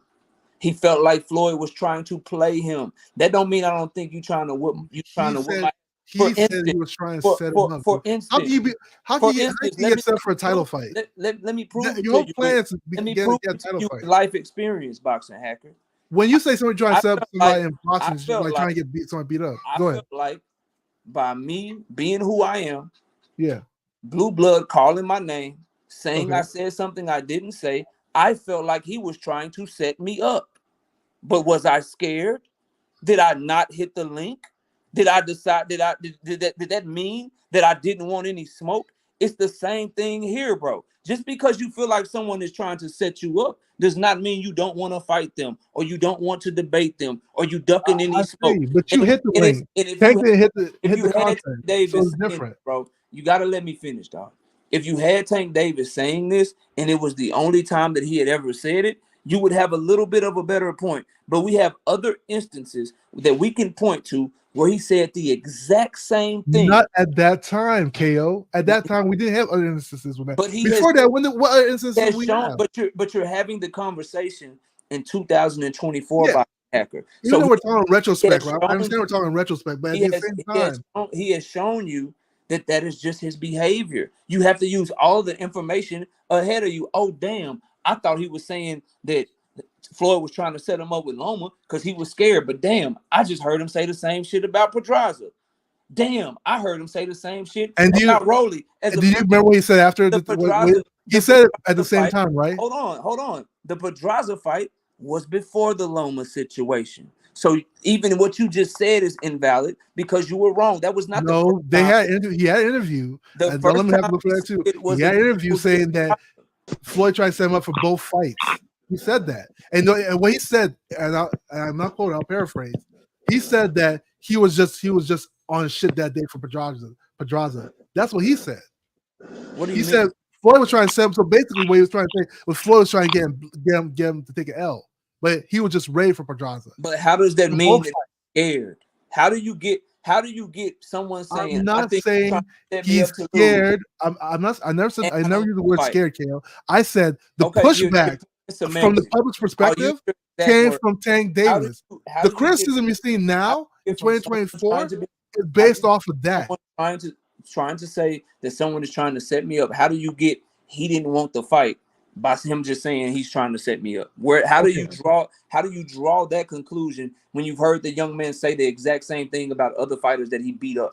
So can I answer? Let me know what I can answer. Okay, I've never said he was scared of Lomachenko. Not once I say he was scared of Lomachenko. I corrected that. Boxing. You said that he didn't want the fight. You literally. I never used the term scared. I never said. I never said that. I corrected myself. Is it my turn? Is my turn, Kale? I am not saying that you said he is scared. I don't want to put words in your mouth. Thank you. That him saying that he was set up or he felt like he was getting set up, you used that to try to make the point that he didn't want the fight. Okay, so how do you draw that correlation? Okay, I'll draw the correlation for you, right? As far as what's happening internally, right? We don't know. However, what we see from the public perspective is your promoter, manager, whatever Floyd Mayweather is, saying, "Hey, I'm trying to make the fight," and you saying that's not happening. So from a public public perception, it looks like the person who doesn't want the fight is you.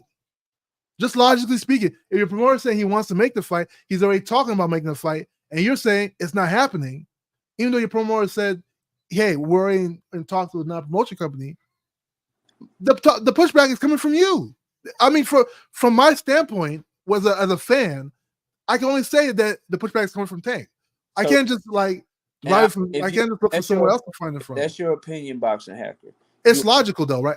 Is it an illogical opinion? It's not, and I'll explain to you because it's not logical. Here's okay, why it's not. Keep it in the context of where they are. That time reference. 100. Don't bring it 2024. 100. Keep it in 2018. 100%.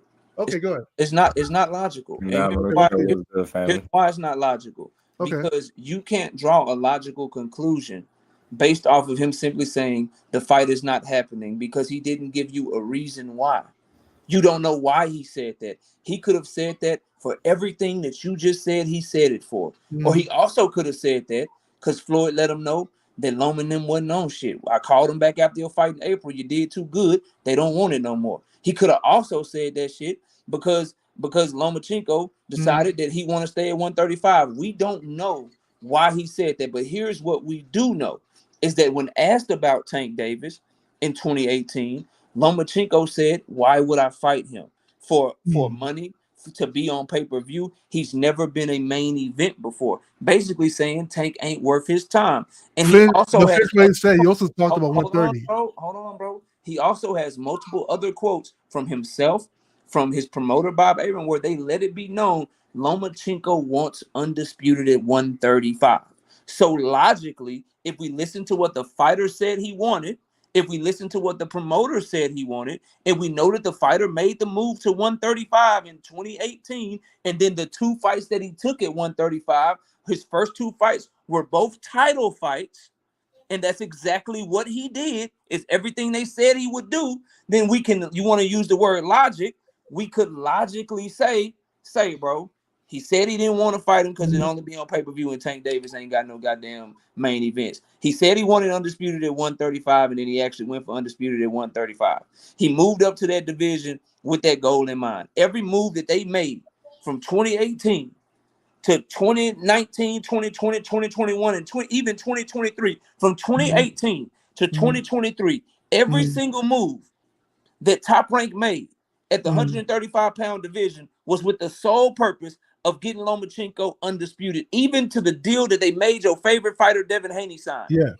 Every single move, bro. So when we know all of that, lines up with everything Loma said publicly, logically, you gotta say when he moved up to 135, he didn't want the Tank fight no more. That's a good spin. Okay. Are you done? Can I respond? This is crazy. That's all. So here's the thing. Before you Earthman-ness. Moon Man, one second. Okay, check this out, KO. Let's say you have this is an analogy. This is a little bit analogous to what we're talking about.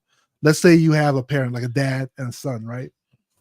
And the son says, "I want to go to the park," right? The dad says, "We're not going to the park." From the perspective of a third person, they'll say that the dad is the one that didn't want to go to the park. Would they say why he didn't want to go to the park? Maybe it was raining outside. Maybe it was earthquake outside. Maybe there's hail. Maybe there's fire. Maybe there's brimstone. Maybe the world's coming to an end. There may be a million reasons why. Boxing Hacker, that matters, though. Boxing Hacker. Dean, let me land. So there's a million reasons why he didn't want to go to the fight. This is analogous to what we're talking about, right? Yes, Floyd Mayweather said, "Hey, I want to make the fight," right? Tank Davis said, "That's not happening."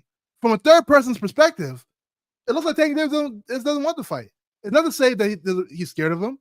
Maybe he thinks it's the wrong timing. Maybe he thinks that Lomachenko's not ready. Maybe there's a million reasons why he might not want to fight. But from But it doesn't change the fact if you put those two people together, the person who seems to push back from the fight is Tank.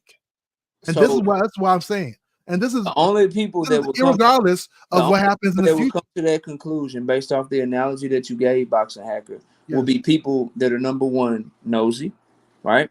And people that are number two, number two that don't have families of their own. Let me explain. Number one, when you try to make the dad-son analogy, and I hate to say this, at the time, Tank Davis is not the dad. Tank Davis would be the son because he had no control over his career. Right. So your analogy was flipped to begin with, but we'll leave that alone. It's still the same. It's still analogous. It's still the same thing. Just dude could want to take baby dude to the park or to the zoo. Yeah, it's still analogous both ways. Hold on, bro. Hold on. Just dude could want to take baby dude to the park, and then baby dude could think they going to the park or to the zoo, and then they go to dad and they ready, and then just tell them, "No, we not going to the park no more. We can't go to the park no more." Me from the outside looking in, I'm not gonna assume that Just didn't want to take him to the park, because what if Just Dude got a last minute phone call that he had to go to work that day? And I said what if Miss Just Dude is sick or something, and so they can't go no more? So what I'm telling you is, based off that limited information, you can't jump to the conclusion that he just didn't want to take his son to the park or take his son to the zoo. What you're doing, and the argument you're making, and the reason that it has no legs, bro, is because that's exactly what you're doing in this conversation. You're admitting that there's limited information. You're admitting that there's a million other reasons that shit could have been said. You're literally admitting that, but then trying to get people to believe that your reason is the one that's right, bro. You're literally doing that. You're literally talking out of both sides of your neck, and you do it all the time, bro. You do it all the time. Come, let's see it. You're admitting that there's multiple things that could be going on with that one statement, but then you're only sticking to what you think it is. And meanwhile, in the middle of that, I've made the same points about what Lomachenko said. I've made the same points about the moves that Top Rank made. I've made the same points about what Bob Arum said about Lomachenko's career at 135, about the actual fights that he took in 2018. And guess what? You haven't addressed not a single one of them, bro. Because they're not appreciate relevant. you, Kyle. So here's the problem, right? Did you just say? Hold on. Did you just say the point of Loma moving up to 135 and leaving Tank Davis's division? Yeah. The point of Lomachenko saying fight he wants for undisputed, but then actually going for undisputed at 135. Did you just call those points irrelevant to the fact of Loma wanting the Tank Davis fight or not? Did you just call those points irrelevant? It's relevant to the current topic, yes, and I can explain why. No, I'm done. Y'all got it, bro. No, wait, no, y'all got it. Y'all got all this shit. I can explain why. Y'all have. I'm not saying that it's a bad premise, but it's a premise for a different argument. So here's the thing, right? So when it comes to the Tank, okay, let's go back to the analogy of the parent and the child, right? Okay, let me simplify it. You ain't got to go back to none with me, dude. I'm ready to talk about something else. You can talk to Dean or Ann or Just. I'm good, bro. Why? Let's finish. No, I'm finished, bro. I'm done. I'm finished. That's my guy. Aggravated. I'm not saying what you're saying is bad. I'm saying if you have to keep it at a small perspective, right? We can't look at what's. I'm just saying from the standpoint of Boxing Hacker. What does 6-7 years ago even matter? Who cares, my guy? So. But this is who cares, I don't know why they keep making an argument off of all them years ago, and it's based off assumptions. To understand where you are now and to understand the criticism, I don't know why y'all keep rewinding the clock. So to understand where you are now and understand the criticism, you have to understand where everything is coming from. No, we don't gotta understand nothing. At that time, no, hold on now. You was talking, Boxing Hacker. At that time, Lomachenko words, not mine. Gervonta Davis wasn't even on pay-per-view yet. Yeah. You fast forward today, he's the face of boxing. What difference does it make, my guy? Jeez. We're talking about 2024. Lomachenko don't want to fight him now. That's all that matters, my guy. Yes. When you hear like people writing in papers saying Boxing Hacker. No. I'm not finished talking. I'm sorry, my guy. Please, my brother. 2024 is about to be 2025. You are talking about 2018, my dude. Yeah. 2 of my daughters didn't even exist yet. I didn't even meet my 2 daughters' mom yet. What difference do it make? Hey, I hear you. I hear you guys. And that's out to you, KO. Lomachenko, because the part that you can't get out of is let's say everything you said is true. Lomachenko still had the responsibility to make the fight happen no matter what Tank said. Because you know why, Boxing Hacker? Y'all don't give Gervonta Davis that credit when the B side got all these excuses about not making the fight happen. Look at the comments right now. Why Tank ain't fighting Keyshawn? Why he not fighting Devin? Why he not fighting Ryu? Why he ain't rematched Pitbull? Why he ain't fighting Shakur? It ain't context then. I feel you, but check this out. No, you can't feel me because then you would stop making the argument if you felt me. No, because I understand when I say I feel you, I understand the standpoint you're coming from, right? I'm not, no, that's a fact. No, is it? No. Is that a fact of what I said? That people will criticize Tank a lot? Yeah, of course. No, not that. That it was Lomachenko's responsibility in 2018 to make the fight. So if what Floyd Mayweather was saying was yes true, or no, I don't want before you go on to what Floyd Mayweather said. No, Boxing Hacker, you know I ain't like everybody else. We're not going to do that. I'm going to keep asking you the same question over and over again until I get a yes or no answer. If he was the A side, the same way y'all say Gervonta Davis is the A side, and it is his I've heard you say it. It is his responsibility to make the fights happen no matter what the B side is doing, right? Yeah, I hear you, Dean. Was Lomachenko the A side then? Was it his responsibility to make the fight and send the contract? I'm not yes arguing or bad no? faith. I always give people credit for what they're saying. Phenomenal. I don't argue in bad faith like that. And if they're right, they're right. I'm not going to dispute somebody. Boxing Hacker. So shout out to the Phenomenal Show. He know he my bro. Can you give me a yes or no answer? So before I do that, I just want to clarify what you said. No, not before you do that. No, wait, because it's a leading question. Let me clarify. No, it's not a leading question because no, it's not, Boxing Hacker, because you've made this argument before. You're gonna lead it to somewhere, so it's a leading question. No, I'm leading to arguments that you have made before. Yeah, so it's not a leading question. I'm not denying that. It's still a leading question. No, Boxing Hacker, a leading question is something that you're trying to get somebody to admit to that they wasn't even talking about prior. You have made this argument. The question leads you to something else. Boxing Hacker, you have made the argument that it's Gervonta Davis' responsibility because y'all say he is the face of boxing. Why don't he? When we tell y'all, well, why he not? Well, Devin moved up. Well, still send the contract. Why didn't Lomachenko still send the contract no matter what Floyd Mayweather said? You see how I told you it was a leading question, and now it's just gonna be like a. I'm looking for I'm just looking for an answer. Yeah, of course, because it's leading, right? So before we was Lomachenko the A side, then yes or no? Let me respond. Yeah, I can't get a yes or no question out of this man for nothing because it's a leading question. How about this? How about you ask me a yes or no question, Boxing Hacker? All right. Do you mind if I tell the whole thing? No, yes, no, I don't. Yes, I do mind. Absolutely, I do mind. Can you give me a yes or no question? It's a leading question. I'm not doing that because it's leading. Hey, if I do, you my guy. I'll holler at you later, bro. You already know. One love, my G. Yo, before you guys, you're a crazy guy. Man. Shout out to my brother Omega Red, man. He said boxing hackers too. To stop. Y'all don't realize that by now. And we ain't never got a box again. Well. I already been getting these back, but now it's time for you to get your just do. Look, it's like Highlander. There can only be one, and let it be the Boxing Hacker, right? My God, appreciate you, Phenomenal. Much love, Brody. Showing love, man. And we ain't never got a box again. Well. I already been getting these back, but now it's time for you to get your just do. So here's what I was about to tell Dean. What shout out to Phenomenal Show, my guy Omega Red, man. Appreciate y'all, bro. So. And tell me if I'm wrong. So Deem said if we take everything that I said to be true, right? And one thing I said is that Floyd, which is the link I gave you, said that he was ready in negotiations with Top Rank, you know? So we only know, so it was right past that point of like talking. He said he like had conversations, right? And I could believe that. Yeah, so it was right past that point. All it takes to stop a fight is a tweet. We just see it differently. It takes a fighter not wanting to fight. I don't think that's what stopped it. I just don't think a fighter not wanting to fight.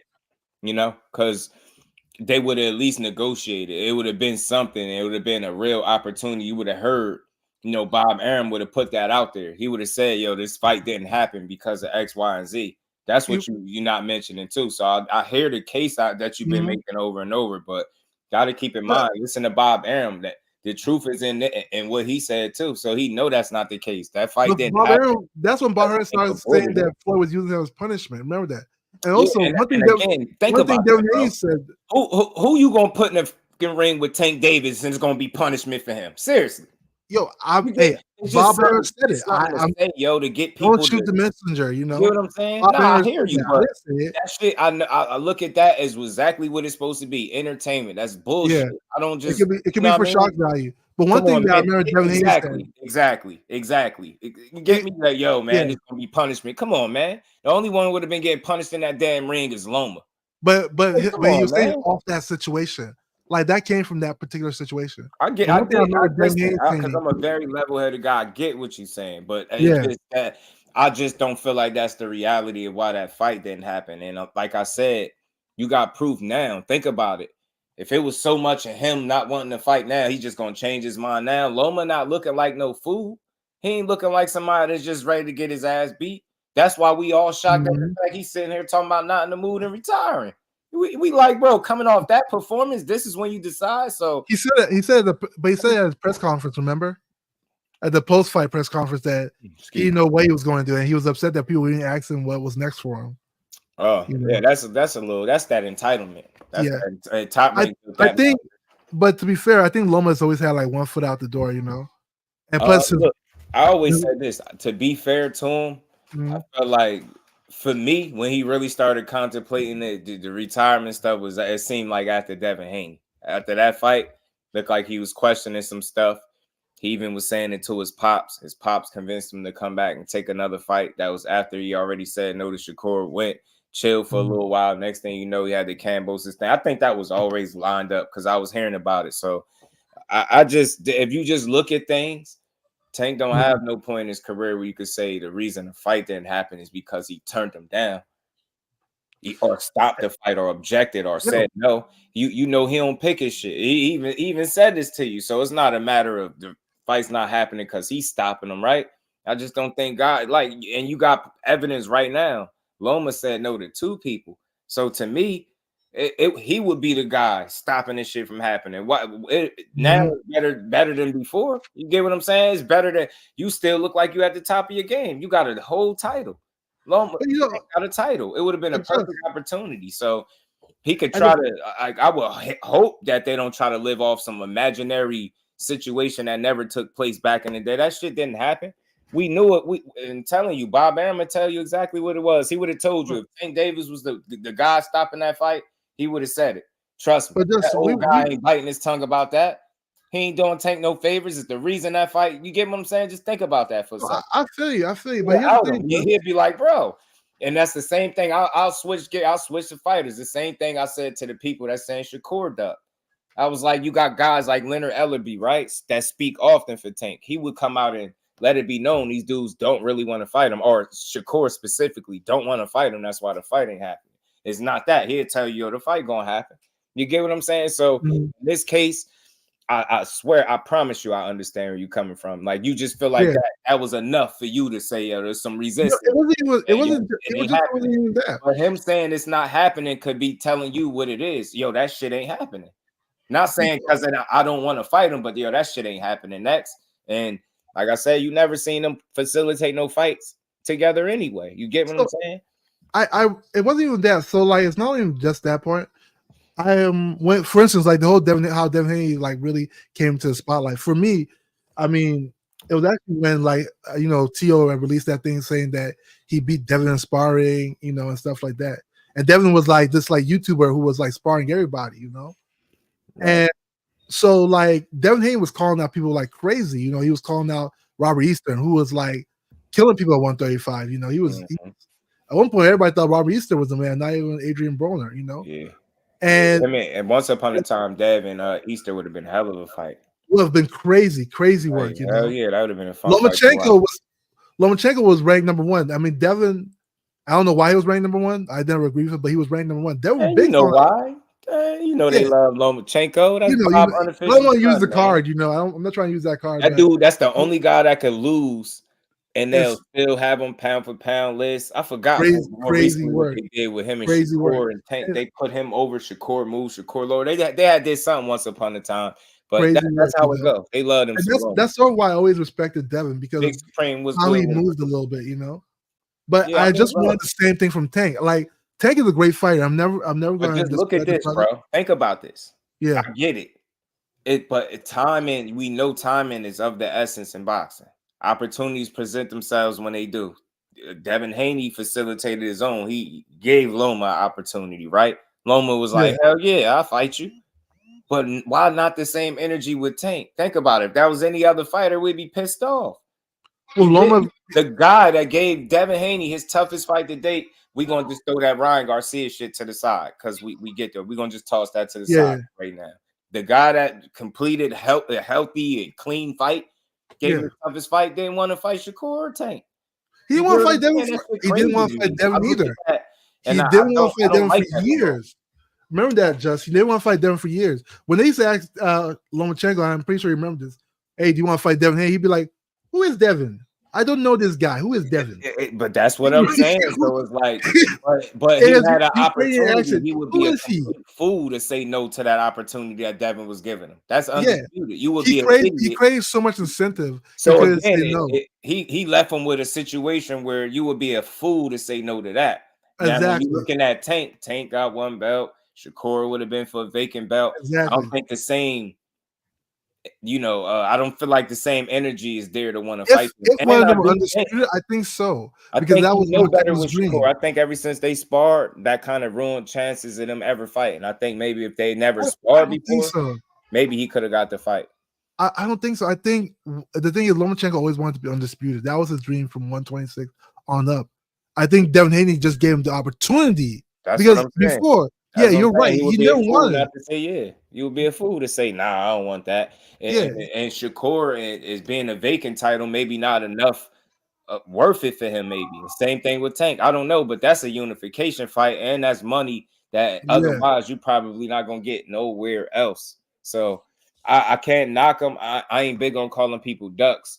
I try to give him the respect because with a career like that, amateur career like that, I always think that blew his fuse ran his fuse a little short. Like it burnt his fuse short. He came in at like 26. Just put that in perspective. That's old. That's kind of old in boxing, right? Not old, but that's old as amateur. So that's what did it to me. Like, and that's why he find himself at the end of his rope.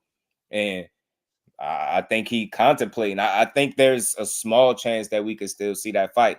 But it all depends on if he's really going to retire or not. Because I'm telling you, I did hear from a solid source that was possible. But then I also heard his retirement talk. So once I hear that, I'm not confident in seeing a fight. Because if you 1 foot in, 1 foot out with Tank, that's not going to be smart. So hopefully, man, if Loma is going to fight at all, I hope it be a Tank or Shakur. Nothing else will make sense. If it's Tank, we would love it, obviously, because of the history. That would put all that shit to bed. It'll be a unification fight. You get what I'm saying? We could finally get to see a great fight. You would see Tank go snatch up another belt because I don't think he's losing to him. Or for Shakur purposes, which I doubt we see that. I would like that fight for him because I think the right kind of win over a guy like Loma would make people want to see him and Tank even more. I agree. Arnold. I would love for them to both unify now and like go for undisputed. That perfect world. I mean, if boxing was so simple, if politics wasn't involved, that'd be it. That's exactly what should have happened. That should have been fighting Tank because they already had some history, and I just really don't think he wanted nothing to do with Shakur. I really think that sparring did that. And I'm not trying to be funny. I just think it. Like you listen to the way he speak about him, it don't sound like it's somebody he want to fight. And the energy, I at least I give him some credit because he ain't never really made me feel like he was gonna fight Shakur. Never. Like that energy stayed consistent. He just don't want to fight him. Maybe maybe he feel like he can't beat him. I don't know, but I just don't never think he wanted that fight.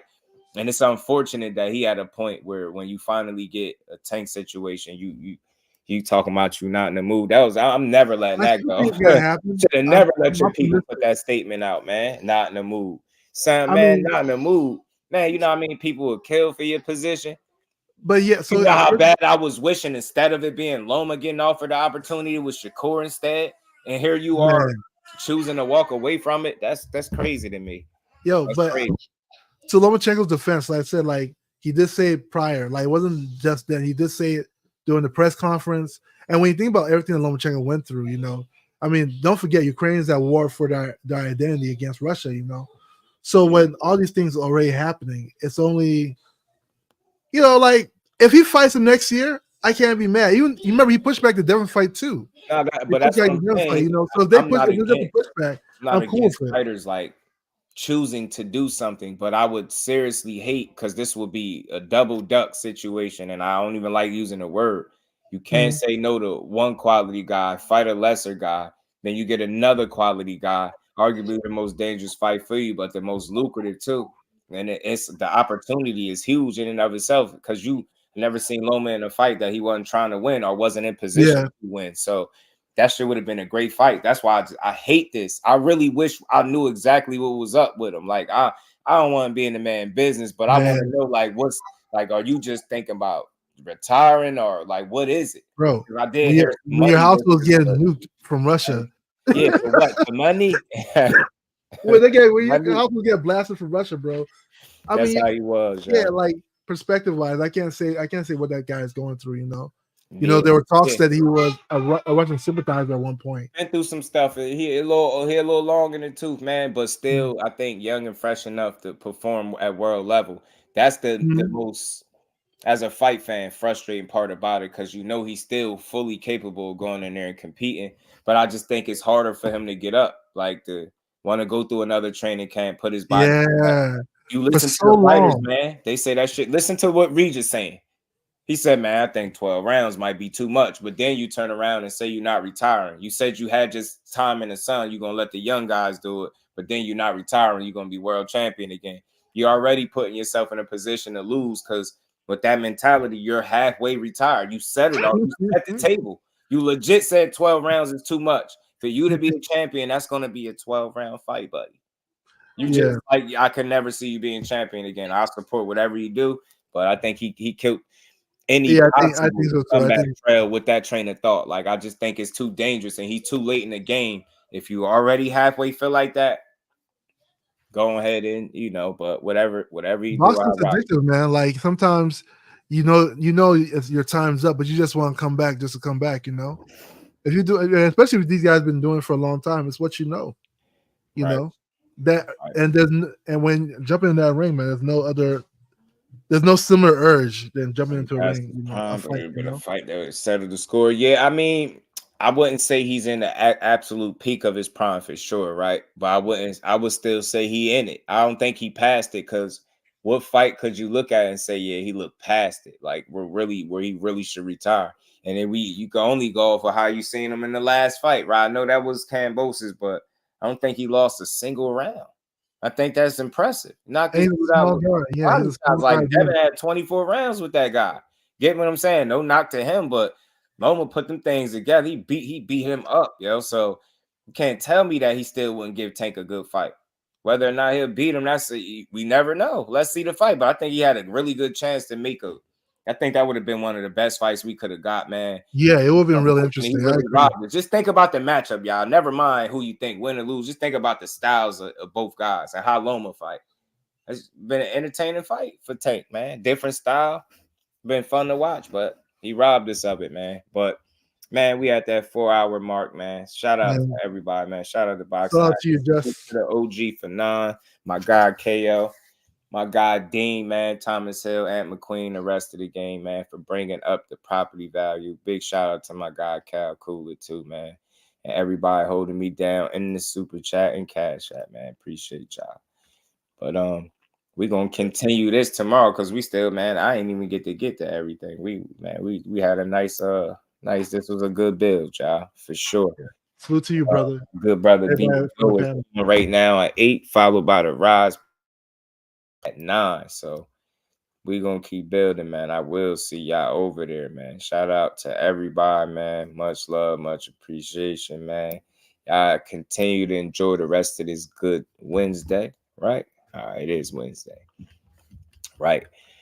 Yeah, smash the like button for me on the way out, man. Tank Davis, man. Hopefully that tweet doesn't mean anything. Hopefully, You know, that's hopefully that's nothing and fans are panicking. I think people panicking, but we're gonna see. We're gonna get to this Raymond Muratalla stuff tomorrow. I'm gonna talk about it, man. Pardon me, because we ain't even get through it, but I wanted to let everybody cook. So shout out to everybody that came and joined the panel and everybody in the chat. Much love to y'all. Shout out to the Queen Aisha Cruz with content. My guy Gert, y'all just want alone to lose. The high rule exposure, my guy. I really do think though, all things real. I think him and Shakur be a technical fight. That'd be fun. I think the same thing with him and Tank, but Tank just got that power to end them and make things real interesting. But I think Loma makes a good fight with either of those guys. So I'm just a little kind of bummed out that he ain't elect to fight either one. And that's two. Like, damn. At this point, I'll take either matchup with Lomachenko or either of the guys, either of them three mixing it up. You get me? We got a good fight, but I don't know. Like I said, hopefully it's some truth to them revisiting that fight. Hopefully he don't retire. Maybe we just got some bad news, man, or some bad information, man. Hopefully Loma somewhere trying to put it together. You know what I'm saying? But I just would want to see that fight. And I think it would have been great for Tank career and his resume to get a Lomachenko on there, right? I think that would have been perfect. You know what I'm saying? I think that would have been perfect for him. And the same thing for Shakur. But with Loma, if Loma retire, then that makes 135 a bit more thin. And it kind of take potential good fights off the table. So that's the weakest part about it, man. But it's boxing for you, man. What could you do? But on that note, man, that's all I got, man. I appreciate everybody that tuned in, man. And make sure y'all enjoy the rest of this Wednesday. And I'll see y'all tomorrow on a good Thursday to build on this good boxing. Peace to the fam. We out.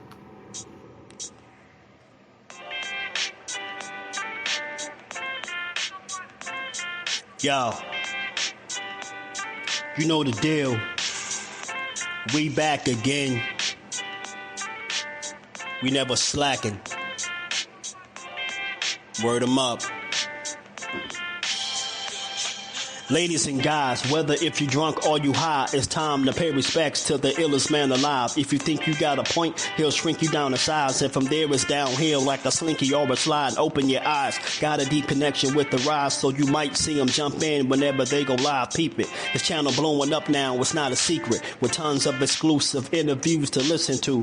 Them other channels I hate, but yo, they missing clues. They start narratives, sip the goose and twist the truth. It don't take a rocket scientist to get the proof. Just click the live at 4 p.m. Eastern time. But when you chime in, make sure you keep it kind. But if cowards want to debate, then it's feasting time. My man Jusdu shine busy all the time. Grind 24/7, 365.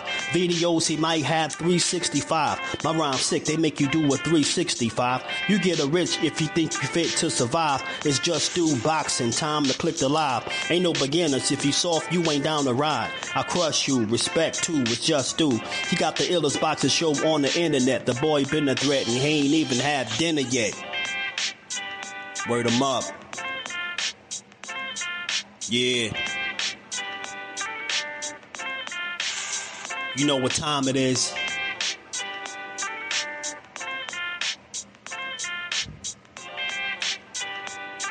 $4 p.m. Eastern. Click the link. In the building. Make sure y'all subscribe to Jusdueboxing, the best boxing talk on YouTube. Jusdueboxing in the building, 4 o'clock shorty, man. Y'all make sure y'all check him out. He's going to be live today at 4 o'clock, man. And he's going to be spewing some good stuff as he always do with an unbiased approach, man. He's probably the most unbiased channel on YouTube. What's going on? And one of my favorite channels, if y'all into that pugilistic perfection, if y'all into that boxing, that's that boy Jusdueboxing here on YouTube. Make sure y'all check out Jusdueboxing, the only unbiased boxing channel on YouTube, because